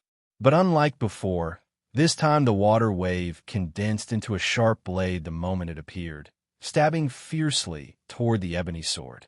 Qin Sang's focus was now entirely on the demon. He ordered the evil spirit to hold the beast in place, preventing it from escaping the Yin Luo array of 10 directions. Meanwhile, he fully synchronized his mind with the ebony sword. At that moment, he seemed to transform into a sword himself, prepared to cut down every enemy in the world. The Tao of slaughter encompassed all things, containing within it countless paths. Qin Sang had no idea what the correct method was for cultivating the primordial spirit sword nourishment. In fact, it was possible that every cultivator's approach differed. When Senior Qingzhu cultivated this art, in order to comprehend the killing symbol, he might have devoted himself entirely to the Tao of slaughter, indiscriminately killing men, women, elders, children, cultivators, or mortals alike, ultimately falling into the demonic path. He might have deliberately ventured into dangerous places, risking his life to overcome his inner fears, slaying others as well as himself. Or perhaps he wandered the world with just his sword, only seeking clarity of mind. It could even have been a case of using slaughter to stop slaughter. But this was definitely not Qin Sang's path. Without the Jade Buddha protecting his primordial spirit and preventing the encroachment of murderous intent, meditating on the killing symbol during battle could result in his mind being overtaken by killing intent. Losing rational thought, unable to calmly analyze the situation, he would be consumed with nothing but killing, placing himself in extremely dangerous circumstances. Qin Sang had deliberated for a long time before deciding to give this method a try. If it proved effective, then undoubtedly, this path would be the most suitable for him. In his view, the primordial spirit sword nourishment was merely a tool to aid in the improvement of his cultivation. With Senior Qingzhu's example before him, even his mediocre talent could see a glimmer of hope in reaching the core formation realm. That was why he had chosen this art, not out of yearning for the Tao of slaughter, nor did he feel much attachment to it. The obsession in his heart was solely for immortality. If he could avoid it, Qin Sang certainly did not want to force himself to change his conduct and principles just for the sake of cultivating a particular art. Just as he had willingly played the role of a furnace to achieve foundation building, whatever choices he made would always follow his true heart, so that he would never have regrets or complaints. Of course, if he were left with no other options, that would be a different story. The killing intent in the sword qi grew increasingly intense, but Qin Sang remained exceptionally calm, his heart unmoved. His sole purpose was to borrow the killing symbol to simulate killing intent, using battle to validate the killing symbol. Boom! Qin Sang's mind connected with the ebony sword, and the murderous energy of the spiritual sword soared to the skies as it ruthlessly stabbed at the white rhino demon. The sword qi cut through the air like a blade. The disciples at the Spirit Stone Mine had spent a day and a night in fear. Initially, they had seen a flash of evasion light in the night sky, followed by surging waves in the Yunsong marshlands. Even the island where the Spirit Stone Mine was located was affected, constantly shaking. This was clear proof of the fierce battle taking place in the distance. But by dawn, all had gone silent, and Qin Sang still had not returned. Without word from Qin Sang, they did not dare to open the array, let alone venture out to investigate the outcome of the battle. Did the demonic beast win, or did their senior uncle prevail? Shen Yudao hovered in the air, sticking close to the barrier of the formation, his eyes wide as he gazed longingly at the thin line where water met sky. In his heart, he repeatedly prayed for senior Uncle Qin's safe return, even if he came back with broken limbs, so long as he made it out alive. If senior Uncle Qin doesn't return by dawn, we'll have to send for help from the sect, Shen Yudao said hoarsely, his anxiety palpable. A cultivator at the foundation building realm, facing a demonic beast whose intelligence has only just begun to develop, surely shouldn't lack the ability to escape, right? If Qin Sang had indeed fallen to the demonic beast, and they, the disciples, had remained hiding behind the array without daring to go out, they would surely face severe punishment from the sect. Shen Yudao, already of considerable age, had long given up on cultivating immortality. He had only hoped to amass some wealth at the Spirit Stone Mine before returning to marry several beautiful wives and live a life of comfort. He never imagined things would take such a disastrous turn. Suddenly, at the edge of his vision, a massive figure appeared, flying through the sky. It was that fearsome white rhino demon. We're finished. Shen Yudao's heart skipped a beat, his eyes went wide, and he almost fainted on the spot. At that moment, a sudden cheer erupted from below. Senior Uncle Qin has won. He killed the vile demon. Shen Yudao, who had been wondering whether he should find a woman to carry on his lineage, immediately widened his eyes upon hearing this. It was only then that he noticed a figure beneath the massive body of the demon. Who else could it be but Qin Sang? It turned out that this demon had been lifted by Qin Sang with one hand, long since devoid of life. Shen Yudao had been too anxious to notice earlier. Hurry, open the array, and welcome senior Uncle Qin. Shen Yudao's grin spread wide across his face. In a blink of an eye, Qin Sang flew overhead, moving swiftly toward the island. Shen Yudao opened his mouth, ready to offer praise, but before he could speak, a voice came from above. Take a good look. This demon has been slain by me. Report the news to the sect, and take good care of the spirit mine. Do not slack off. With that, Qin Sang stowed the corpse of the demon into his mustard seed pouch and left swiftly under the disappointed gazes of the others. Although the Yin Luo array of 10 directions had trapped the demon, giving Qin Sang the upper hand, The beast's ability to control water was formidable, and its thick hide offered incredible defense. This battle had been grueling. Moreover, Qin Sang had purposely prolonged the fight, using it to comprehend the symbol, engaging with the demon for an entire day. Only when the beast was covered in wounds and utterly exhausted did he deliver the fatal blow. However, it had cost Qin Sang a significant amount of spirit stones and spirit pills. After the battle, Qin Sang felt a subtle sense of gain. His understanding of the killing symbol had deepened, and he now sensed that the bottleneck before him was as thin as a membrane, ready to break through with just a nudge. This affirmed that this path was indeed viable. However, Qin Sang knew well that the first killing symbol was, in essence, only a prelude to the entire art, guiding cultivators to choose the path that suited them best. That was why it had been relatively easy to comprehend.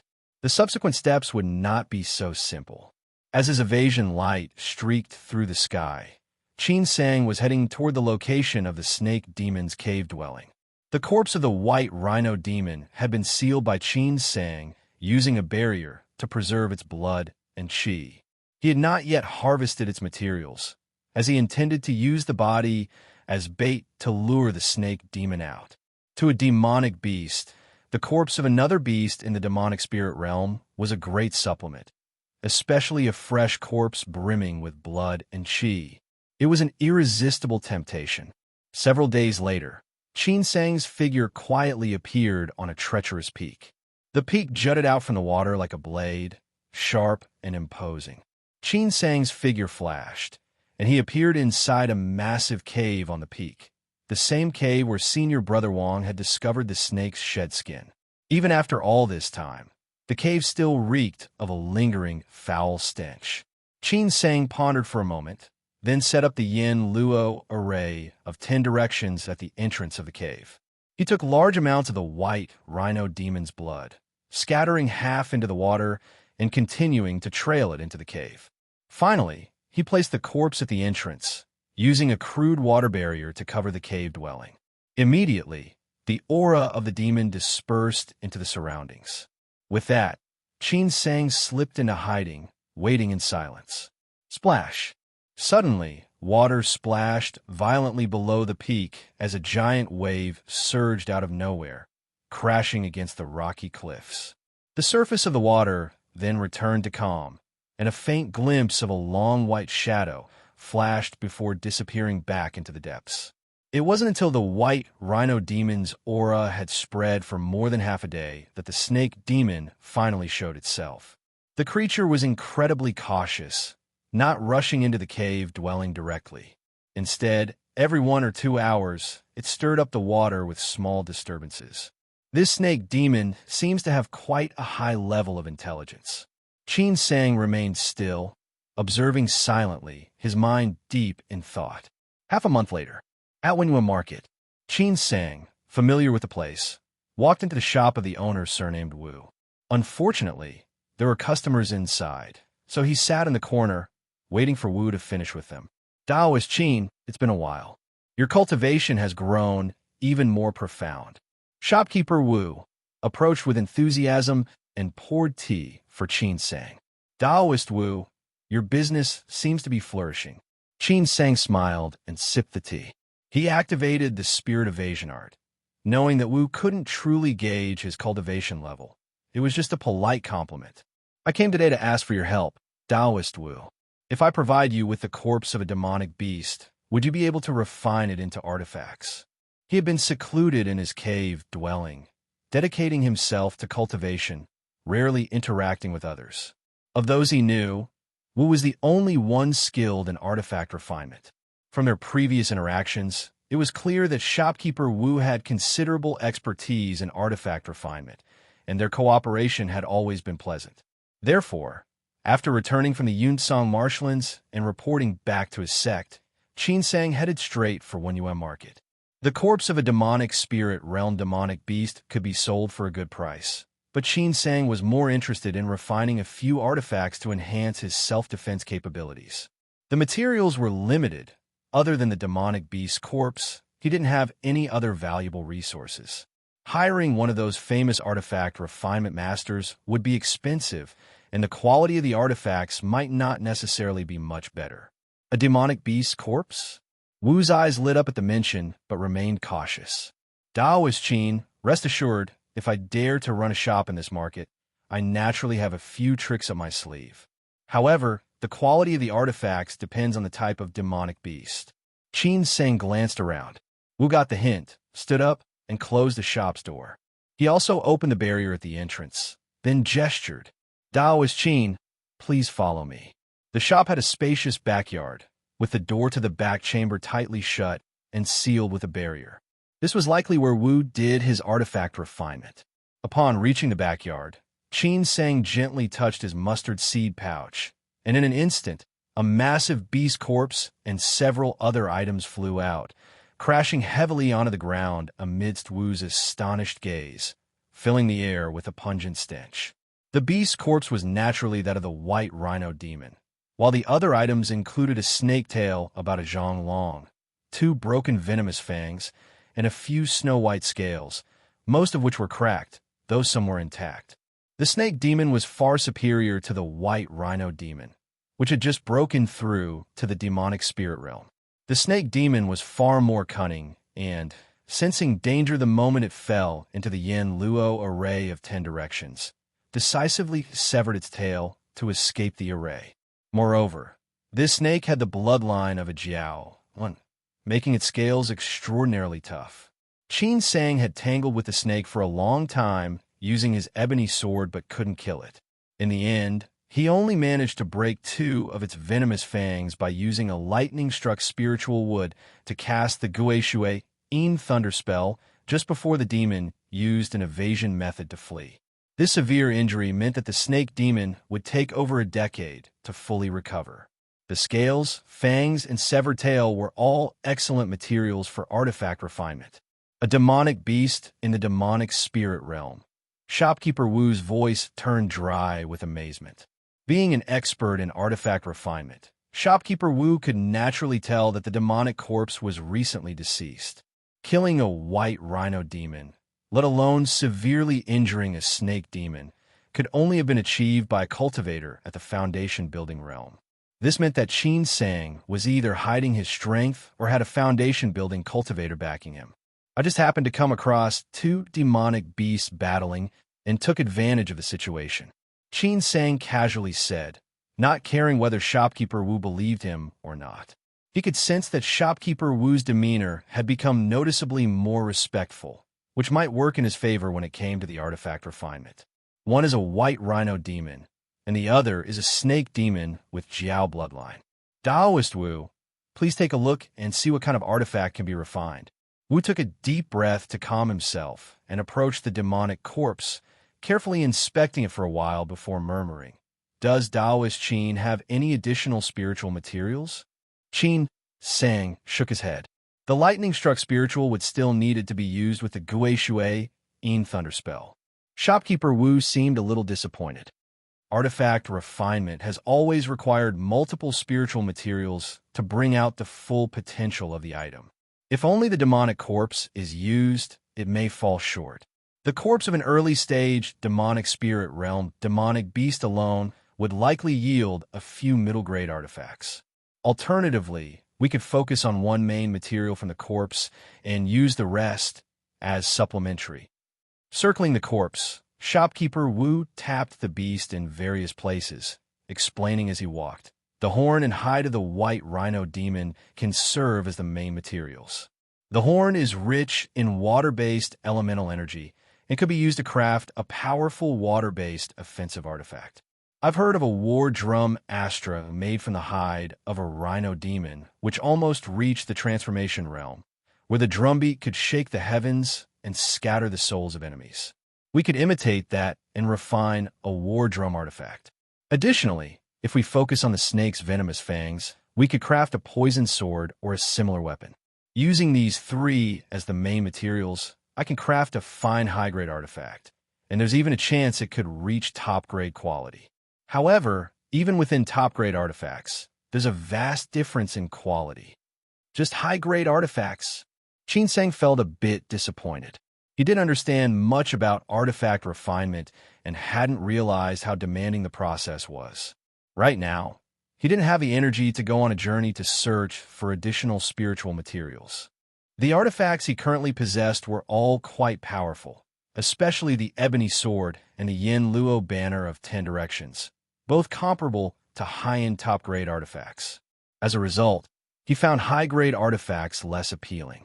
This shift in perspective came from joining the Queen's sect, where he had immediately obtained several malevolent artifacts personally refined by sect leader E, which were on par with top-grade artifacts. His standards had unknowingly risen, and he was no longer aware of how hard it was for most other cultivators.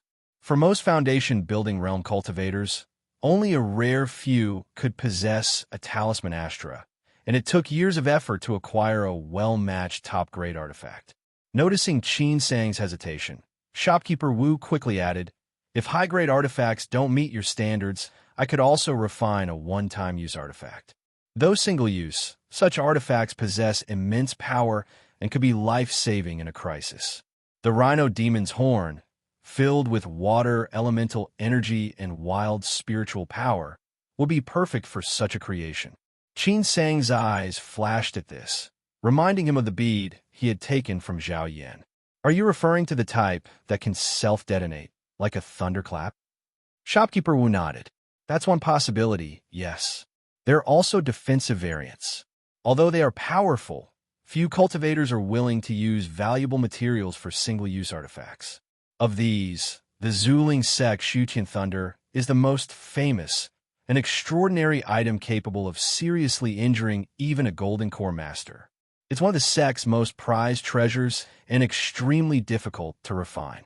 However, my family passed down a method for refining a similar item known as the essence-devouring spike. If we use this demonic corpse to craft it, I guarantee it won't disappoint you." Qin Sang didn't immediately respond. Instead, he pulled a black bead out from his mustard seed pouch and asked, "Taoist Wu, do you recognize this artifact?" Since breaking through to the foundation-building realm, Qin Sang had examined the bead multiple times and was certain it wasn't a malevolent artifact like the Qi Dragon Sword, nor did it involve any special refining methods. 1. Jiaolong or Jiao is a dragon in Chinese mythology, often defined as a scaled dragon. It is hornless according to certain scholars and said to be aquatic or river-dwelling. Unexpectedly, shopkeeper Wu recognized it at a glance and exclaimed in shock, "These are profound Yin thunderbolts." Seeing Qin Sang's puzzled look, shopkeeper Wu took the initiative to explain, "Artifact refinement may be a small branch of study, but as you focus on the path of cultivation, Taoist Qin, you may not have heard of the profound Yin thunderbolts. Several thousand years ago, profound Yin thunderbolts were famous demonic artifacts, originating from a demonic sect called the Yushin sect. These artifacts once struck fear into righteous cultivators. In the world of immortal cultivation, they were as renowned as heavenly thunderbolts. After the fall of the Yushin sect, the method of refining these thunderbolts was lost, and it's been many years since they've been seen." As shopkeeper Wu spoke, he moved closer, holding the profound Yin thunderbolts with great admiration, examining them over and over again, as if he wanted to engrave their details into his eyes. His face was filled with fascination as he repeatedly praised, "What fine artifacts! Such exquisite craftsmanship." Qin Sang nodded. "I obtained them from a demonic cultivator. What's so special about these profound Yin thunderbolts?" Shopkeeper Wu, now serious, replied, "It's fortunate that Taoist Qin didn't allow that demonic cultivator to activate the profound Yin thunderbolts. These are one-time use artifacts, just like the ones I mentioned earlier. With a mere activation of the barrier using one's spiritual consciousness, they could be detonated, unleashing terrifying power. Their might is astounding, and even a foundation-building cultivator could be severely injured if caught off guard. The only downside is that their range is somewhat limited. The core explosion covers only about 1 zhang, with the residual impact much weaker." Hearing this, Qin Sang couldn't help but feel a chill. Back at the bottom of Yuanzhao Peak, When he fell into the soul-devouring array of three calamities, he hadn't witnessed the full explosion, and he hadn't realized that even a foundation-building cultivator could hardly withstand it. The power of the profound thunderbolts was far greater than he had imagined. The two profound thunderbolts that Zhao Yin had must have been given to him by ET&I as a defensive measure. To secure the 9 illusion heavenly orchid, ET&I had clearly spared no expense. If he hadn't reacted quickly and fled, he might have been reduced to dust by now. When the snake demon broke free from a Yin Luo array of 10 directions, Qin Sang had been planning to use the profound thunderbolts to force it back. However, after some hesitation, he refrained from doing so, fortunately, as it would have been a terrible waste. After letting shopkeeper Wu admire the thunderbolts to his heart's content, Qin Sang finally stored them back in his mustard seed pouch. Shopkeeper Wu, knowing that Qin Sang wouldn't let him keep the profound thunderbolts for research, could only watch longingly as Qin Sang tucked them away. As Taoist Wu suggested, let's go ahead and refine an essence-devouring spike. How much will it cost? Qin Sang quickly made up his mind. He wasn't short of top-grade artifacts. What he lacked were life-saving measures for critical situations. No matter how valuable the materials, as long as they served their purpose, he didn't mind using them. Shopkeeper Wu responded, "To be honest, Taoist Qin, there is no guarantee of success in artifact refinement, and the grade can vary. I cannot ask for payment up front. Therefore, we would need to establish some terms beforehand. Of course, I will do my utmost, but if you are concerned, then perhaps we shouldn't proceed." Qin Sang understood. Just like breaking through cultivation stages, there were no guarantees of success. If it were that simple, the path of immortal cultivation would be far too easy. No one intentionally wanted to fail. Given shopkeeper Wu's dedication to artifact refinement, it was unlikely he would act against his own interests. Pointing at the snake demon's remains, Qin Sang asked, "When refining the essence-devouring spike, are there any materials here that won't be needed?" Shopkeeper Wu glanced over and said, "The fangs, scales, and bones should leave behind some excess. I could help you refine a few smaller artifacts from them." Qin Sang shook his head and lightly gestured with his hand. "You can have them, Taoist Wu. Would it be possible for me to observe your artifact refinement process?" Shopkeeper Wu hesitated. These materials were indeed valuable, especially the fangs, of which at least half would remain. If added to a future refinement of a spiritual sword, they could significantly boost its power. "Don't worry, Taoist Wu. I'll only watch and ask no questions. I'm simply curious to observe the refinement process. If anything involves your family's secret techniques, I will step aside." Qin Sang was genuinely interested in artifact refinement and alchemy, hoping to broaden his knowledge. He knew his limitations. Given his talent, it was impossible to divert his focus to other pursuits. However, many low-grade artifacts had extraordinary effects. If he could learn a few techniques, it would save him the trouble of relying on others. In the end, Shopkeeper Wu couldn't resist the temptation and smiled bitterly. These are just rudimentary methods, nothing too secretive. If Taoist Qin doesn't mind the mess of this humble abode, please follow me. 10 days later, Qin Sang walked out of Wenyuan Market, riding his sky shuttle. Transforming into a streak of evasion light, he flew past the gate of Shaoan Mountain without entering, heading straight for the Guyuan Kingdom. When he reached a secluded area, Qin Sang raised his hand, and a small, palm-sized horn appeared in his palm. The horn curved slightly upward, resembling a rhino horn, but much smaller after being refined. The entire horn was a translucent water blue, with golden patterns spiraling around it. At the very tip, there was a sharp spike, shining with a faint green glow. This was the essence-devouring spike refined by Wu. Qin Sang inspected the essence-devouring spike briefly before storing it in his mustard seed pouch, a thoughtful expression on his face. He had observed the entire refining process, and, as he expected, artifact refinement was extremely complex and required significant time and effort, precisely the resources he lacked. It was said that pill forging was even more difficult than artifact refinement. As payment for the essence-devouring spike, Qin Sang had left his nearly worn-out Qi Dragon Sword with shopkeeper Wu for a year of study. After breaking through to the foundation building realm, Qin Sang had noticed that the barrier on the sword was not demonic in origin, but a unique form of artifact refinement barrier. Shopkeeper Wu had been obsessed with the Qi Dragon Sword, so he was delighted by the opportunity.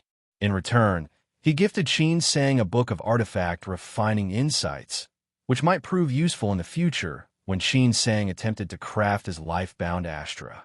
As he neared the Gyuan Kingdom, Qin Sang grew frustrated with the slow speed of the sky shuttle and summoned his ebony sword. Transforming into a streak of sword light, his speed instantly increased significantly. He hadn't returned for over a month, and it felt as if he had left his child alone at home. No matter what, he couldn't shake his unease, his mind constantly gnawed by worry. Upon returning to his cave dwelling and seeing that the 9-illusion heavenly orchid was safe and sound, Qin Sang finally felt a sense of relief. He squatted by the pool, scooping up a handful of water, and muttered, "I wonder when the spiritual spring will take form. Until then, how can I feel at ease leaving?" Sealing off his cave dwelling, Qin Sang sat in the lotus position. Although he had let the snake demon go, the fierce battle had been even more intense than the one with the white rhino demon, and the insights he gained were much deeper, especially regarding the killing symbol. Entering a meditative state, Qin Sang visualized the killing symbol, which seemed much more solid than before. The extreme intent of slaughter was channeled into his primordial spirit, where it tempered his spiritual sword. At that moment, a trace of joy suddenly appeared on Qin Sang's face. The bottleneck that had troubled him was finally breaking. With just a period of dedicated cultivation, he would smoothly break through, engraving the killing symbol onto his sword and forging his life-bound spiritual sword. As the seasons changed, time passed day by day. Qin Sang returned to his previous routine, rarely leaving his cave dwelling except for a monthly visit to Huilong Temple. He remained in seclusion for nearly a year until one day, a sound transmission talisman arrived from Huilong Temple. Qin Sang happened to be at Huilong Temple. After receiving the sound transmission talisman and reading its contents, he pondered for a long while before setting off toward Shawa Mountain in a streak of evasion light. Hello, everyone. As we wrap up this video, I want to share a quick note. I have a Patreon account. If you'd like to support me and enjoy on-demand audiobooks, you can become a Patreon member. Alternatively, you can check out my Google Drive link, which has 500-plus novel audiobooks available through my Ko-fi or Patreon shop. I appreciate your support.